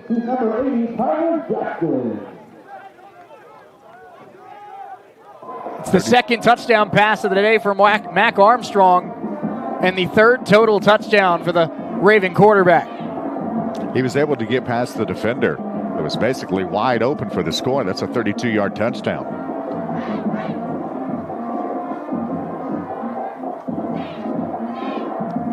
That's miracle 1. You needed that one. Yep. And it happened before the 2-minute timeout, so you're going to get another chance to stop the clock. Absolutely. Extra point for Burgess. Not a great snap, but hold and kick are good. 35-24. Tyler Jackson has his 2nd touchdown catch of the day. Mac Armstrong has his 3rd touchdown. Ravens down 35-24. We're back in 60 seconds here on US 98, the Red Raven Sports Network.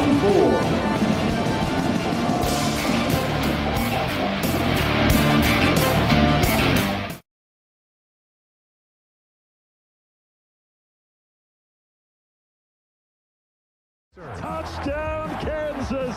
Join us this Saturday as the Jayhawks soar to Orlando, Florida to throw down with UCF. Our coverage begins at 5 on your home for Kansas Jayhawk football. Classic Hits 104.1 KGGF.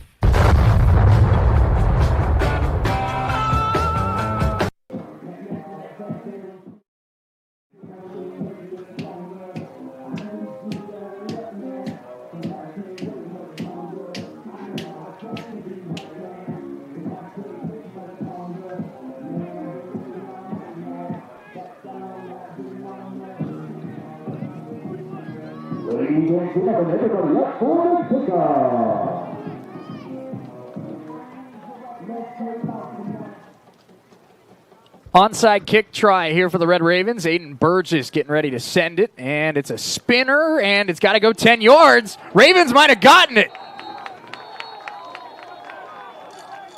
As long as nobody touched it, I think Coffeyville got it. Oh, the Reavers ended up ripping it out at the bottom of the pile.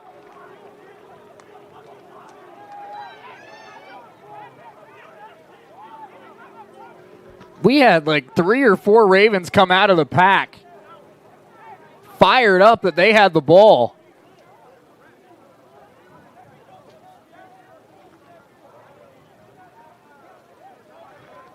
Oh, look, another discussion.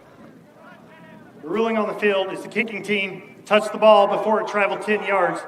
Ball will be receiving team's ball at the spot of the receiving. They're saying the Ravens touched it before it went 10 yards. Timeout. And this is the 2-minute timeout. So it will be Iowa Western football as they deem that the Ravens touched it early. We have hit the 2-minute timeout. Let's take a quick 30-second timeout ourselves. We'll be right back. Looking like Iowa Western can knee this one out. We're back in 30 seconds here on US 98 and the Red Raven Sports Network.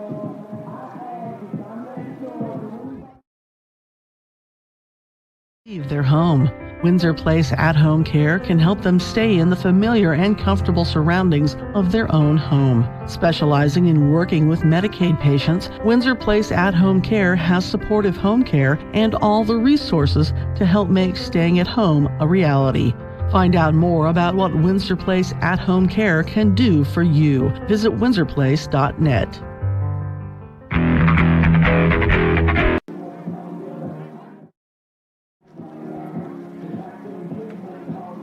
Iowa Western football leading 35-24 as they deem that the Ravens touched the football early on the onside kick attempt.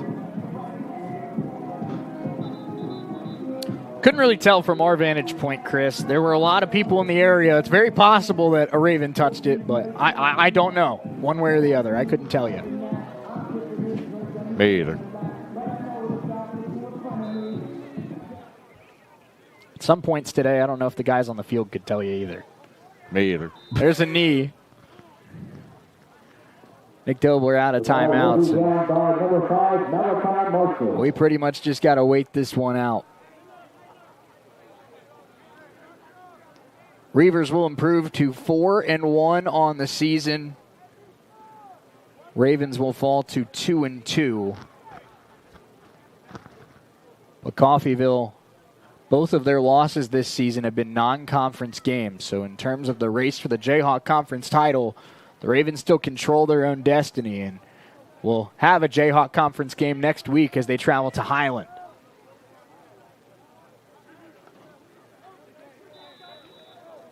And it's impossible to predict, Chris, what every other team in the rest of the landscape of JUCO football is going to do the rest of the way.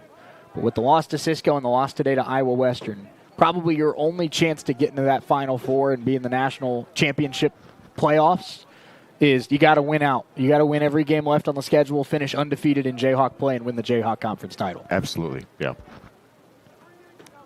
Which they still control their own destiny. Absolutely, they do. All is not lost. One final kneel here for the Reavers of Iowa Western.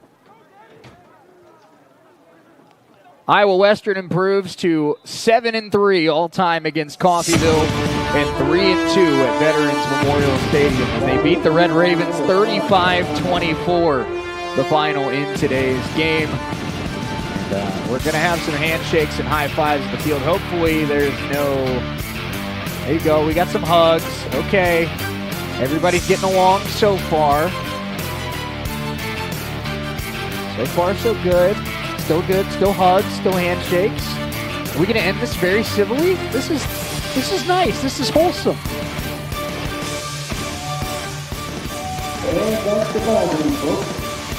All right. James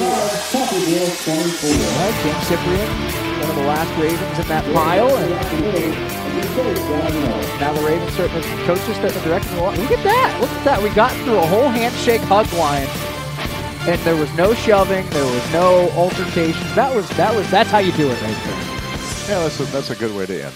That's a very nice, wholesome way to end. We got the Red Raven postgame show coming up next. Let's take a 3-minute timeout. We'll break this one down on the other side of the break. Don't go anywhere. We're back in 3 minutes on US 98 and the Red Raven Sports Network. That's what Coffeyville Community College does. Whether you want to increase your ability to advance at work, learning to earn a 2-year, or just want to expand your horizons, Coffeyville Community College can help. And CCC is flexible, offering a traditional college setting, fast 8-week classes, or even online classes. Call CCC at 620-251-7700 or visit them online at coffeyville.edu. We are Coffeyville Community College. Make your home more comforting with help from Derailed Commodity. Update your flooring with the area's largest selection of in-stock carpet, luxury vinyl plank, tile, area rugs, and more in many styles, brands, and colors. New furniture always brightens a home. We have a great selection of furniture, including sofa sets, recliners, and mattresses. Economy to premium, in stock and ready to brighten your home. Shop now at your local Derailed Commodity Flooring and Furniture, Brazelton in Independence, Kansas, and Joplin and Butler, Missouri. KGGF, KUSN, and KQQF Radio is growing. We're looking to expand our sales team. If you enjoy meeting people, working independently, and want to make a difference for local businesses, we want to talk to you. Sales experience is helpful but not required. We'll train the right person. For more information or to apply, call 620-251-3800. That's 620-251-3800. Come grow with us at KGGF, KQQF, and KUSN Radio. Education is the foundation of our community's future. Every day, our teachers, staff, and students work together to build something extraordinary right here in Coffeyville. From our innovative programs to our championship teams, we're creating opportunities that keep our best and brightest right here at home. When we invest in our schools, we invest in our children's dreams and our city's tomorrow. That's why I'm proud to serve this incredible community and work alongside families who believe in excellence. I am Dr. Craig Carell, proud superintendent of Coffeyville's public schools.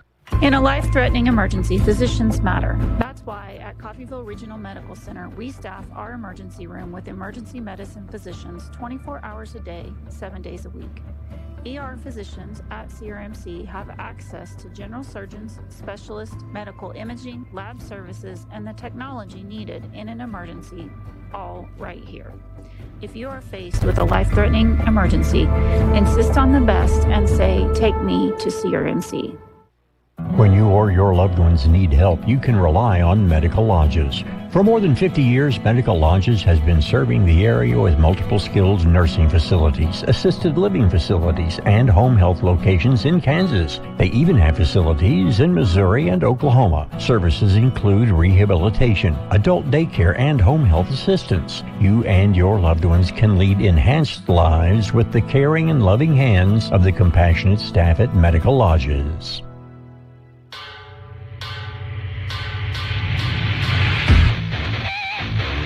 It's time for the Red Raven postgame show on US 98. Voice of the Red Ravens, Shay Neal, will go over final game stats, scores from around the conference, and immediate takeaways from today's action. We'll also name our US 98 player of the game. The Red Raven postgame show, an exclusive production of... It's the Red Raven postgame show here on US 98 and the Red Raven Sports Network. Ravens fall 35-24 to the Iowa Western Reavers today. Shay Neal, Chris Freund alongside with you. Chris, I know this is the question that everybody's dying to know at home, so let's just start it off with this. Combined today, 24 penalties for 230 yards. Wow. Wow. Wow. Yeah. Ugly. Man, brutal.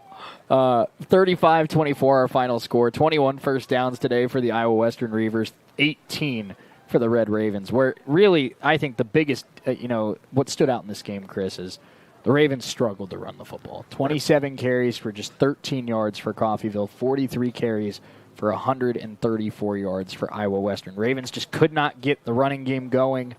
And that really held back their offense. It really did. And you got to credit, Iowa Western's defensive line.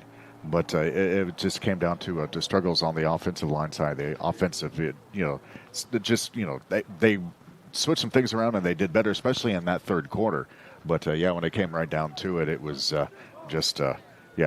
too tough to overcome that D-line. Time of possession ends up about identical, 29-27 for Coffeyville, 30-33 for Iowa Western. Reavers finished 9 of 16 on third downs. Ravens just 2 of 13 on third downs. The Ravens have been good on third down all year, but we're not good on third down today. And again, it's just, Chris, we talked about it in the pregame. Beating Garden, beating Butler, that's big wins. This Iowa Western team, in the landscape of junior college football, this is a different animal. And the Ravens learned today they still got some work to do. They do. Before the season ends. Yep, that is true. I'll tell you what surprises me the most is that time of possession almost being identical when after the first quarter. I mean, Iowa Western had it like 10.5 minutes. And, CCC only had it 4.5. And I thought if it's going to be that way, we're going to see a lower scoring game. And it kind of changed in that second quarter. For Iowa Western today, Daniel Swinney had 18 carries for 97 yards, 2 touchdowns, 10 carries, 31 yards for Daniel Barku. Jamari Ford, 6 carries, 15 yards. And Marshall finished with 6 carries for 5 yards. Red Ravens did not get a sack today. Iowa Western's offensive line, one of the best in the nation, and they keep Malachi Marshall on his feet all day long. That's another big reason why they won today. Marshall finishes 21 of 33 for 160 yards and 2 touchdowns. Trey Brown, 4 catches, 26 yards. That led the Reavers. 3 catches, 36 yards, and a touchdown for Corey Washington. 3 catches, 16 yards, and a score for tight end DeAndre Horn. And 2 catches, 32 yards for Jamari Ford. He was ejected in the early stages of the fourth quarter after a fight on the Ravens sideline.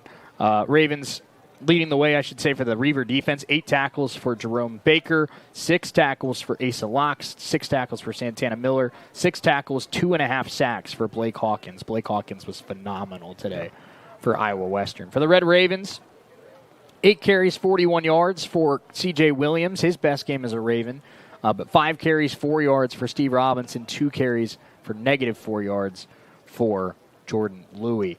18 of 31, 288 yards, 2 touchdowns for Mac Armstrong today. Also had a touchdown on the ground. He finishes his day with 300 yards of total offense and 3 touchdowns, but he was sacked 9 times. Obviously, when the Ravens go on the road to Highland next week, the way Mac's playing right now, 9 touchdowns, not a turnover this year so far. He's off to a great start, but you got to give him the time to make plays as they move on. And at the same time, Mac also has to sometimes, I know he's trying to make plays, but I feel like Mac, like all good quarterbacks do, sometimes they're guilty of spending too much time in the pocket trying to make a play. Right. And sometimes you got to help your offensive line out and just realize there's no play to be made on a certain play. Yeah, that is a good point. Sometimes he was taking a little too long to make a decision, but 9 touchdowns and no interceptions this far along in the season. Great stat. 5 catches, 78 yards, 2 touchdowns today for Tyler Jackson, his breakout game, if you will. Jaleel Boast, 4 catches, 42 yards. He left the game in the third quarter, did not return. We'll hope Jaleel is okay for next week's game against Highland. Anthony Johnson, 2 catches, 32 yards today. Chris Thomas held to 2 catches for 11 yards. Christian Burris averaged 38 yards, a punt today. His long was 70, pinned 1 inside the 20. DeAndre Beasley had a couple good kick returns today for the Raven defense today. 15 tackles for Robert Deal, 9 for Cam Cyprian, 7 for Tay Klein, 6 for Eric Butler. Again, our final score today, 35-24, Iowa Western over the Red Ravens of Coffeyville Community College. We're going to take a 2-minute timeout. When we come back, we're going to get you some other scores around the Jayhawk Conference and name our US 98 player of the game. Don't go anywhere. We're back in 2 minutes here on US 98 and the Red Ravens Sports Network.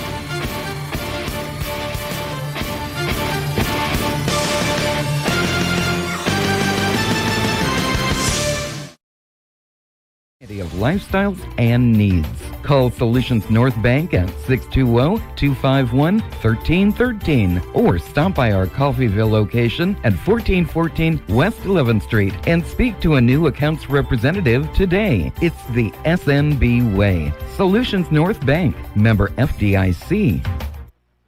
Peace of mind. That's what you get when you or a family member can stay in your home when health issues arise. Windsor Place at-home care makes staying at home possible. Whether it's a disability, aging, or illness, Windsor Place at-home care has the staff and resources to properly support you in the comfort and familiarity of your own home. Specializing in working with Medicaid patients, providing in-home support and care, Windsor Place at-home care is there for you. Find out more, visit windsorplace.net.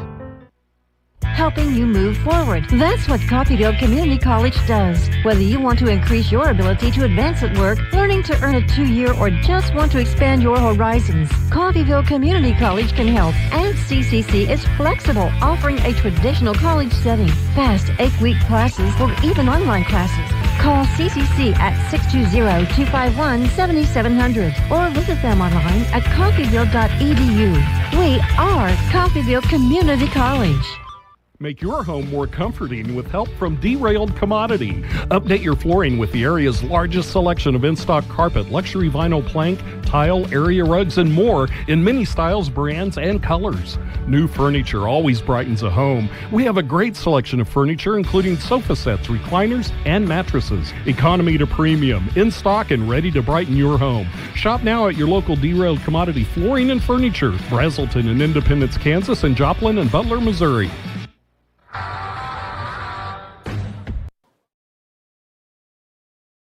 Postgame show here on US 98 and the Red Raven Sports Network. Shane Neal, Chris Freund with you. Ravens fall 35-24 to the Iowa Western Reavers.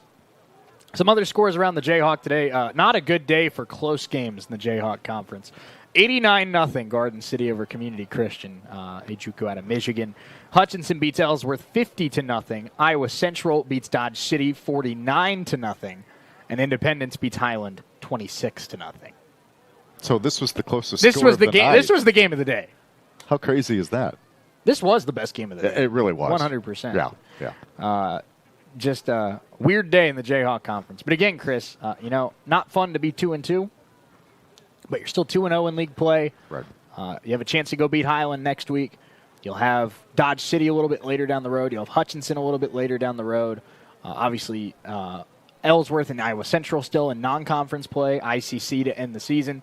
This team can still get hot, go on a run, and they control their own destiny in this conference. So, tough one to swallow today, but still some positives to take away. And the beautiful thing about college football is it's a short memory. You feel a little crappy tonight, then you wake up tomorrow, and let's get ready for Highland. Absolutely, and they'll be back at it hard tomorrow, back at it hard Monday, and focus on those things that you can correct, fix them during this week, and be ready to go against Highland. Our Red Raven player of the game, our US 98 player of the game here, goes to Tyler Jackson today. Tyler came in after the injury to Jaleel Boast, finished the day with 5 catches for 78 yards and 2 touchdowns. We don't know Jaleel's status. I don't know if even Coach Dobler knows Jaleel's status yet. Right. But if Jaleel is unable to play against Highland next week, Tyler Jackson, like we said earlier, might have earned himself a start alongside Chris Thomas and Anthony Johnson. So nice day for the depth of the Ravens receiving room. Obviously, Thomas was held in check a little bit today, and Jaleel left the game in the third quarter. Tyler Jackson and Dre Beasley both had big plays today for the Ravens. So the depth is good on this football team, which is good because you're going to need it as the year goes on. Yeah, they definitely showed that today. Final score, 35-24. Red Ravens fall to the Iowa Western Reavers. That does it for us. Big thank you to Chris Freund stepping in for Matt Gordon this week. Matt will be back with us next week in Highland. Especially because, you don't want to go to Highland. No. It's a long trip. I'll let you know. There you go. Big thank you to Andrew Elrod, his entire staff, and his entire team over at RRS. And big thank you to Scott Maples back in the studio as well.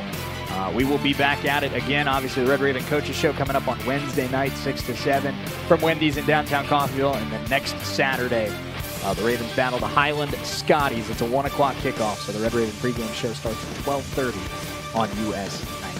I'm Shane Neal saying so long from Veterans Memorial Stadium. Final score today, 35-24, Iowa Western over Coffeyville Community College. It does it for us. You've been watching Red Raven football on the Red Raven Sports Network. Have a great rest of the day. We'll talk